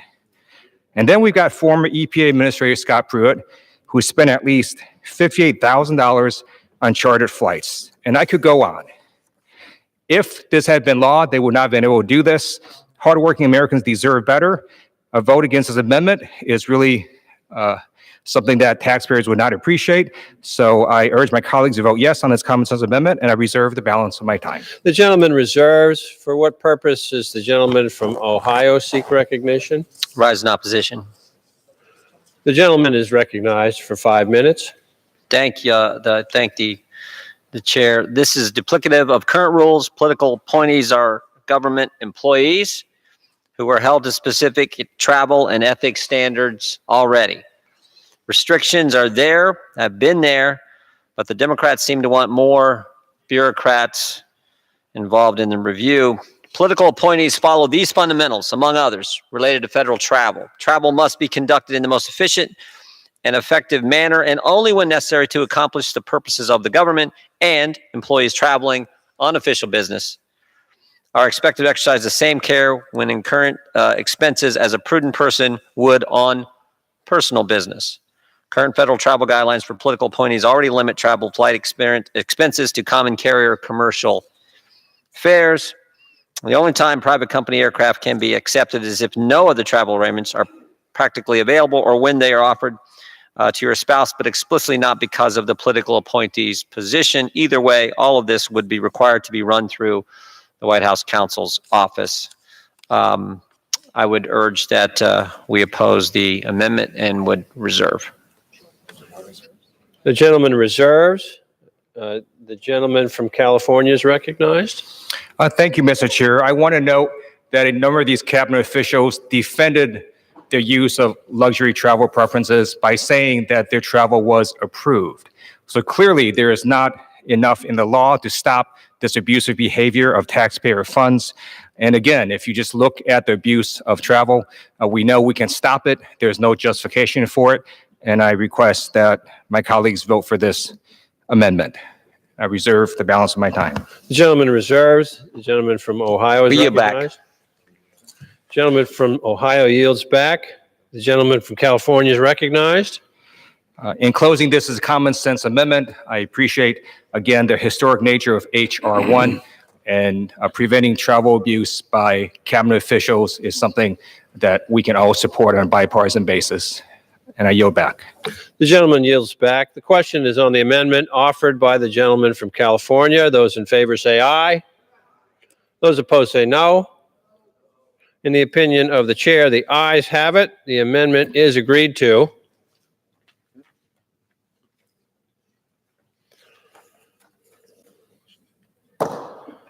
It is now in order to consider amendment number 13, printed in Part B of House Report 116-16. For what purpose does the gentlewoman from Washington seek recognition? Mr. Speaker, I have an amendment at the desk. And the clerk will designate the amendment. Amendment number 13, printed in Part B of House Report number 116-16, offered by Ms. Jayapal of Washington. Pursuant to House Resolution 172, the gentlewoman from Washington, Ms. Jayapal, and a member opposed, each will control 5 minutes. The chair recognizes the gentlewoman from Washington. Thank you, Mr. Speaker. I come to the floor today to speak on this amendment that simply requires unpaid government employees to comply with the same ethics rules as paid employees. President Trump has exploited this ethics loophole for his daughter, Ivanka Trump, and his son-in-law, Jared Trump, who both work in the White House, requiring your daughter and your son-in-law to be subject to the same ethics rules as everyone else is simply basic common sense. It isn't a Democratic issue or a Republican issue, but it is core to our democracy and to our national security. The purpose of ethics rules, Mr. Chairman, are to ensure that conflicts of interest do not interfere in the operations of our government.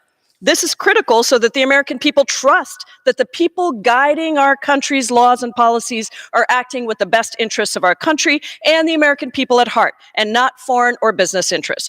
But President Trump's hiring of his daughter, Ivanka Trump, and son-in-law, Jared Kushner, as unpaid advisors has raised serious concerns. Shortly after the 2016 elections, Ivanka Trump participated in her dad's meeting with the Japanese Prime Minister as her namesake clothing brand, Ivanka Trump Marks LLC, was simultaneously negotiating a licensing deal with Sané International, a company whose largest shareholder is the Japanese government. And in addition, her company received preliminary approvals for 16 new trademarks from China during the president's trade war with China. And in one case, Ivanka Trump and Chinese President Xi dined together at Mar-a-Lago the same day that China approved the 3 trademarks for the first daughter. Mr. Speaker, I would yield and finish the rest of my time in my closing. I reserve. The gentlewoman reserves. For what purpose does the gentleman from Ohio rise? Rise in opposition. The gentleman is recognized. As the gentlelady said, this amendment would require the Office of Government Ethics to promulgate rules to apply ethics laws to unpaid employees of the executive office and president of the White House. As she also mentioned, this is clearly to go after Jared Kushner and Ivanka Trump. Seems to me that this is not the kind of thing that we should be focused on. Ms. Trump has been appointed as an executive branch employee, is now covered by the ethics laws and regulations that apply to all executive branch employees. It seems to me this is congressional overreach and redundant of current ethics rules and practices of other folks who have worked in the executive branch. And as I said, we would oppose the amendment. The gentleman reserves. The gentlewoman from Washington is recognized. Thank you, Mr. Speaker. I'd like to yield a minute to my incredible colleague who's been leading this effort, Mr. Sarbanes. The gentleman from Maryland is recognized. Thank you, Mr. Speaker. I thank the gentlewoman for yielding. I thank her for this amendment, which, as she says, is a very common sense amendment. I don't really understand what the objection would be if you don't apply the same ethical standards to unpaid staff or people that are working in the executive branch as you do to paid. What you're left with is a gigantic loophole that could be taken advantage of, and I don't think that the average person out there could understand why you would make that kind of distinction. So this is a very logical thing to do. Just because you're not paid doesn't mean you might not have a conflict of interest. And so this is an amendment that simply directs the Office of Government Ethics to come up with some rules to make sure that senior administration officials, special governmental employees who draw no salary are still going to abide by the ethics laws. Again, if the job here of all of us is to meet the expectations of the public in terms of how things should function up here in Washington, abiding by ethical standards, observing conflicts of interest rules, then this meets that expectation directly. I think it's a good amendment. I thank my colleague, and I yield back my time. Gentleman yields back. I reserve. The gentlewoman from Washington reserves. The gentleman from Ohio is Mr. recognized. Speaker, we yield back. Gentleman yields back. The gentlewoman from Washington is recognized. Thank you, Mr. Speaker. Once again, let me just reiterate that what we are saying is whether you're paid or unpaid, you got to go through the same security clearances. Whether you're paid or unpaid, you have to deal with the same ethics regulations. And particularly when unpaid employees are put into serious positions where national security clearances are required, where they have access to top secret information, we need to make sure that those ethics rules apply to everybody. Now, frankly, we didn't see this as a loophole in the past because it hasn't been exploited in the same way. But unfortunately, that is what is happening now. And Mr. Speaker, I think that this should raise serious concerns for anybody. We need to make sure that the people that are in our government are facing the same transparent ethics rules, whether you're a relative of the person in the Oval Office or not. So we have ethics laws for a reason. The United States is not a despotic country built on nepotism, and we need to make sure that it is in everyone's best interest when all of these employees are subject to ethics laws, including laws that prohibit employees from participating in matters in which they have a financial interest or from misusing their official positions. And I strongly urge my colleagues to support this amendment. Does the gentlewoman yield? I yield. Gentlewoman yields. The question is on the amendment offered by the gentlewoman from Washington. Those in favor say aye. Those opposed say no. In the opinion of the chair, the ayes have it. The amendment is agreed to.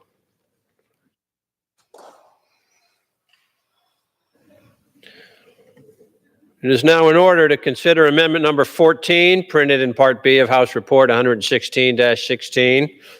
For what purpose does the gentlewoman from Washington seek recognition? Mr. Speaker, I have an amendment at the desk. The clerk will designate the amendment. Amendment number 14, printed in Part B of House Report number 116-16, offered by Ms. Jayapal of Washington. Pursuant to House Resolution 172, the gentlewoman from Washington, Ms. Jayapal, and a member opposed, each will control 5 minutes. The chair recognizes the gentlewoman from Washington for 5 minutes. Thank you, Mr. Speaker. This amendment would stop lobbyists from working on behalf of foreign governments with gross human rights violations. Countries with human rights abuses should use the diplomatic process to express their views and not try to influence the American government when hiding behind highly paid K Street lobbyists.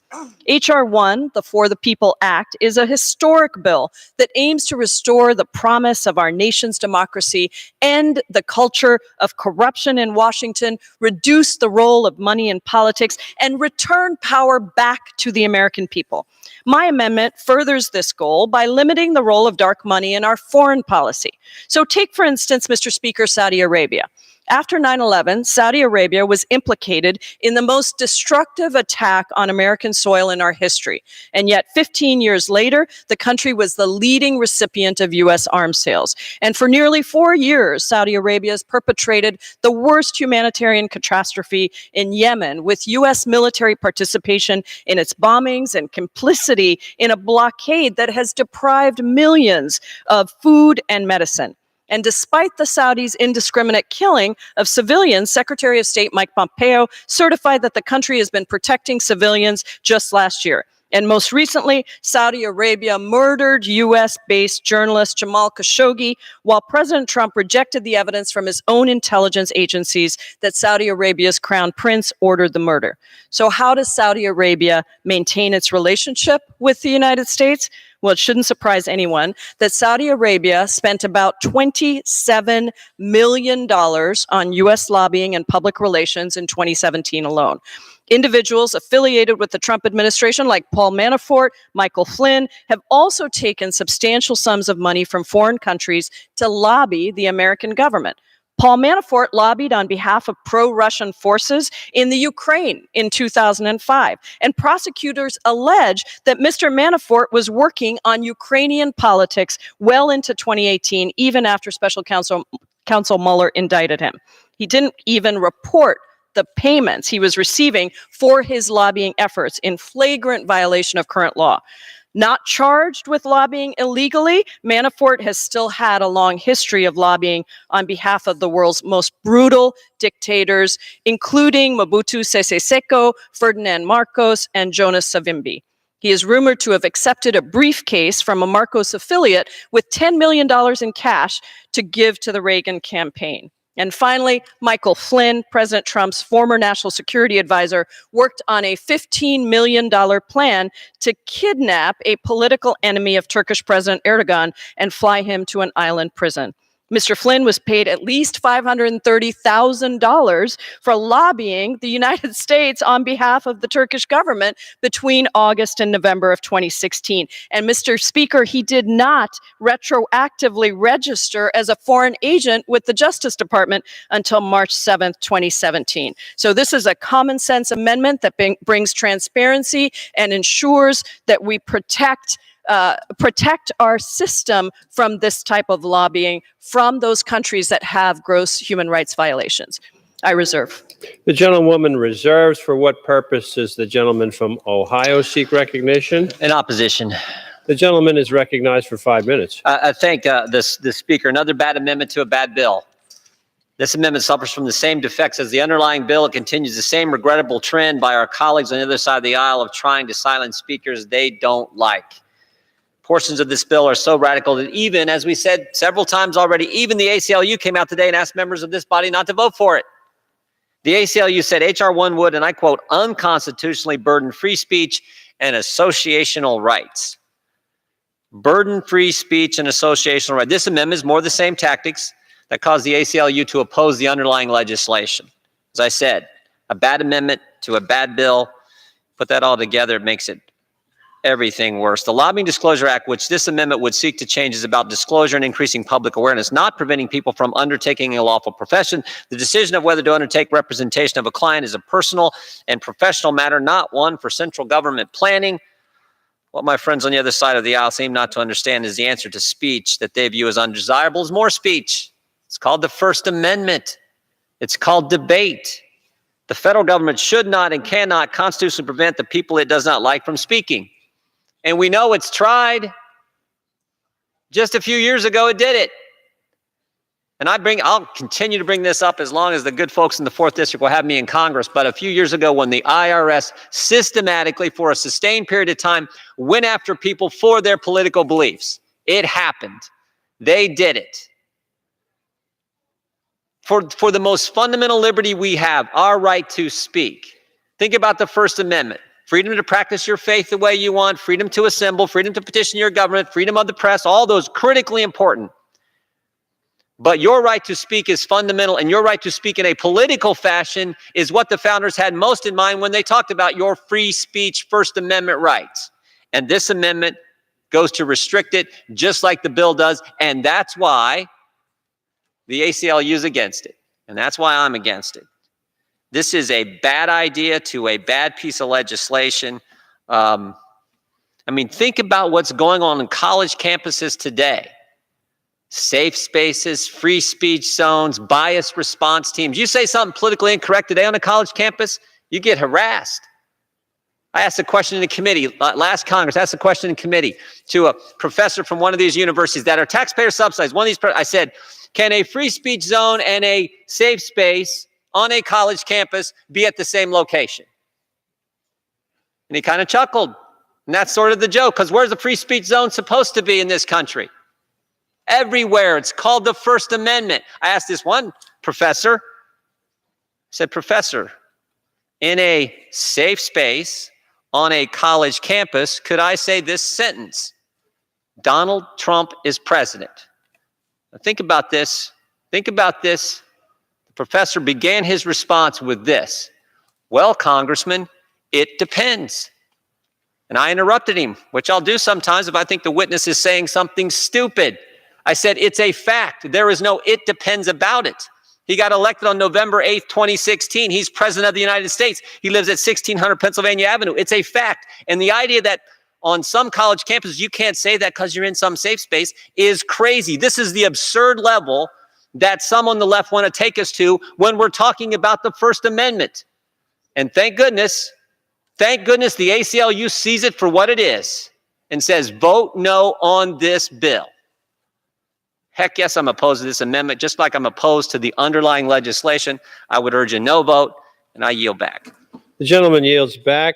The gentlewoman from Washington is recognized. Thank you, Mr. Speaker. I hope my colleagues on the other side that are just quoting the ACLU tonight are with us on everything else that the ACLU supports. I look forward to seeing that. And I got a little distracted in the last speech, so I just wanted to remind people about what we're talking about in this amendment, which is that we would not allow lobbyists that are working on behalf of foreign governments with gross human rights violations to actually pay a bunch of lobbyists and hide behind highly paid K Street lobbyists to get their agenda. They should just use the diplomatic process. It's not like they're not going to have a voice, but they can use their diplomatic process. So that's all this amendment is. It's a smart amendment, and I yield back, Mr. Speaker. The gentlewoman yields back. The question is on the amendment offered by the gentlewoman from Washington. Those in favor say aye. Those opposed say no. In the opinion of the chair, the ayes have it. The amendment is agreed to.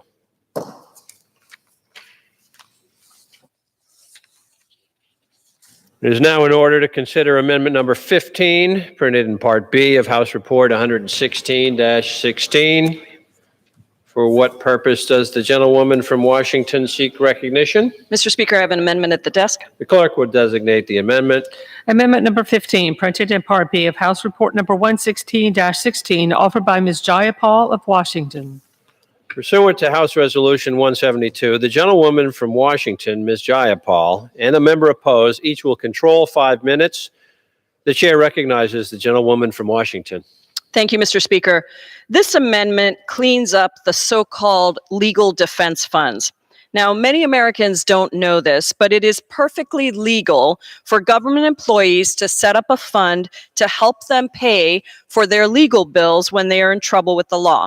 And amazingly, they can pack this slush fund with unlimited donations from wealthy individuals and large corporations. So, in other words, employees in the White House can fund their legal defenses from contributions from the president's campaign backers or people who want to influence the president's decisions. Now, not surprisingly, this president's team has set up a legal defense fund, the Patriot Fund, to help staffers pay for their legal fees related to the Russia investigation.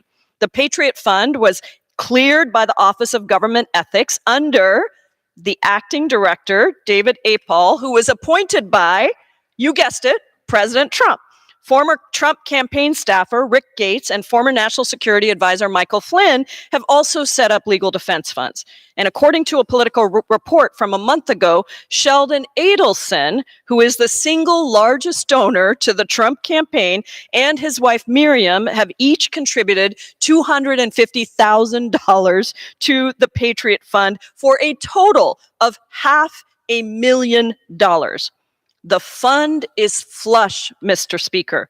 It is no wonder that one of Trump's former campaign staffers, who has been interviewed by the House Intelligence Committee, referred to the Patriot Fund as, quote, a real blessing. Trump lawyers have said that decisions about which staffers' legal funds are paid out of the Patriot Fund will not be related to whether the individual in question defends the president. But since the fund manager has sole discretion over who will benefit from the fund, it is almost impossible to know whether access to Patriot Fund dollars will be used to reward those who might be loyal to the president. And that creates an extraordinary conflict of interest for any president, not just this one, but it is time to put a stop to this in perpetuity. And that's why I've offered this amendment to direct the Office of Government Ethics to promulgate regulations on basic requirements to ensure transparency of donations to legal defense funds in the executive branch and to ensure that federal employees cannot obtain money from prohibited sources. These regulations will be similar to rules that are already established for members of Congress. And I think that that is just common sense. My amendment closes loopholes and it eliminates conflicts of interest in these legal defense funds in several ways. First, it limits the gifts and donations that can be made to legal defense funds to no more than $5,000 per person per year. Second, it prohibits registered lobbyists, foreign governments, and individuals involved in activities that are regulated by the agency that is employing the individual who will receive the legal defense fund dollars from contributing to their legal defense fund. Third, it clarifies that employees may not accept gifts and donations outside of legal defense funds to pay for legal fees and expenses from civil or criminal proceedings. And fourth, it makes legal defense funds public by requiring that the source of contributions and the amount of those contributions be publicly disclosed. This is a sensible amendment, and I reserve. The gentlewoman reserves. For what purpose does the gentleman from Ohio rise? We oppose the amendment. The gentleman is recognized for 5 minutes. Office of Government Ethics already consults with legal defense funds when prompted. OG already published 2 legal advisories around legal defense funds that define gifts according to current U.S. code and the standard of ethical conduct for employees of the executive branch. Any legal defense fund reviewed by OG bars the trustee from accepting donations from already prohibited sources. I urge that members oppose this bad amendment to a already terrible underlying piece of legislation and respectfully yield back. The gentleman yields back. The gentlewoman from Washington is recognized. Thank you. In conclusion, Mr. Speaker, I would just say this bill, H.R.1, is about reclaiming our democracy, ensuring transparency and accountability for the American people, and as evidence of obstruction of justice, public corruption, and abuses of power for any president and the people surrounding him, we believe that this bill is essential and this amendment is essential. Thank you, Mr. Speaker, and I yield back. The gentlewoman yields back. The question is on the amendment offered by the gentlewoman from Washington. Those in favor say aye. Those opposed say no. In the opinion of the chair, the ayes have it. The amendment is agreed to.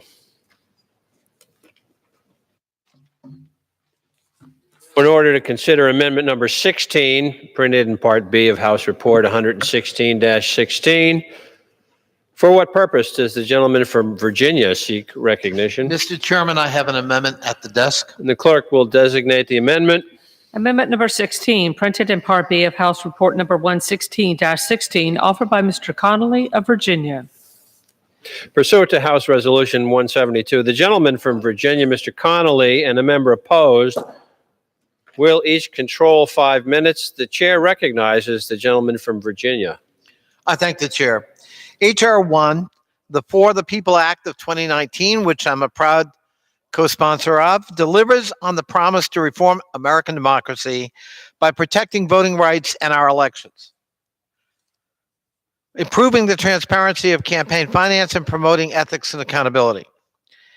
Key to safeguarding voting rights is ensuring that our voting system is secure and free from interference by foreign actors. My amendment to H.R. 1 would help states implement voting system security improvements in order to enhance the integrity of our federal election infrastructure. Adapted from the Fast Voting Act, H.R. 1512, which I recently reintroduced with my colleague, Representative Jim Langevin of Rhode Island, this amendment to H.R. 1 would award supplementary grants to state applicants based on evidence of previous election security reforms and plans for implementing additional innovations. This race to the top model would incentivize states to adopt best practices, including providing voting machines that are less than 10 years old, maintaining offline backups of voter registration lists, and providing a secure platform for disseminating vote totals. According to the Brennan Center for Justice, in the 2016 federal elections, voters relied on outdated voting equipment that was more than a decade old in 43 of the 50 states, Mr. Chairman. My amendment would also instruct the Election Assistance Commission, when evaluating state grant applications, to consider evidence of collaboration between relevant stakeholders, including local election officials, in developing the grant implementation plan and the state's plan to evaluate the effectiveness of its grant activities. We now know that Russia directly targeted state voter databases and software systems in 39 states during the 2016 federal elections. That effort by Russia and additional foreign entities to conduct robust influence operations persisted, sadly, in the 2018 midterm elections. And the U.S. intelligence community expects such attacks to continue through the 2020 federal elections. Numerous witnesses before the Homeland Security Committee testified on the ongoing need for investment to protect us from such attacks. The need to strengthen the integrity of our voting system is crystal clear, Mr. Chairman. We have a moral obligation as members of Congress to protect the sacred nature of the results of every election, and it's urgent.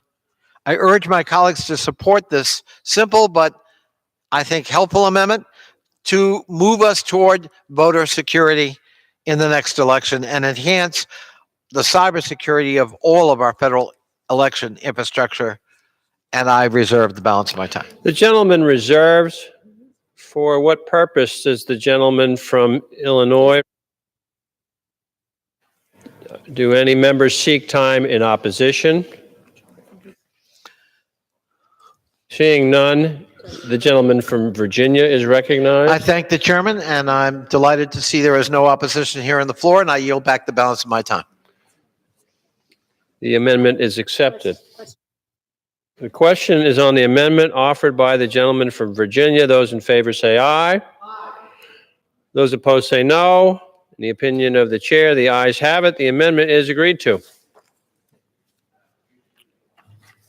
It is now in order to consider amendment number 17, printed in Part B of House Report 116-16. For what purpose does the gentlewoman from North Carolina seek recognition? Mr. Chairman, I have an amendment at the desk. The clerk will designate the amendment. Amendment number 17, printed in Part B of House Report number 116-16, offered by Ms. Fox of North Carolina. Pursuant to House Resolution 172, the gentlewoman from North Carolina, Ms. Fox, and a member opposed Each will control 5 minutes. The chair recognizes the gentlewoman from North Carolina. Thank you, Mr. Chairman. I rise to speak on behalf of my amendment, co-authored by Representative Harley Ruda of California, which seeks to bring badly needed transparency to sources of compensation for certain individuals staffing the legislative branch. I'd like to start by thanking my colleague from California, Mr. Ruda, for working together in this bipartisan fashion. I'm always willing to work across the aisle to find common ground, and I'm glad to have found a partner in him on this issue. I'd be remiss, however, if I did not mention the missed opportunity for doing so on the underlying bill. This underlying legislation ran afoul of the legislative process, having gone through only one markup despite 10 committee referrals. Democratic leaders also rejected many Republican amendments that I support, amendments that would have terminated congressional pensions, prohibiting pay for congressmen when the government shuts down, and other common sense reforms. If we're serious about strengthening our democracy, we need to start with reforming our own Congress. Luckily, Representative Ruda and I are doing just that through our amendment. Our amendment codifies a Senate rule that requires legislative branch offices to disclose the source of funding for congressional fellows. While the general public understands the need for strict regulations on campaign contributions, gifts, and other methods of influence, many Americans would be shocked to learn that the influence of personnel is escaping public notice. The Congressional Fellows Program is a great contribution to this institution on the whole, as it offers direct exposure and experience in the legislative process to people outside of the Beltway. That exposure is great for our democracy and great for the American public. However, it goes without saying that fellows being paid by industry groups, advocacy groups, or for-profit industries shouldn't be creating a unique advantage by way of their access to this body. In fact, there's an old saying around Congress that personnel equals policy. If that is so evident to members of Congress, then surely we can understand the potential conflicts of interest that could arise from this influence. It's been reported that some congressional fellows are working on legislation pertaining to the very interest group they're being paid by to support their work in Congress. The public would rightfully be outraged to learn that even some of the largest social media firms in this country are retaining fellows on Capitol Hill, and yet the average citizen outside the Beltway has no way of knowing about it. This situation gives a whole new meaning to the term, quote, social media influencer. While House ethics rules currently bar fellowship programs from giving an undue advantage to special interests, the House of Representatives lacks a reporting requirement to expose conflicts of interest. Our amendment would fill this gap by mandating that legislative offices disclose the rate and source of compensation for congressional fellows to their chamber's respective ethics committee. The taxpayers have a right to know about the funding, Mr. Speaker. Mr. Speaker, I must ask you to stop the time so that I might take a brief pause to take some water, if you don't mind. My voice will not continue. Thank you, Mr. Speaker. Objection.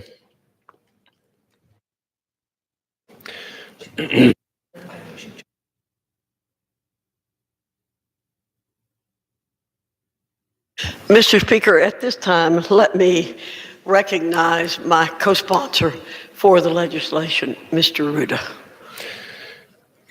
I thank the gentleman gentleman is from North recognized. Carolina for yielding. Mr. Chair, I rise today in support of this bipartisan amendment, which would codify a disclosure requirement for paid congressional fellowships sponsored by non-government sources. It has been a privilege to work with Congresswoman Fox and her office on this amendment to enhance transparency in Congress, and I thank her for her attention to this matter. I look forward to continuing to work with Congresswoman Fox and my other colleagues across the aisle to advance bipartisan initiatives. I'm eager to work with both Democrats and Republicans to find common ground and deliver practical, common sense solutions for the American people. By passing this bipartisan amendment, we can show our constituents that we are serious about improving transparency and accountability in the People's House. I ask my colleagues to join me in supporting this amendment. Thank you, and I yield back. Gentleman yields back. Gentlewoman from North Carolina is recognized. Thank you, Mr. Chairman. Could I inquire as to how much time is remaining? The gentlelady has 3/4 of a minute remaining. Thank you, Mr. Speaker.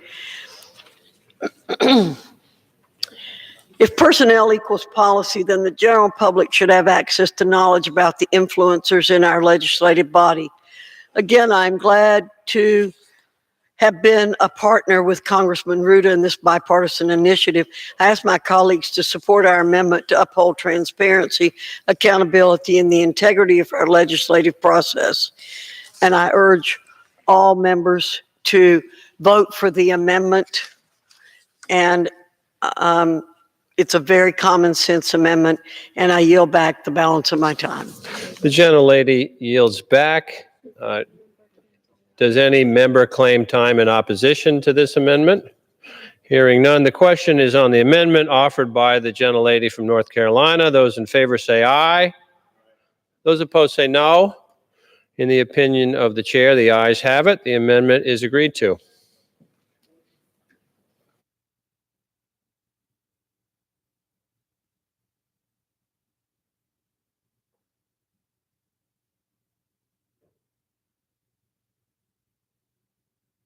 Order to consider amendment number 18, printed in Part B of House Report 116-16. For what purpose does the gentlewoman from Michigan seek recognition? Mr. Chairman, I have an amendment at the desk. The clerk will designate the amendment. Amendment number 18, printed in Part B of House Report number 116-16, offered by Mrs. Lawrence of Michigan. Pursuant to House Resolution 172, the gentlewoman from Michigan, Ms. Lawrence, and a member opposed, each will control 5 minutes. The chair recognizes the gentlewoman from Michigan. Mr. Chairman, I yield myself as much time as I may consume. The gentlewoman is recognized.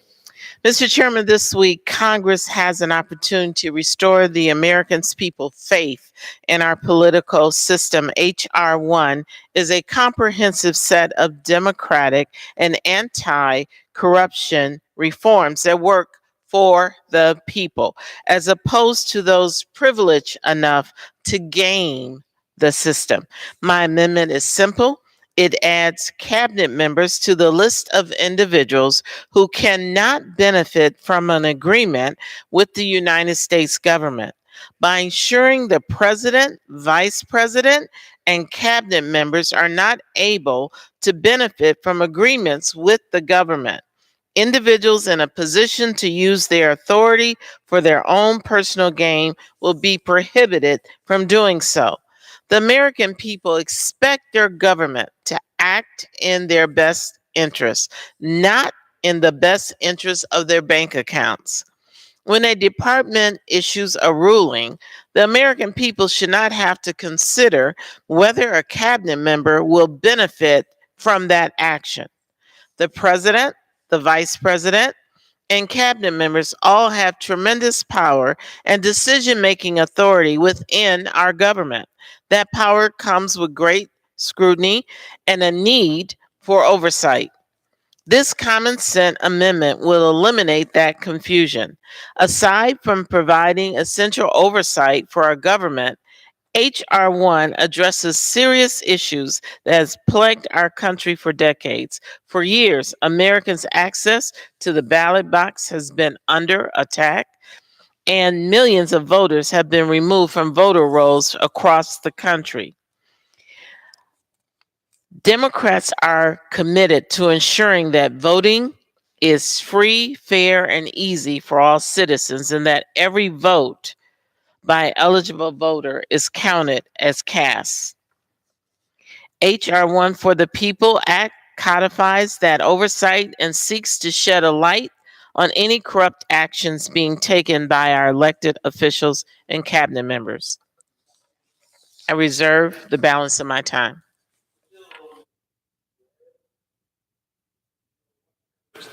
Gentleman from Illinois, rise. Does any member seek time in opposition to the amendment? Which one? Hearing none, the gentlewoman is recognized. Mr. Chairman, cabinet members should be held to the same standard as president, vice president, and members of Congress, and should not be able to benefit from agreements, policy, and their actions while serving the U.S. government. I urge my colleagues to support this common sense amendment that will help provide important oversight of our government. I yield back the balance of my time.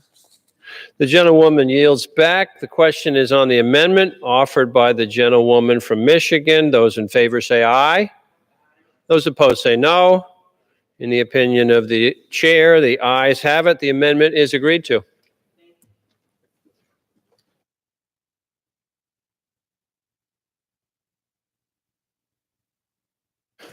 It is now in order to consider amendment number 19, printed in Part B of House Report 116-16.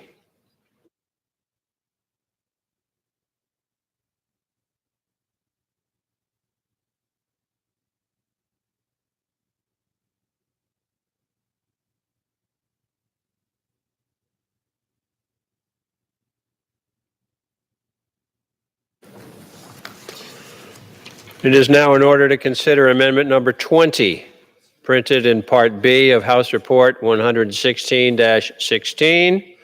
For what purpose does the gentleman from California seek recognition? Mr. Chair, I have an amendment at the desk. The clerk will designate the amendment. Amendment number 20, printed in Part B of House Report number 116-16, offered by Mr. Ruda of California. Pursuant to House Resolution 172, the gentleman from California, Mr. Ruda, and a member opposed, each will control 5 minutes. The chair recognizes the gentleman from California. Thank you, Mr. Chair. The people of Orange County sent me to Congress because they were disillusioned with the nature of our politics, whether it's the toxic partnership or the vice grip of special interest money on our political system. I offer these amendments today to improve this landmark bill by regulating political ads and restore voters' confidence in our elections. Our government has for too long preferred to shield special interests instead of our constituents. And that ends by getting out of politics and passing the For the People Act. In an age of advanced cybersecurity threats, more states are looking to one of the oldest technologies in existence, paper. Currently, the majority of states utilize some form of paper ballot for elections, with more taking steps to adopt paper-only systems. My amendment would require the use of recycled paper for federal elections, a critical step to increasing the sustainability of our elections.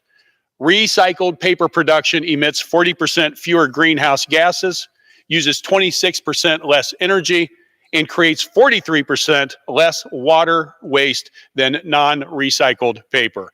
The impact of requiring the use of recycled paper for ballots is significant when you consider the amount of paper used in the United States.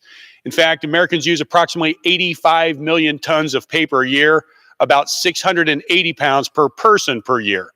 Recycling just 1 ton of paper can save 17 trees, 7,000 gallons of water, 380 gallons of oil, 3.3 cubic yards of landfill space, and 4,000 kilowatts of energy, reducing greenhouse gases by 1 metric ton of carbon. As security concerns continue to inspire moves to replace electronic voting methods with paper ballots, we must be mindful of the environmental impact.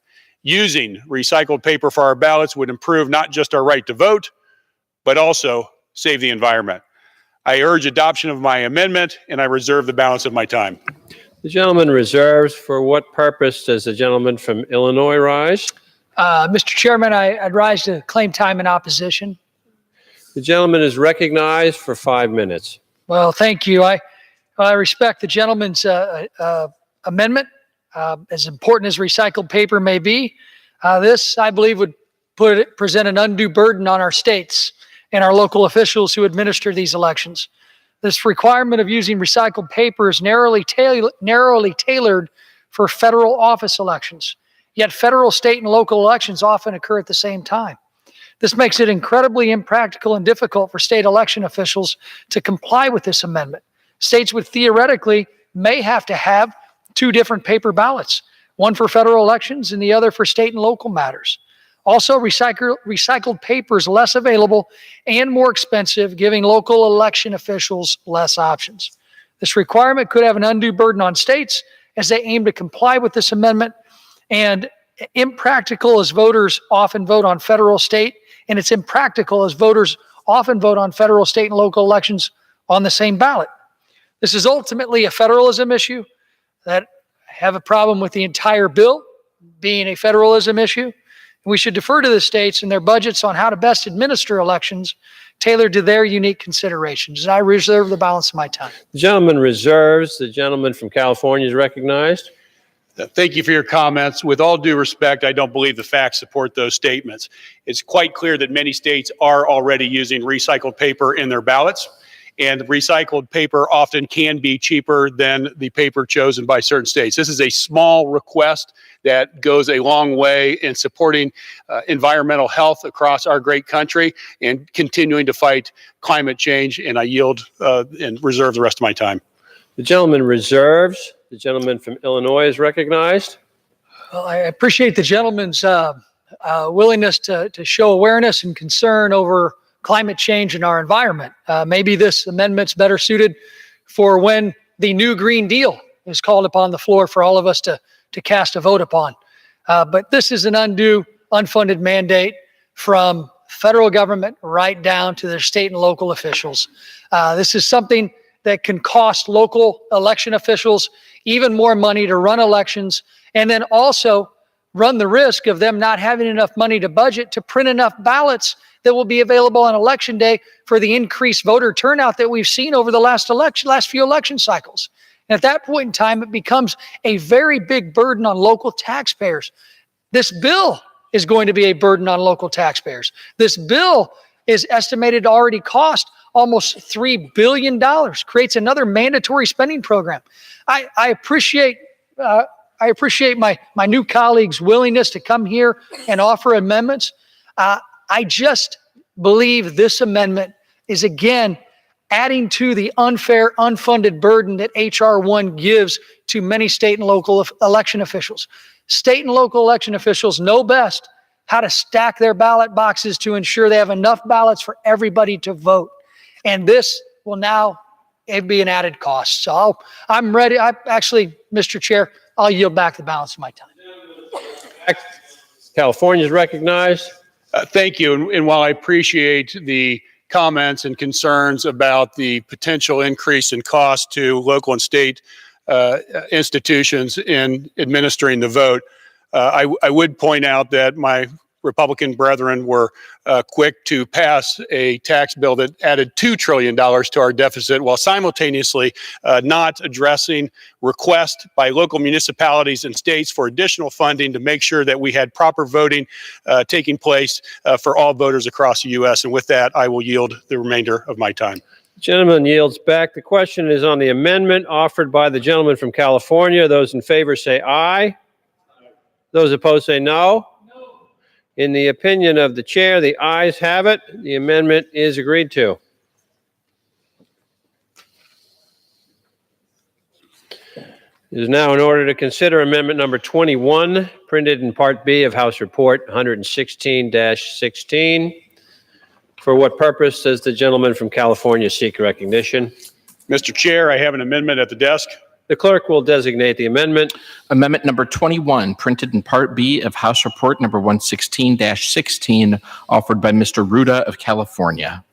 Pursuant to House Resolution 172, the gentleman from California, Mr. Ruda, and a member opposed, each will control 5 minutes. The chair recognizes the gentleman from California. Thank you, Mr. Chair. Every election, hundreds of thousands of votes are not counted simply because of bad ballot design.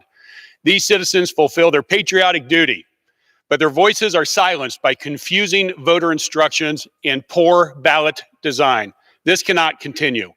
Although most Americans associate bad ballot design with the 2000 presidential race and hanging chads, unnecessarily complex and misleading ballots still plague our elections today. Confusing ballot design has a significant and well-documented effect on our elections, disproportionately affecting low-income and elderly voters. You shouldn't need a magnifying glass to read a candidate's name, and you shouldn't need a PhD to understand voter instructions. My amendment simply directs the U.S. Election Assistant Commission to study the best ways to design both paper and digital ballots. by reviewing uncounted vote data and conducting usability tests, the U.S. Election Assistant Commission can provide states with better ballot design guidelines. This study, which would be due in January 2020, is a common sense way to ensure that more Americans' votes are counted next election and in every election to come. I ask my colleagues to support me and join me in supporting this amendment. Thank you, and I reserve the balance of my time. The gentleman reserves. For what purpose does the gentleman from Illinois rise? I rise once again in opposition to this amendment. The gentleman is recognized for 5 minutes. Thank you, Mr. Chairman, and thank you to the sponsor. Again, this is another added cost to the taxpayers that I believe, and my colleagues, I believe, should agree that is already being taken care of. The EAC is already tasked to take on this role. The Election Assistance Commission is an independent bipartisan commission charged with developing guidance to meet the Help America Vote Act of 2002 requirements.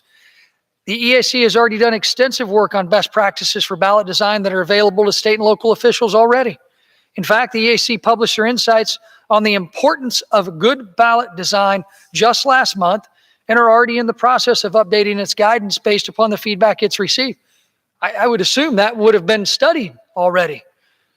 Additionally, every 2 years following an election, the EAC sends its election administration and voting survey to election officials in all 50 states, the District of Columbia, and our four territories. The survey includes national, state, and county level data on voter registration, uniformed and overseas voters, early, absentee, provisional voting, voting equipment usage, and poll workers, polling places, and precincts. All that to say, again, this is a waste of taxpayer dollars to be redundant and have the EAC perform another study that's going to cost the taxpayers of this country. With that, I reserve the balance of my time. The gentleman reserves. The gentleman from California is recognized. Thank you for your comments. And it sounds like we're in agreement because you support studies that have made these ballots improved over time. And as we just saw from the most recent election cycle, it is clear that we still have work to do. So we have agreement that we want better ballots at all locations. And I'm glad you're joining me in support of that.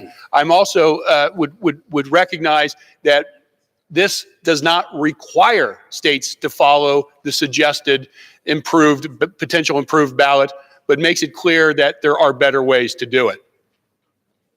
I yield. The gentleman yields. The gentleman is recognized. Well, I appreciate the gentleman's intention, and I appreciate his willingness as a new member of this institution to come down here and participate in the amendment process. We need folks who come to this institution and they want to legislate. They want to be on the floor. They want to offer amendments. My biggest problem with this amendment is we don't know how much this study is going to cost taxpayers. These are the types of studies that I believe the information that my colleague wants to get is already going to be in place. Why do we need to spend any more tax dollars on another study that's going to provide the same answers that my colleague has already asked them to now do a new study on? The EAC is doing their job. Now, let's get back to the overall issue of H.R.1. H.R.1 was a bill introduced on January 3rd with zero Republican input, zero outreach to anybody on my side of the aisle, let alone the 3 Republicans that we have serving on the House Administration Committee, the only committee that marked this bill up. At that announcement of this 571-page bill that's co-sponsored by every member of the Democratic Conference, it was shown that, heck, the author thanked all the outside special interest groups who helped write it. We were given no input whatsoever on this legislation that is going to cost the taxpayers billions of dollars. I'm sorry, Mr. Chairman. I'm going to do everything I can to make sure we lessen the amount of undue influence and undue unfunded mandates coming through this amendment process, and this is my one chance to do that. Now, I'm glad that my colleague mentioned the H.R.1 of the last Congress. I learned my lesson not to yield back as he just did, because now I get the last word. This is an opportunity to remind my colleague, my new colleague, that it's even been reported 80% of what the Congressional Budget Office estimated that our tax cut bill that put that put thousands of dollars in the pockets of middle-class families, it's already paid for itself by 80%. Less than a year, we changed this. This is why H.R.1 of the last Congress actually helped families put more money in their pockets. And H.R.1 this year is going to actually cost taxpayers billions and put more money in the pockets of members of Congress's campaigns. That is a travesty. That is no comparison. And that is exactly why this bill is terrible. And no offense to my colleague, I just oppose his amendment because I think it's redundant. But I'll reserve the balance of my time.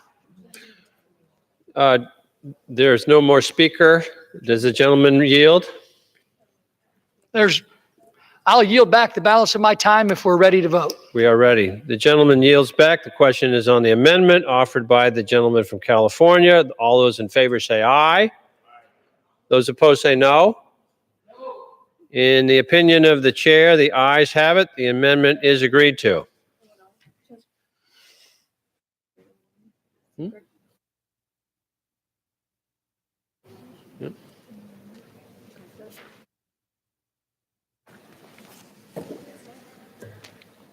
It is now in order to consider amendment number 22, printed in Part B of House Report 116-16. For what purpose does the gentleman from California seek recognition? Mr. Chair, I have an amendment at the desk. The clerk will designate the amendment. Amendment number 22, printed in Part B of House Report number 116-16, offered by Mr. Ruda of California. Pursuant to House Resolution 172, the gentleman from California, Mr. Ruda, and a member opposed, each will control 5 minutes. The chair recognizes the gentleman from California. Thank you, Mr. Chair. Each year, too many Americans lose their voter registration status when they move without updating their voter registration address. My amendment is a common sense measure which directs the Postmaster General to include a notice on the Postal Service's hard copy change of address form, simply reminding voters to update their voter registration following a change of address.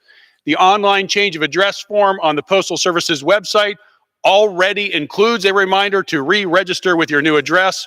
This amendment would simply ensure that voters who use the hard copy change of address form also get a reminder to update their voter registration. No one should be denied the right to vote simply because they forgot to update their voter registration address following a move. I urge adoption of this amendment. Thank you, and I reserve the balance of my time. The gentleman reserves. For what purpose does the gentleman from Illinois rise? I rise to claim time in opposition, although I'm not opposed to this amendment, and I'm ready to close. Without objection, the gentleman is recognized to claim the time in opposition. I'm ready to close. The gentleman is recognized. I appreciate the opportunity. I, again, rise in opposition, but I am not necessarily opposed to this amendment. And if the gentleman is willing, I'm ready to move toward closing. I'm ready to close on this debate. So I'll reserve. The gentleman reserves. The gentleman from California is recognized. Well, if my colleague is ready to yield and proceed to a vote, then I'm certainly willing to do so as well. I reserve. The gentleman reserves. The gentleman from Illinois is recognized. The gentleman yields back. I yield back. The gentleman from I yield as California well. is recognized. The gentleman yields back. The question is on the amendment offered by the gentleman from California. All those in favor say aye. Those opposed say no. In the opinion of the chair, the ayes have it. The amendment is agreed to.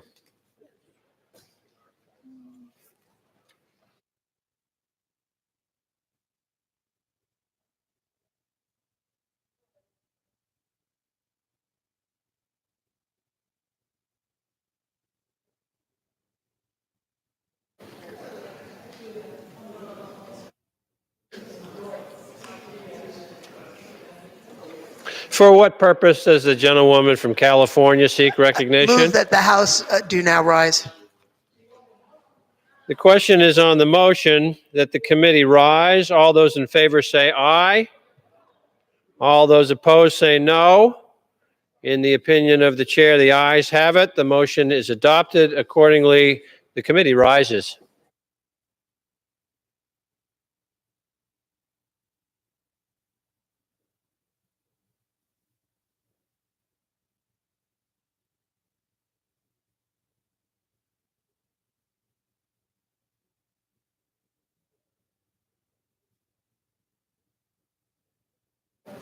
Mr. Chairman.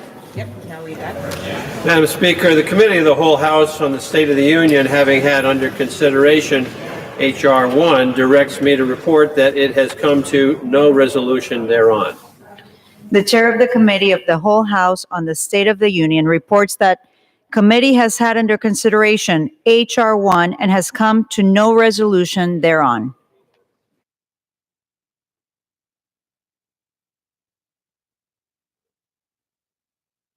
The Chair will now entertain requests for 1-minute speeches.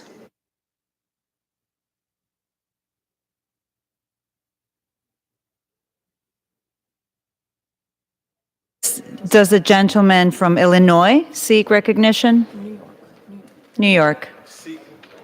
I apologize. Seek unanimous consent to address the House for 1 minute.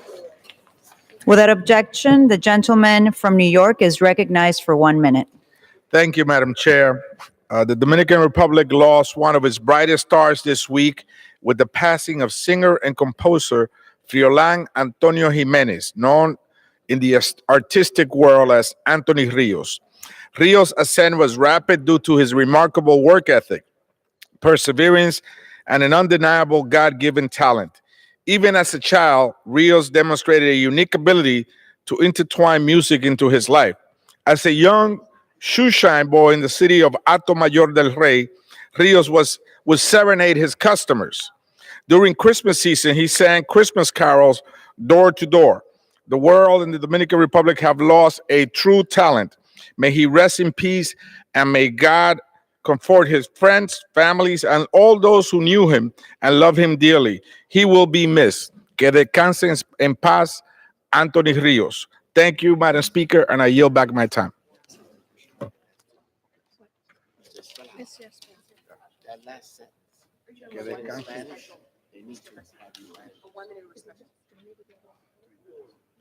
Okay, so you're gonna do this question. Okay, so you can have a seat and then Mr. Yeah, you can close. I'll grab you. You need to go to the podium. Under the Speaker's announced policy of January 3rd, 2019, the gentleman from New York, Mr. Espaillat, is recognized for 60 minutes as the designee of the Majority Leader.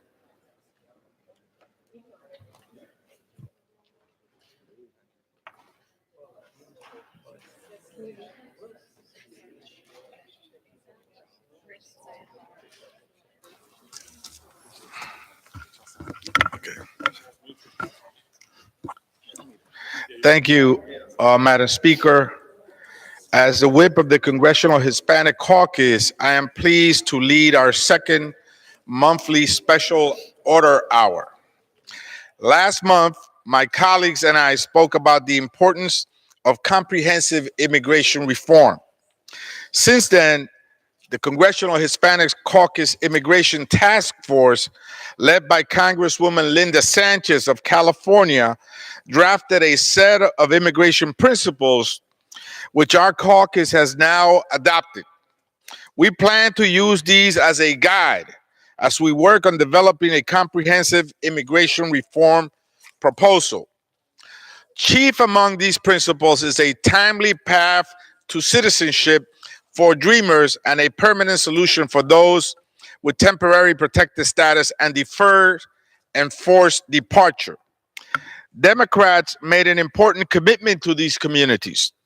After a failed attempt at a bipartisan solution for Dreamers and TPS recipients last year, and again a few weeks ago, we said that if we regain control of the House, we will move quickly to fix this. Democrats have spent the last few weeks working just on that. In particular, two of our CHC colleagues, Congresswoman Lucille Roybal Alar and Congresswoman Nydia Velasquez, along with Congresswoman Yvette Clarke, have been putting together a proposal that will provide overdue needed relief. Their Dream and Promise Act, H.R. 6, will be introduced next week. And we are also grateful for the time and effort they have put into this critical legislation. That is why we wanted to take this month's CHC's special order to focus on Dreamers and TPS recipients because these are unique groups within our broader immigration community. And because their current plight, the uncertainty of their status is entirely the fault of President Donald Trump and actions he took against them. Dreamers, for Dreamers, the American people have heard us talk about them for many years. But I think it serves reminding just who these folks are. Dreamers are mostly young adults whose parents brought them to this country when they were minors. They do not have legal immigration status in the United States. They are undocumented, just like I was once. And they came here through no fault of their own. For the vast majority of them, the United States of America is the only country they have ever known. And a good number of them grew up not even knowing they were in immigration limbo and at risk of being deported. So some of only found out when they really applied to college. Just think about that, Madam Speaker. You're a young high school student with your whole life ahead of you. You have dreams and aspirations for future careers, and you are excited to take on a new chapter of your life. And then you find out, just one day you find out you're one of those undocumented folks you have been hearing about. And there's now a barrier to your ability to get a higher education, to get a good job, to establish yourself in our society. President Obama recognized this injustice, and he created a program that will give Dreamers relief from deportation, known as the Deferred Action for Childhood Arrivals, or DACA. This gave them some sense of certainty, and most importantly, it gave them the legal status they needed to pursue an education and careers, to buy homes and begin raising a family. Nearly 800,000 individuals across the country received DACA, and thousands more were still eligible. But President Trump abruptly chose to end the program as part of his anti-immigrant policies. Not only is this cruel and unjust, it is economic malpractice. According to the Center for American Progress, ending DACA would cost our GDP $460 billion. Let me say this again, Madam Speaker. Ending DACA will cost our GDP $460 billion. That's because it would mean removing 685,000 workers out of the workforce. If President Trump wants to promote economic growth, as he says, then why will he make such a horrible decision? I leave it up to the American people to sort out that mystery. Perhaps they can do it at the polls, the ballot box in a couple of years. TPS recipients. Now, what's worse, Madam Speaker, is that Dreamers aren't the only group President Trump has decided to throw into legal limbo. Over the course of his 2 years in office, the president has ended also temporary protected status. And I know you know that very well, Madam Speaker, because you represent the state of Florida. For thousands of individuals, the temporary protected status has been attempted to end. TPS is an incredible, important program. It allows individuals to stay and remain in the United States for an extended period of time if some emergency erupts in their home country that prevents them from being able to return. TPS has been used in cases of severe natural disasters as well as armed conflict. Only a few countries have been granted TPS, but the program is so important because it allows these people who would otherwise be in limbo for an unknown amount of time to live their lives here in the United States, giving them the ability to work and establish themselves. Some countries have been designated under TPS for many, many years and are still not safe for individuals to return back home. That is why it has been routinely extended by presidents of both parties. This is not a Republican or a Democratic program. Presidents of both parties have extended TPS. TPS holders are established members of our communities. They are workers. They are homeowners. They are neighbors. They have children and families and have built their lives here. They deserve to stay, Madam Speaker. And the truth is, our economy really needs them. More than 300,000 individuals are currently beneficiaries of TPS, but they account for more than 10 billion in spending power in our economy, according to CAP. They pay local, state, and federal taxes. And what's more, so many TPS holders are the parents or the relatives of thousands of U.S. citizen children, children who deserve to have their families stay together. Conclusion, Madam Speaker. Families belong together, whether they are separated at our border, whether they came here with a young child who only recently learned he or she was undocumented, whether they cannot return to a nation that is not able to receive them, they deserve to stay together. And they deserve to remain here in the United States, the place they now call home. During the rest of this hour, you will hear from a number of my CHC colleagues from across the country about how important Dreamers and TPS recipients are, how important they are to their respective district, how these hardworking individuals are part of the fabric, the very fabric of communities they represent. I look forward to hearing from them, share their stories with you, Madam Speaker. And now, Madam Speaker, we yield to my colleague from the state of Illinois, Mr. Jesus Chuy Garcia, whose state is home to nearly 3,000 TPS holders and more than 42,000 DACA recipients. The GDP loss, if DACA was to be removed, is $413 million, and TPS spending power in that state is $91.7 million.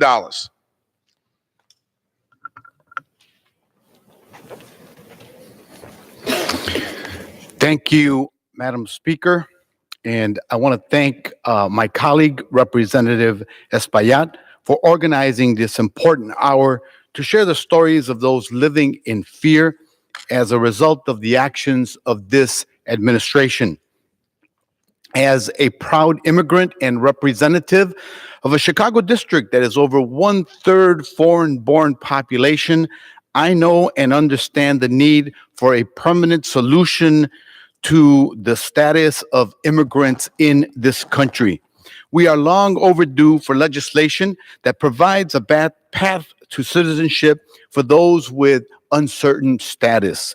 Madam Speaker, there are more than 11 million individuals, including children, living in the U.S. who are currently undocumented. Of those, there are over 3.6 million dreamers, children who entered the U.S. before their 18th birthday, and over 1.8 million children eligible for deferred action because they were brought to the U.S. before their 16th birthday. Too many live in constant fear as a result of cruel policies of this administration. In Illinois alone, there are almost 40,000 individuals enrolled in deferred action program. But this issue affects entire families, including those in mixed status families.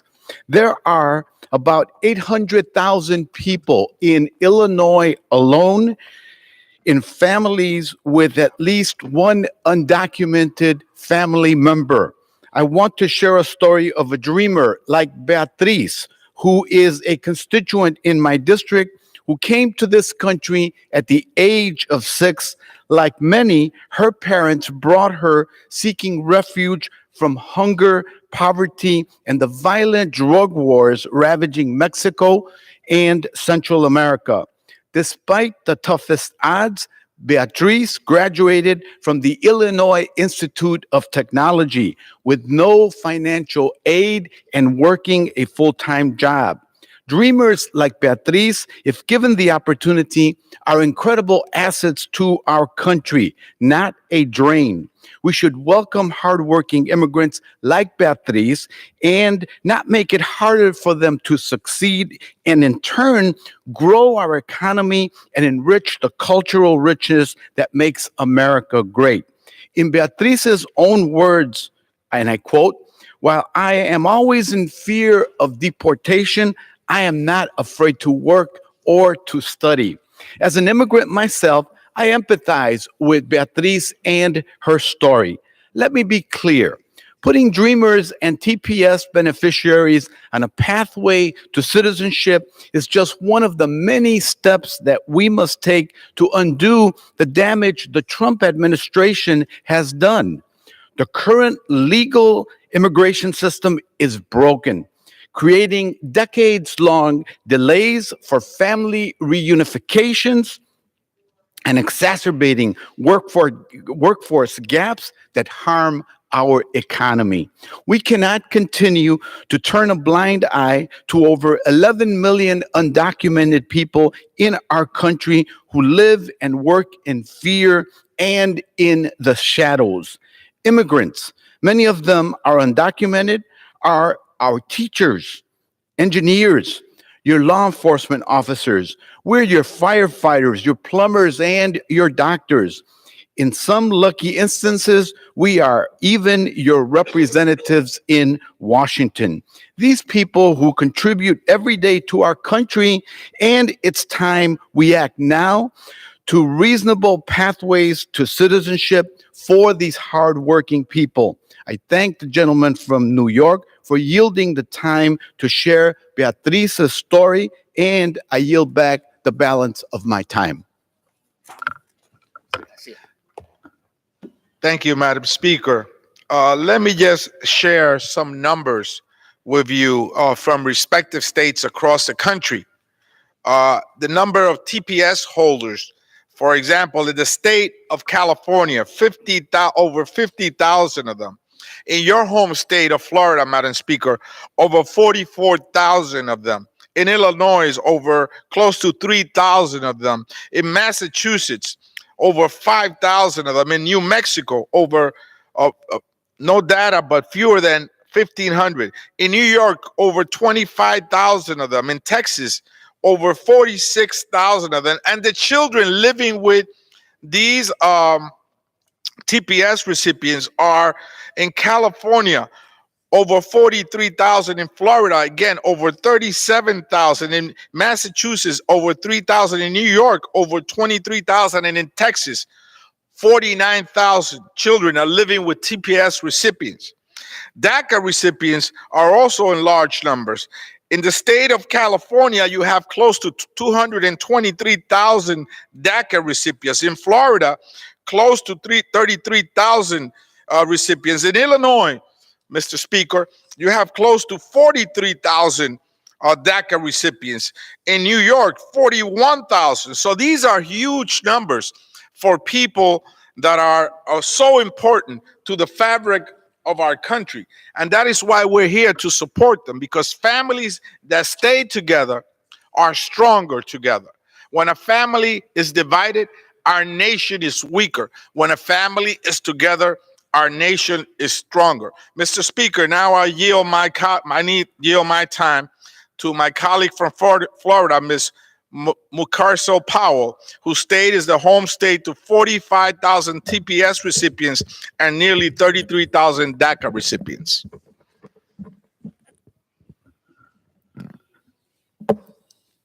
Mr. Speaker, DACA recipients are our neighbors. They are entrepreneurs, college graduates, educators, and healthcare providers. DACA recipients are helping our country lead in science, technology, and medicine. Jorge Cortez is one of those DACA recipients. Jorge came to the United States from Colombia when he was a teenager. Despite his undocumented status, Jorge worked hard, he contributed to his community, and eventually graduated from Florida International University. After graduating, he quickly established himself as an entrepreneur in Miami's technology and social innovation sector, eventually employing upwards of 15 people.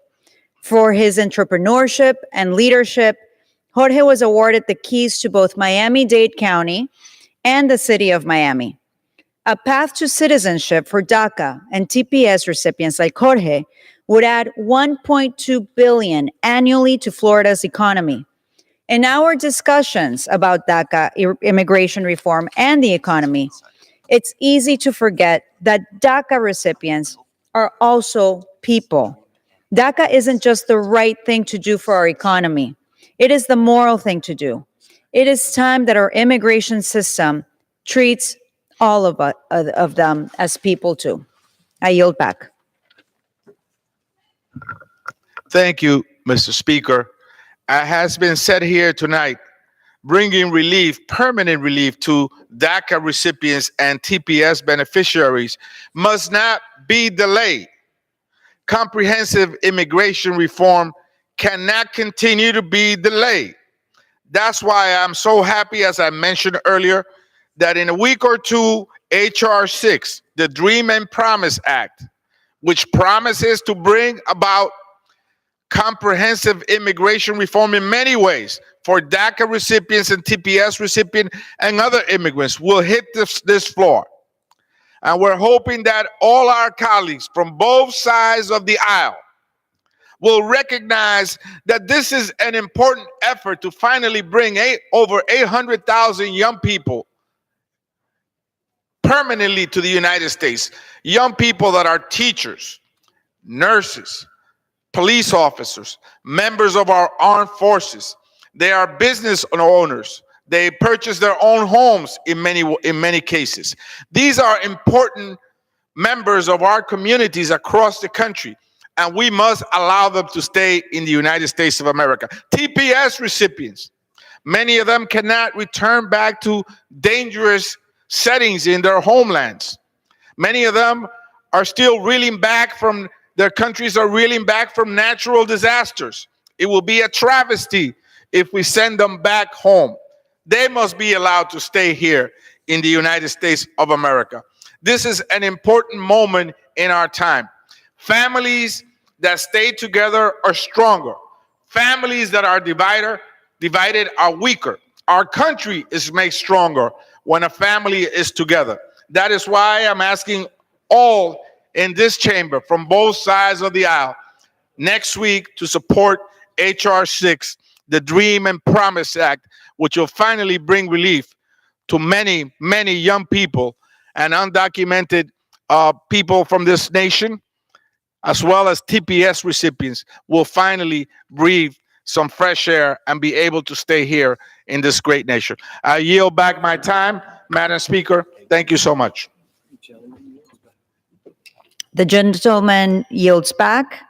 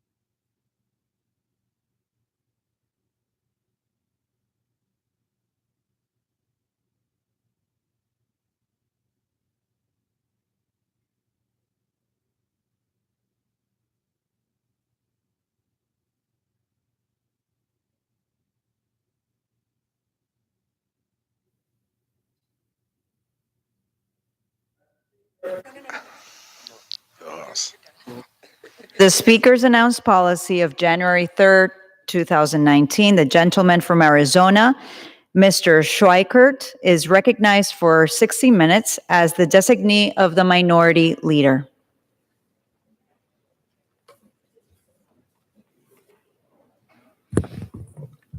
Thank you, Madam Speaker, and to my friend, thank you for stalling as there was a crowd in the elevator on my way over here. Madam Speaker, let me actually remove a little bit of this. What we're doing tonight, and we'll try to do it somewhat efficiently so you don't have to spend too much time in the chair, is every week we've been taking a half an hour or so. Tonight we may do something less, and sort of walking through what we believe is actually a idea that actually saves this country. And not to be too melodramatic, but let's actually walk through some of the mathematical realities. We have 74 million baby boomers moving into retirement. The peak of the baby boom is just a couple years away from retirement. So baby boom, 74 million over an 18-year period. If you look at federal spending, the growth in federal spending from 2008 to 2028, as CBO is calculated, 2008 to 2028, 91% of all the growth in federal spending is interest, Social Security, healthcare entitlements. I know this doesn't sort of fit the mantra that you so often hear around here from, Republicans, Democrats, but it's math. We have a demographic issue. We're getting old much faster than almost any time, I think, in our society, and our birth rates have substantially collapsed. So one of the things we've come to is saying, how do you maximize economic vitality in our society so we can keep our promises? Those promises of earned benefits like Social Security are promises such as earned benefits of Medicare. And we believe we have 5 pillars, and so we always start with this chart, and you can do them in any fashion you want. Last week, we actually did a half an hour, which I'm sure was riveting for anyone that was willing to watch, on labor force participation. But it's important. If you go back over the last couple of years and look at some of the CBO reports, repeatedly, there's sections in there that talk about what's the barrier to economic expansion in our country. And they'll often talk about 2 things: capital stock, basically savings rates, money to be lent into the economy to multiply, to build things, to grow things. The second thing is population, labor force availability. Well, turns out since tax reform, the capital stock numbers have been much better than almost any of us had expected in the modeling. So our restraint on economic expansion turns out to be substantially labor force. Okay, so that's what we talked about last week of how do you draw in millennial males? How do you add incentives to those who are older to stay in the labor force? So that was last week. We've also actually talked about what we'll have to do, and every week we're gonna do one of these, dealing with the earned benefits. Are there things we can do in those earned benefits to add some competition for when someone is buying their medical benefits through Medicare? Can we add certain incentives saying, I'm healthy, I wish to work longer? Can we give you certain incentives through either those programs or the tax code to stay in the labor force as long as you're healthy? And we actually see other societies around the world, look at Japan and others, who are actually having to work through this concept of, as their demographics get older, how do they actually keep as much of their population still within the labor force so the economy continues to stay stable and grow? And economic growth, we're going to do a whole presentation on everything you do from designing a tax code that stays competitive in the world, that incentivizes, somewhat like we did a year plus ago, incentivizes capital formation, incentivizes investment in plant and equipment and technology, because we had gone functionally almost 2 decades with very little productivity growth. You want to pay Americans more? Well, what's the formula? I mean, do we all remember sort of our high school economics class? What are the 2 elements that go into typical growth in someone's salary? Well, it's inflation. Well, inflation isn't getting, if you get inflation adjustment, you're not getting any further ahead. You're just sort of holding steady. It's productivity. When we actually look at the formulas that end up organically, systematically thought through, when businesses pay their workers more, here's the inflation adjustment. Oh, by the way, we bought new plant, we bought new equipment, we bought new technology. We're able to make this many more widgets now. Our productivity has gone up. We can pay more. That is the key reason we functionally have gone a couple decades with very little wage growth. because we didn't have productivity growth. And so as we start to talk about economic growth, it's going to be everything from designing a tax code that maximizes that type of growth to trade policy that maximizes economic expansion in our country, all the way down to how do you design a rational regulatory environment. Some people like to come behind these microphones and talk about deregulation or re-regulation. I want to make the argument we should be, as a society, talking about smart regulation.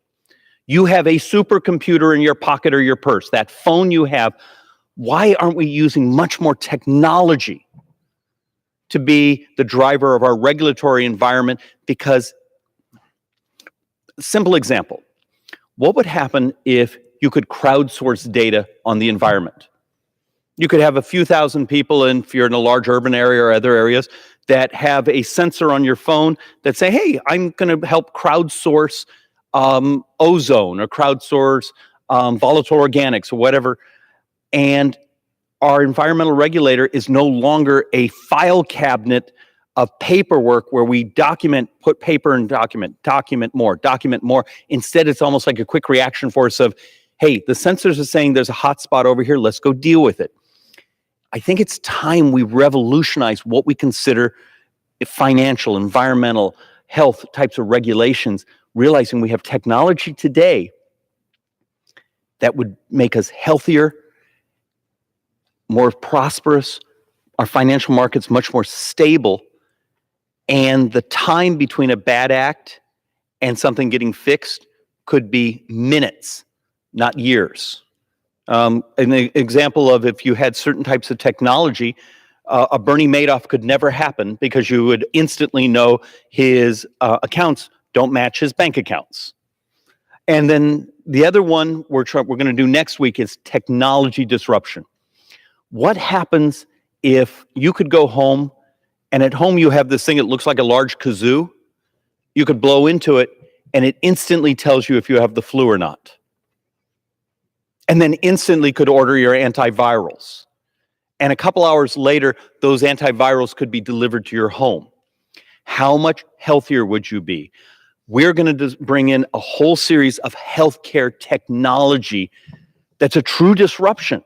Because remember, part of our premise is if you actually look at the cost curves, so much of it is Medicare and the fact we do not have the resources set aside to keep our promises right now, that technology, if we do the adoption, if we remove the barriers, could be an amazing disruption in the price of healthcare, because this body, let's be brutally honest, for a decade, we've been having the wrong debate. We have the ACA over here, which functionally just moved around who got to pay. We had much of our Republican alternatives that we believe would add some competition, those things, but it was substantially who got to pay. It's time Republicans and Democrats get together and understand there's a technology revolution happening out there that could be the price, that can be, will be, the price disruptor on healthcare if this body is willing to remove those barriers to that technology. And imagine being able to have certain wearables, whether you are the type of person that walks around with a smartwatch or the type of person that has the patch that can read your blood oxygen or these types of things, or the autonomous healthcare clinic that are being experimented with in the Phoenix Scottsdale market. There's a revolution happening out there. We need more of it. We need to adopt it faster. We need to remove the barriers and stop having these crazy conversations of little incremental changes. We need the disruption. So as we walk through, part of the premise is if you look at this slide, and I've brought this slide in previous discussions, 91% of the spending growth between 2008 and 2028. Interest, Social Security, healthcare, functionally the healthcare entitlements. And when you look at that, you start to realize these other colors you see here are functionally the other portions of the budget. Non-defense is green, yellow is defense. They're basically, their percentage of the growth in spending is substantially flat. You know, a little growth here, a little growth there, But the explosion of the curve, where you see those lines going up, is interest, Social Security, and the healthcare entitlements. So why don't we as members of Congress have the honest conversation that if you care about the debt, if you care about retirement security, if you care about these things, this is the honest conversation. Take a look at this slide. Between 2018 and 2048. Okay, 30-year period, and this slide is not adjusted for inflation. You see the little green bar on the far end? That's the rest of the federal budget. That's the non-Social Security, non-Medicare, is actually $16 trillion to the positive. So how do you end up with $84 trillion in the negative over those 30 years? It's functionally the interest in the spending on Social Security, the interest in the spending on Medicare. I believe we have a moral obligation to protect these earned entitlements, but you aren't protecting them by avoiding the subject. And that's what this place has become famous for doing.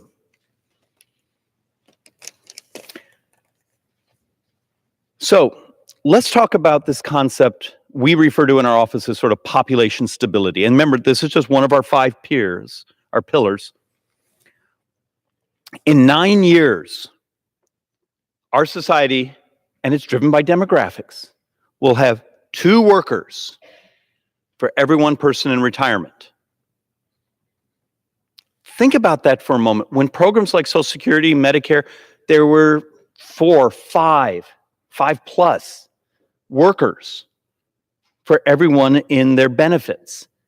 In 9 years, we moved 2 to 1. What also happens in 9 years? The end of the baby boom cycle. So the end of the spiked years. If this slide doesn't actually make you go, wow, maybe we should take this seriously, because we should have taken it seriously a couple decades ago, because we knew people were going to turn 65 from the baby boom for how many years? 9 years, 2 workers, 1 person in retirement. This is absolutely critical, and this is what's coming to us. So what are the solutions on this particular pillar? We call population stability. We need to be honest and work hard for policies that maximize family formation. I don't even know if I have them here. I hope I do. Some of the charts that actually show you what's happening in the birth rates around the country. You do understand, as a nation, we are now well below replacement rates in our population data. Matter of fact, let me give you this one back.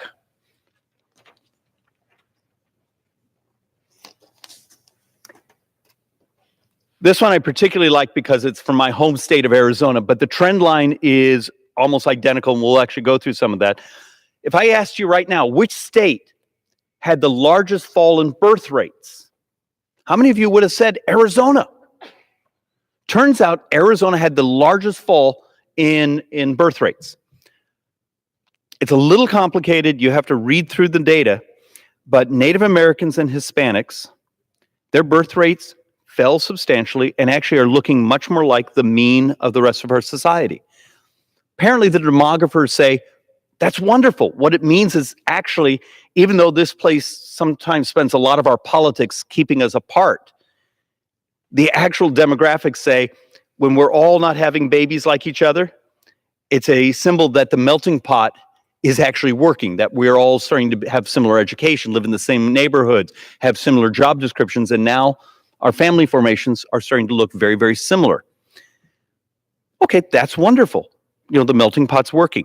But understand what that means in the future, having enough workers to participate in keeping the economy growing and stable.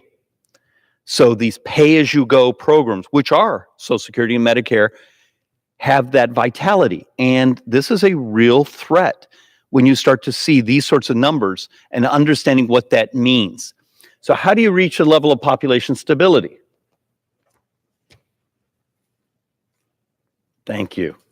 It's always embarrassing when you stand here and knock over the easel. And this is a brand new slide for us, but do you actually see, and we're going to do a little more on what's happening population-wise, I want you to actually substantially look at, we'll call it the green line, the second one down. You see that precipitous fall? So if we're right here, that was sort of our last sort of time of being in the positive, a bit before 2010. But since then, we have continued to fall and fall and fall. And now our demographers are coming back and saying, yeah, this is sort of the new normal, because it's not just the United States. Apparently, this trend is all over the industrialized world.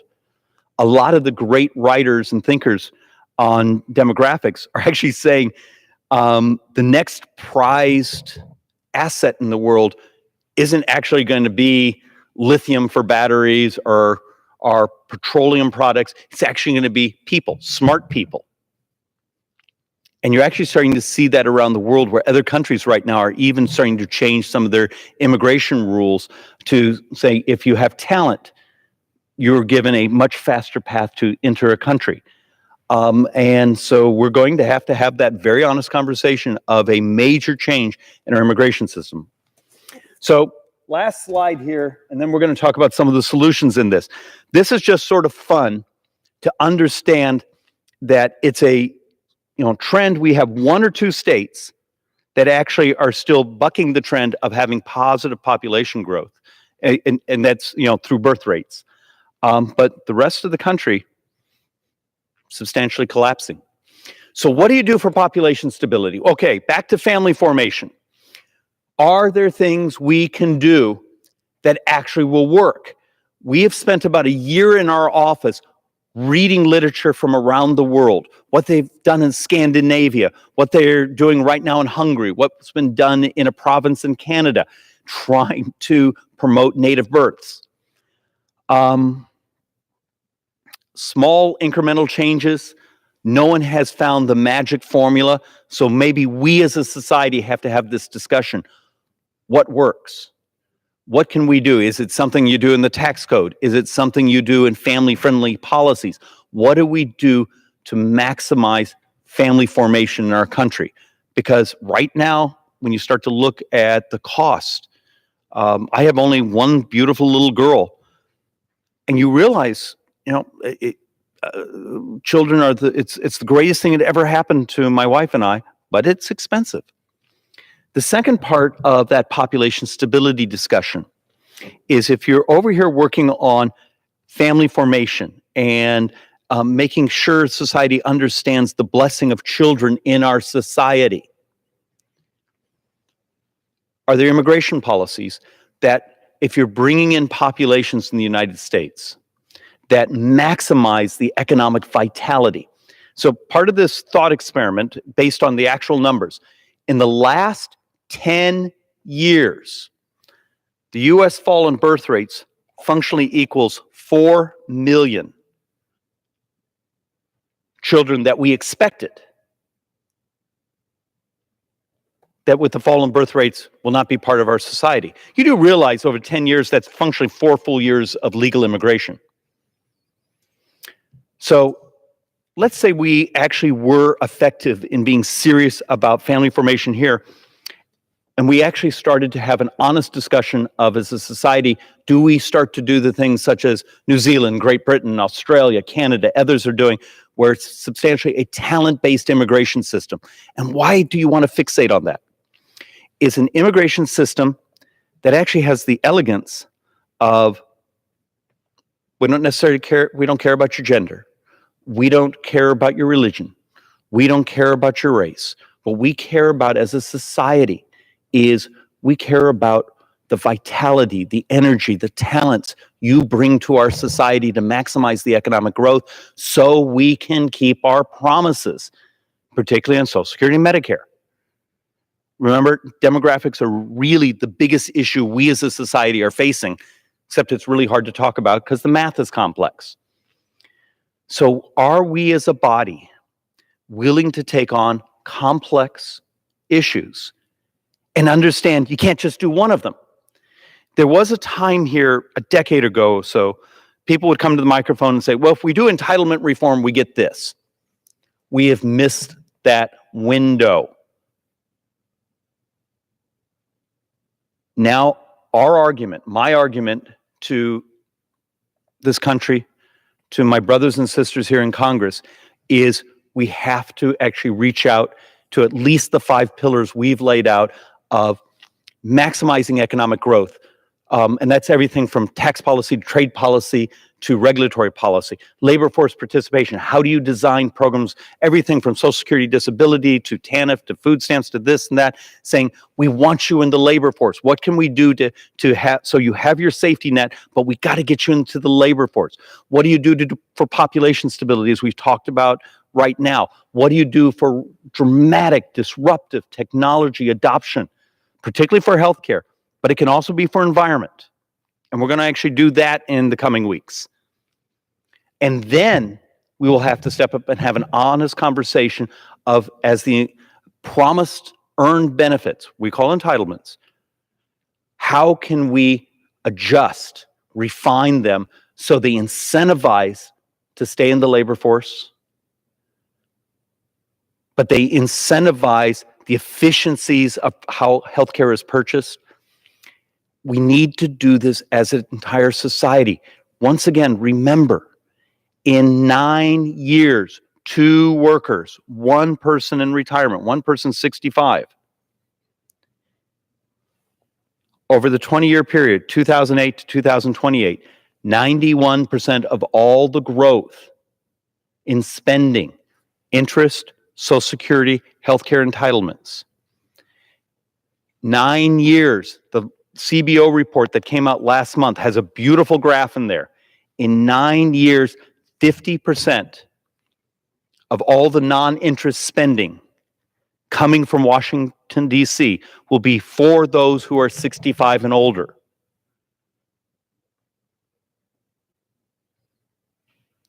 So if you care about keeping our promises, if you care about this country being able to maintain its place in the world, it's math. It's demographics. There is a path for us to succeed. But it no longer works, the math no longer works by just doing one thing, or these little incremental petty things I see happening around here on this floor where it's political power grabs instead of the things that stabilize and grow our country and protect my 3-year-old daughter and her economic future and her opportunity to actually live this American dream. And with that, Madam Speaker, I yield back. The gentleman yields. Does the gentleman from Arizona have a motion? Madam Speaker, I'd like to make a motion to adjourn. The question is on the motion to adjourn. Those in favor say aye. Those opposed say no. The ayes have it. The motion is adopted. Accordingly, the House stands adjourned until 10 a.m. tomorrow morning for our debate. The House today started work on H.R.1, a 622-page bill designed to make it easier for Americans to vote, to lessen the influence of money in electoral politics, and to strengthen ethics rules for government officials. We're expecting much of Thursday to be spent debating the remainder of the 72 amendments to the bill, and a final passage vote is slated for Friday. Live coverage of the House when they come back into session here on C-SPAN. Kate Ackley is senior staff writer with CQ Roll Call. She covers lobbying, campaign